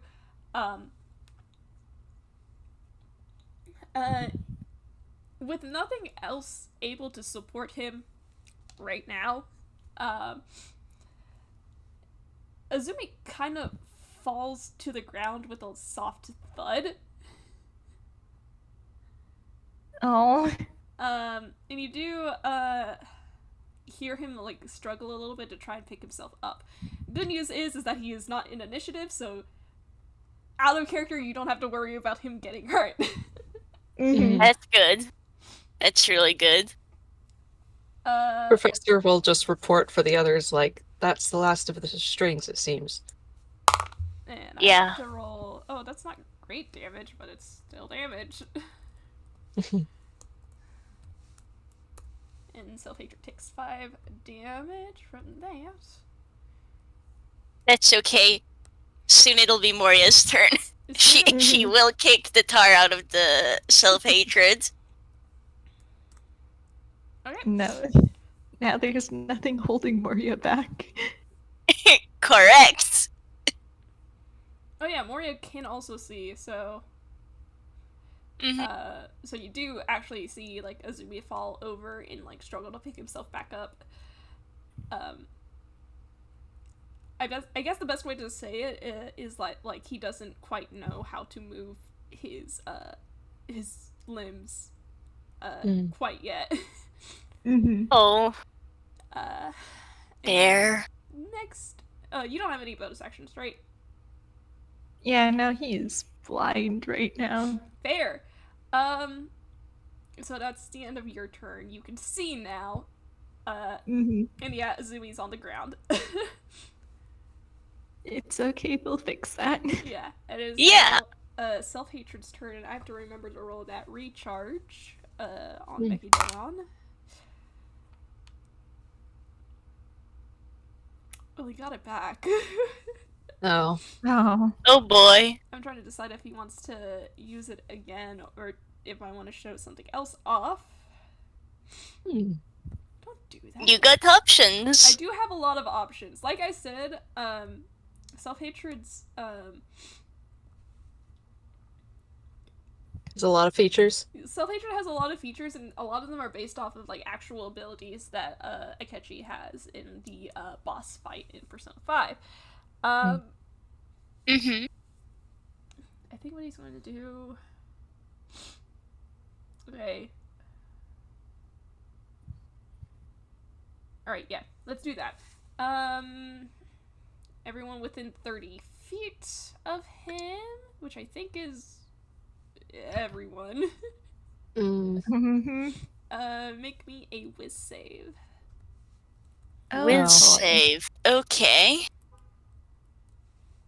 Is this a spell or magical effect? This is a spell. Well, not a spell, but it's a magical effect. Got it. 16. Alright, Moria passes. Oh, nice. Also 16. And Yay. 19. Okay. Now you have to roll. Well, Courtney just got a nat 20. Hey, nice.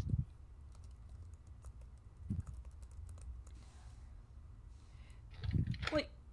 Yeah. Okay. Yeah. Courtney gets that much. And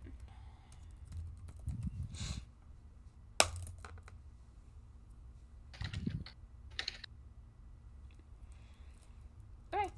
Yeah, I think all of you passed this. Nice. This I try to remember Lufter's mod. Yeah, 3.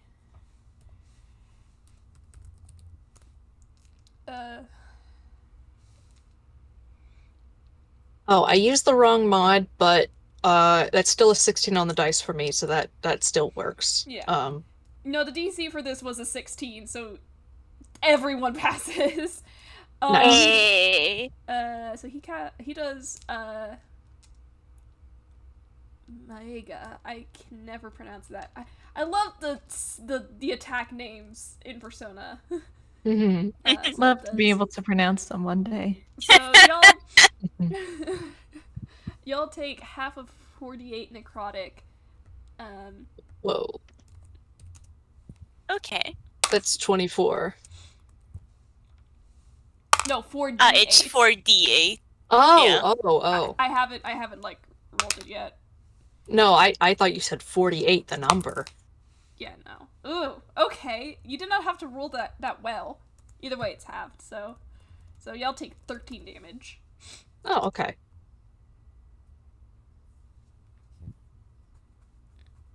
Where is?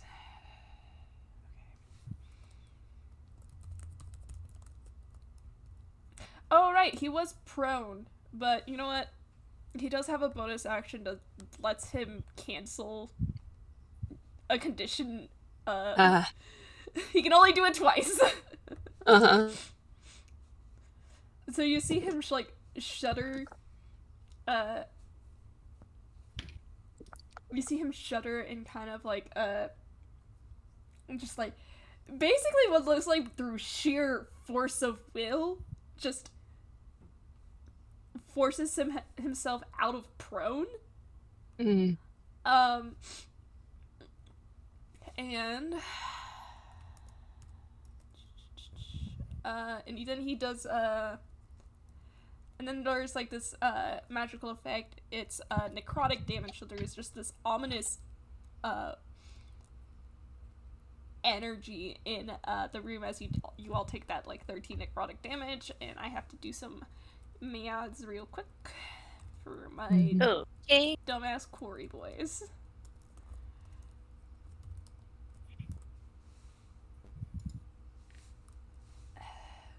However, self-hatred is not looking great. This also means that the layer action is negated because there are no more strings. Mm-hmm. Yay! Either way, it is Professor's turn first. Mm-hmm.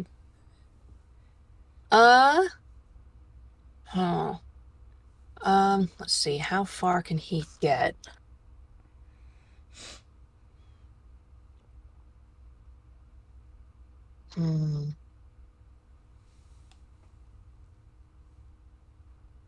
Oh, I know how I can do this.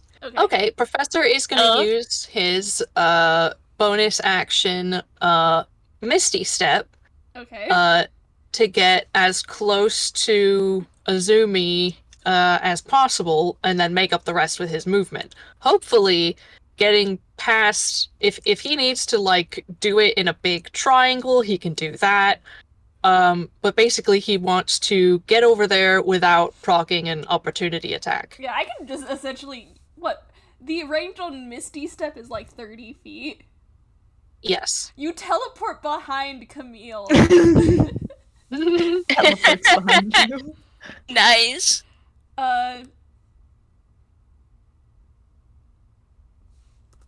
I assume you're just like hefting Azumi up, right? He wants to help him up. I would also, is it possible to do like a medicine check? Or would I have to, would that be my action? Yeah, I would count the medicine check as an action. Okay. If you want to carry him, that would also be a strength check. Yeah, I think I'm gonna do the medicine check. Okay. That's honestly better for me. Yeah. But yeah, I'm over there at least. 14? What can I tell about him with a 14? He doesn't seem damaged, aside from the fact that when Lopter had missed with one of the attacks and hit the strings, that also did damage to Azumi. He still has. I know he has the gunshot wound. Yeah. I'm gonna be honest. The gunshot wounds is probably, as far as you can tell with the 14, is probably a metaphor for something, because he doesn't seem to be winded by it or anything. Okay, it's more symbolic. Yeah. But I will say the way he kind of like moves, it's like his body is a little too heavy for him, and he hasn't like quite gotten a grip on how it's supposed to move yet.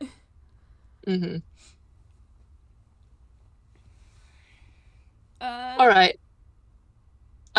Yeah, I think he just looks him over, make sure that like a healing spell wouldn't do too much good because he's not actually super damaged. I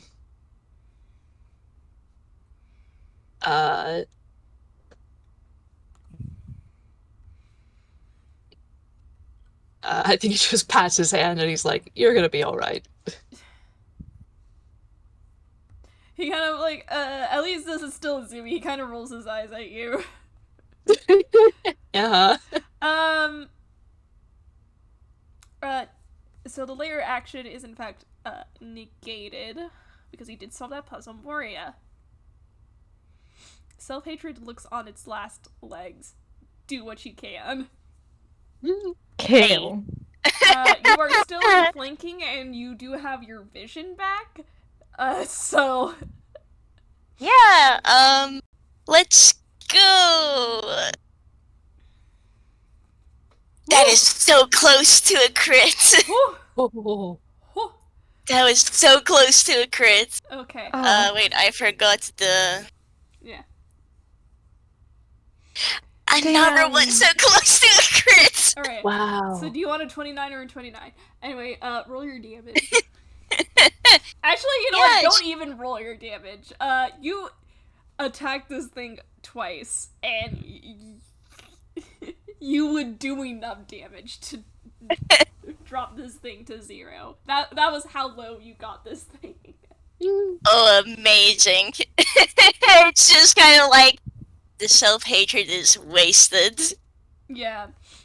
So here's what happened. You take your lance as Azumi is being checked on by Professor, and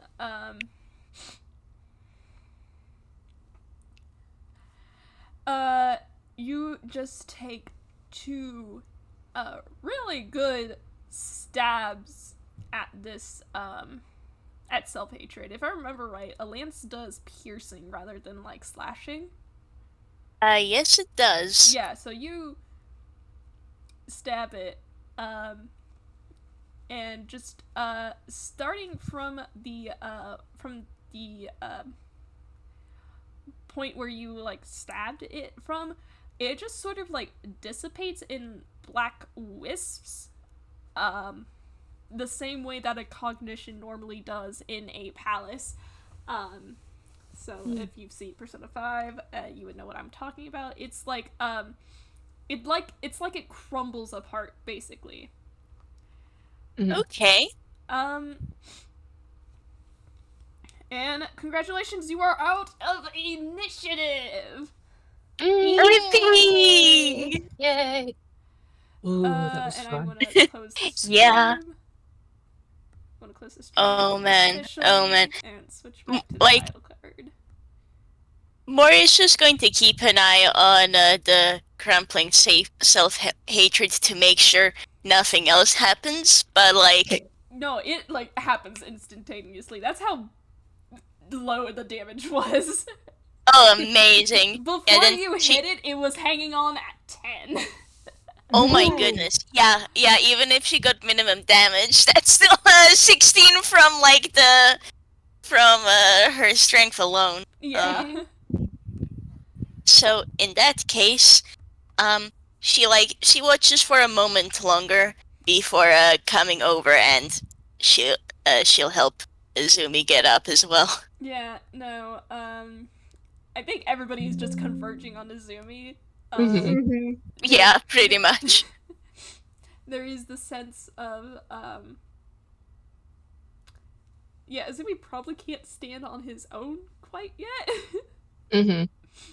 That's fair. That's why he's going to get help standing up. Moria's a great size to be a crutch, even for someone his height. Good God. Yeah. Between Moria's strength and Professor's height, they've probably got it covered. Yeah. Yeah. Which is great because Camille is still not the best suited for that. No, that's her. That's okay. That is why Camille can take care of the healing part if it's needed. Yeah.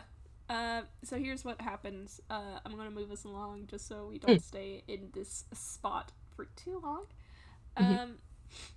You guys are able to locate and sort of exit. If you're not locating it, I have a feeling you would probably be able to make it with that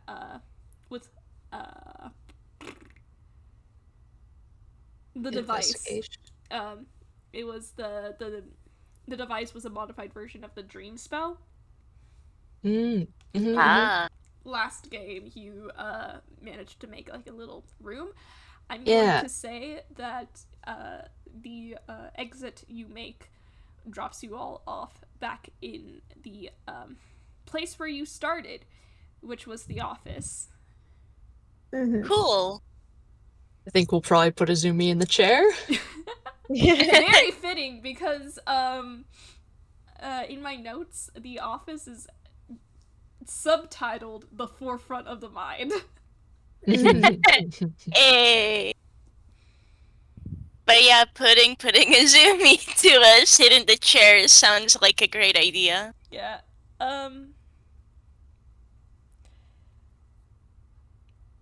I'm going to be honest, I put a section in my notes where it was like, if you guys want to like take a moment to talk about it, this would be a great spot. Alternatively, we can just say y'all wake up and you can talk in the bedroom. I think probably Arsene's probably going to do one last check on Azumi. He is probably back to normal size by now, which is to say, tall. Yeah, Azumi sees this and he says, "You still look like a dork." Come on.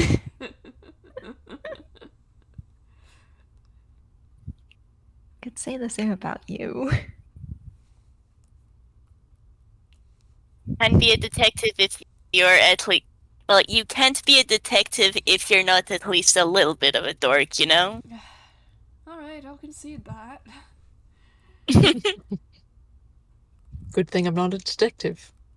No, Well, you're a but dork you're for a plenty different dork. reason. You say that, yet you're the biggest dork of us all. Mayhaps. Bullied! Mhm. Bullied!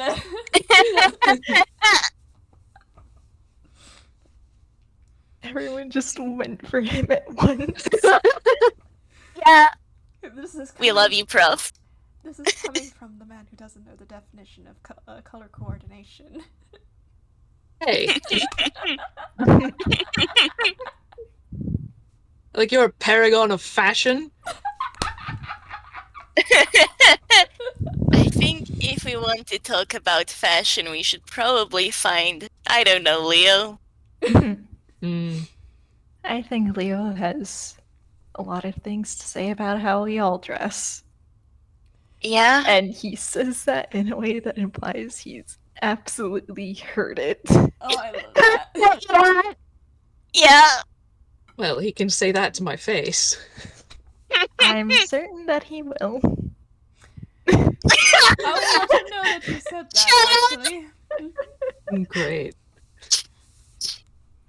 Alright, are we all ready? Gallery too. Yeah. I'll Okay. Thank you, Gallery.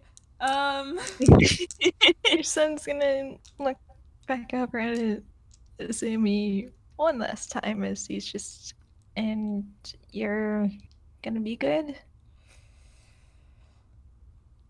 You see him kind of like pause, like actually trying to like get a good feel of how he's feeling right now. And you see him like take a moment to consider. He is he kind of does this motion where he's kind of like doing like a mental checklist, and he just says, "Ironically, I think I'm a little tired after all of that, but I'll be alright for now." I would be more surprised if you weren't tired, honestly. I said ironically because we're still asleep. Well, asleep we may be, but a lot did happen. Yes. Not a very peaceful rest. Well, there is time yet for that. Can you get out of my head now? Yes, alright. We can. See you soon. Alright. And I think y'all are just gonna wake up. You are back in the awake in the bedroom in the ellipsis. There is a pause as y'all kind of like wake up, and Azumi's kind of like groggily sitting up on the bed. Mm-hmm. And there is probably like a moment, like a second or two to yourselves before Arata kind of just walks up to the doorway, sees that y'all are awake, and he kind of like looks around, and he just goes, "Oh hey, how'd it go?" Pretty well, I think. I think pretty well, yes. I'm going to text Leo really quickly because I get the feeling that he's probably been crying. Oh yeah, no, he's outside the ellipsis crying right now. Oh. Real Oh, looks on his phone today. Oh, Well, I think it went all right. yeah. Oh, Arata. So not right now, but it would be good if we talked a little bit later. Is it about secrets? Yeah. Yeah. Yeah, I realized Yeah. like halfway through this, he would probably find out. Yeah. Don't worry, I don't mind, but I figure we should still just talk on what he would prefer staying hidden. You cut out for that last bit. Can you repeat it? I figure it would be good if we just talked on what you'd prefer stays hidden. Well, obviously my identity, but yeah, we'll put a rain check in on that. Are you guys hungry? We made dinner. I would love dinner actually. Though backtracking very fast. We're going to have some things to talk about at the next support group. Arata clueless. Around like, oh, I guess Camille's a little bit messed up from that. That's okay. Are you?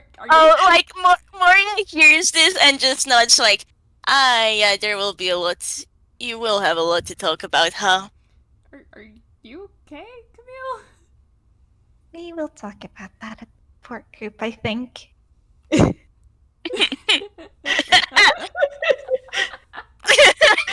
luck, Arata. You have a storm coming.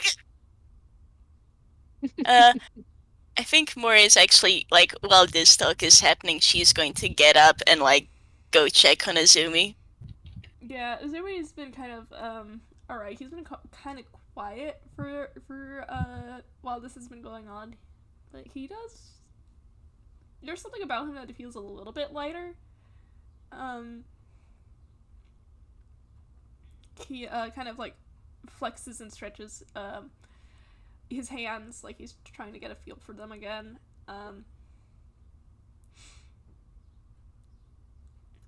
If you do look like you're obviously like checking on him, he just kind of says, "Better, but it's still just a start."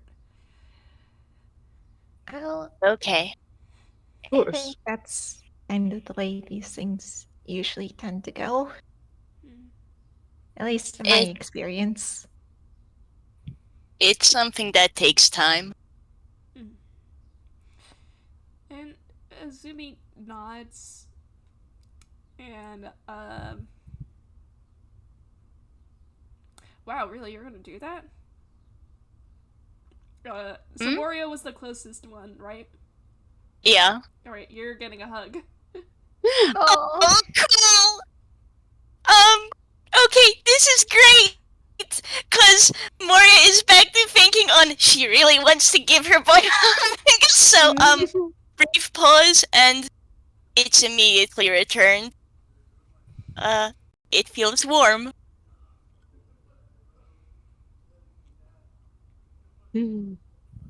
Yeah, he's clinging a little bit. You probably don't need an insight roll to, like, get the vibe that he does not want you to let go. Oh, he does not want to let go either. Like, good luck trying to get her to let go, you know? If you try, you will have regrets. It's a very firm hug.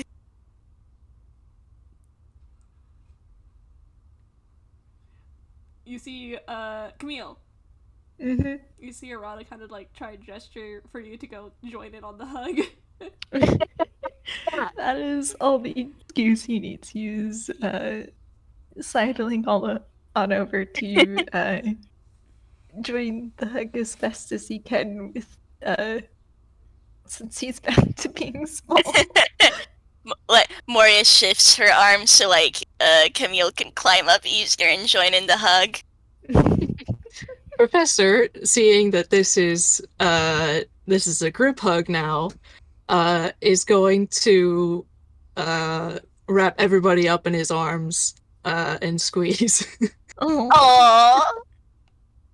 Bless. He's 6'3". He has a pretty big wingspan. Love that. Love that. Yeah. Yeah. Bless them. And as you let go, Azumi targets Arata, and it's not quite so much a hug, more that he's pulling him into a noogie. Mhm. And you do hear like a little bit of a yeah, it's a headlock. Thank you, audience. You do hear like a little bit of bantering. In like And- Undercommon. In Undercommon, it's judging by the tone, it is definitely lighthearted. Mhm. But it is as close as a hug that Arata's gonna get, and he's accepting that. Yeah, Camille knows Undercommon, so he's absolutely enjoying the banter. And still with Arata in a headlock, he goes, "Alright, dinner." Yeah, Dinner sounds good. I'm going to go and fetch Leo before he starts to drown the ellipsis. Dinner is outside in the cafe, so let's go. And Arata's trying to pull out of the headlock. He cannot. No, you look very comfortable there. I think you should stay like that. Shut up.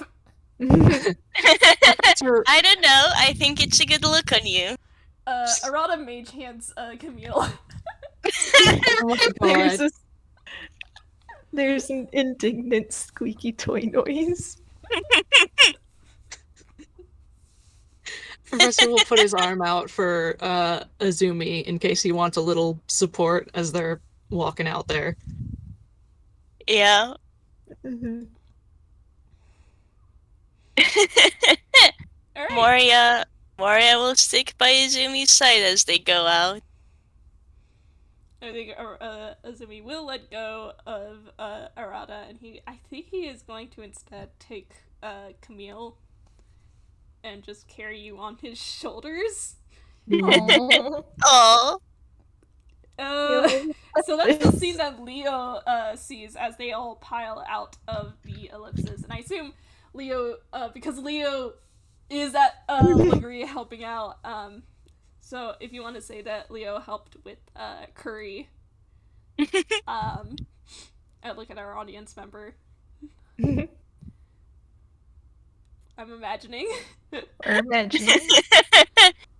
Yeah. Time he was helping. He was just pulling.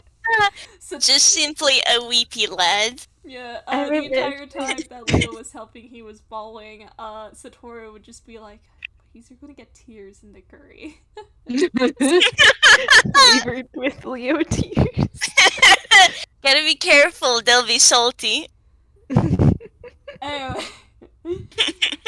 Anyway, I think that's a good place to wrap up. But before we exit game, I want to give y'all's prizes on recording because I am still very proud of these rewards. They are all homebrewed, and I think what I decided on was because of how long Ghetto Trip took. The flavoring is that Azumi had these items commissioned for y'all. It just took a while for them to get finished and then shipped to Inkwell. So from now on, y'all will have this after Ghetto. For the professor, I'm just going to copy and paste this, and then I'll read it out loud for the recording. I got you this. The Bard's Bracer requires attunement and must be worn by a bard. While worn, the bracer grants the user a +1 to both their spell save DC and spellcasting modifier. Additionally, once per day, the user can choose to reroll a d20 on any charisma check, but must use the rerolled number. Ooh. That's Nice. awesome. Nice. For Camille, Thank you. we got you this. The Glass of Finding.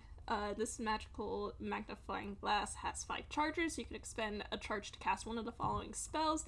We're getting 1d4 charges daily at dawn. You can cast Comprehend Languages and Identify with 1 charge. And you can cast Borrowed Knowledge and Locate Object with 2 charges. And then with 3 charges, you can cast Intellect Fortress. Ooh. Finally, Do... he gets identify again. That's exactly why I gave this to you. Thank you. And then, Moria, your reward gave me the most trouble to figure out, but I think I finally settled on something that would, work for you.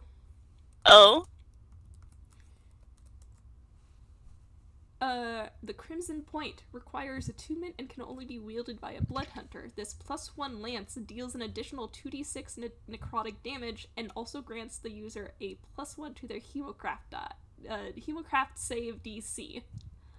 Oh, that's amazing. Holy pick. Nice. Oh, that is so good. That is so good.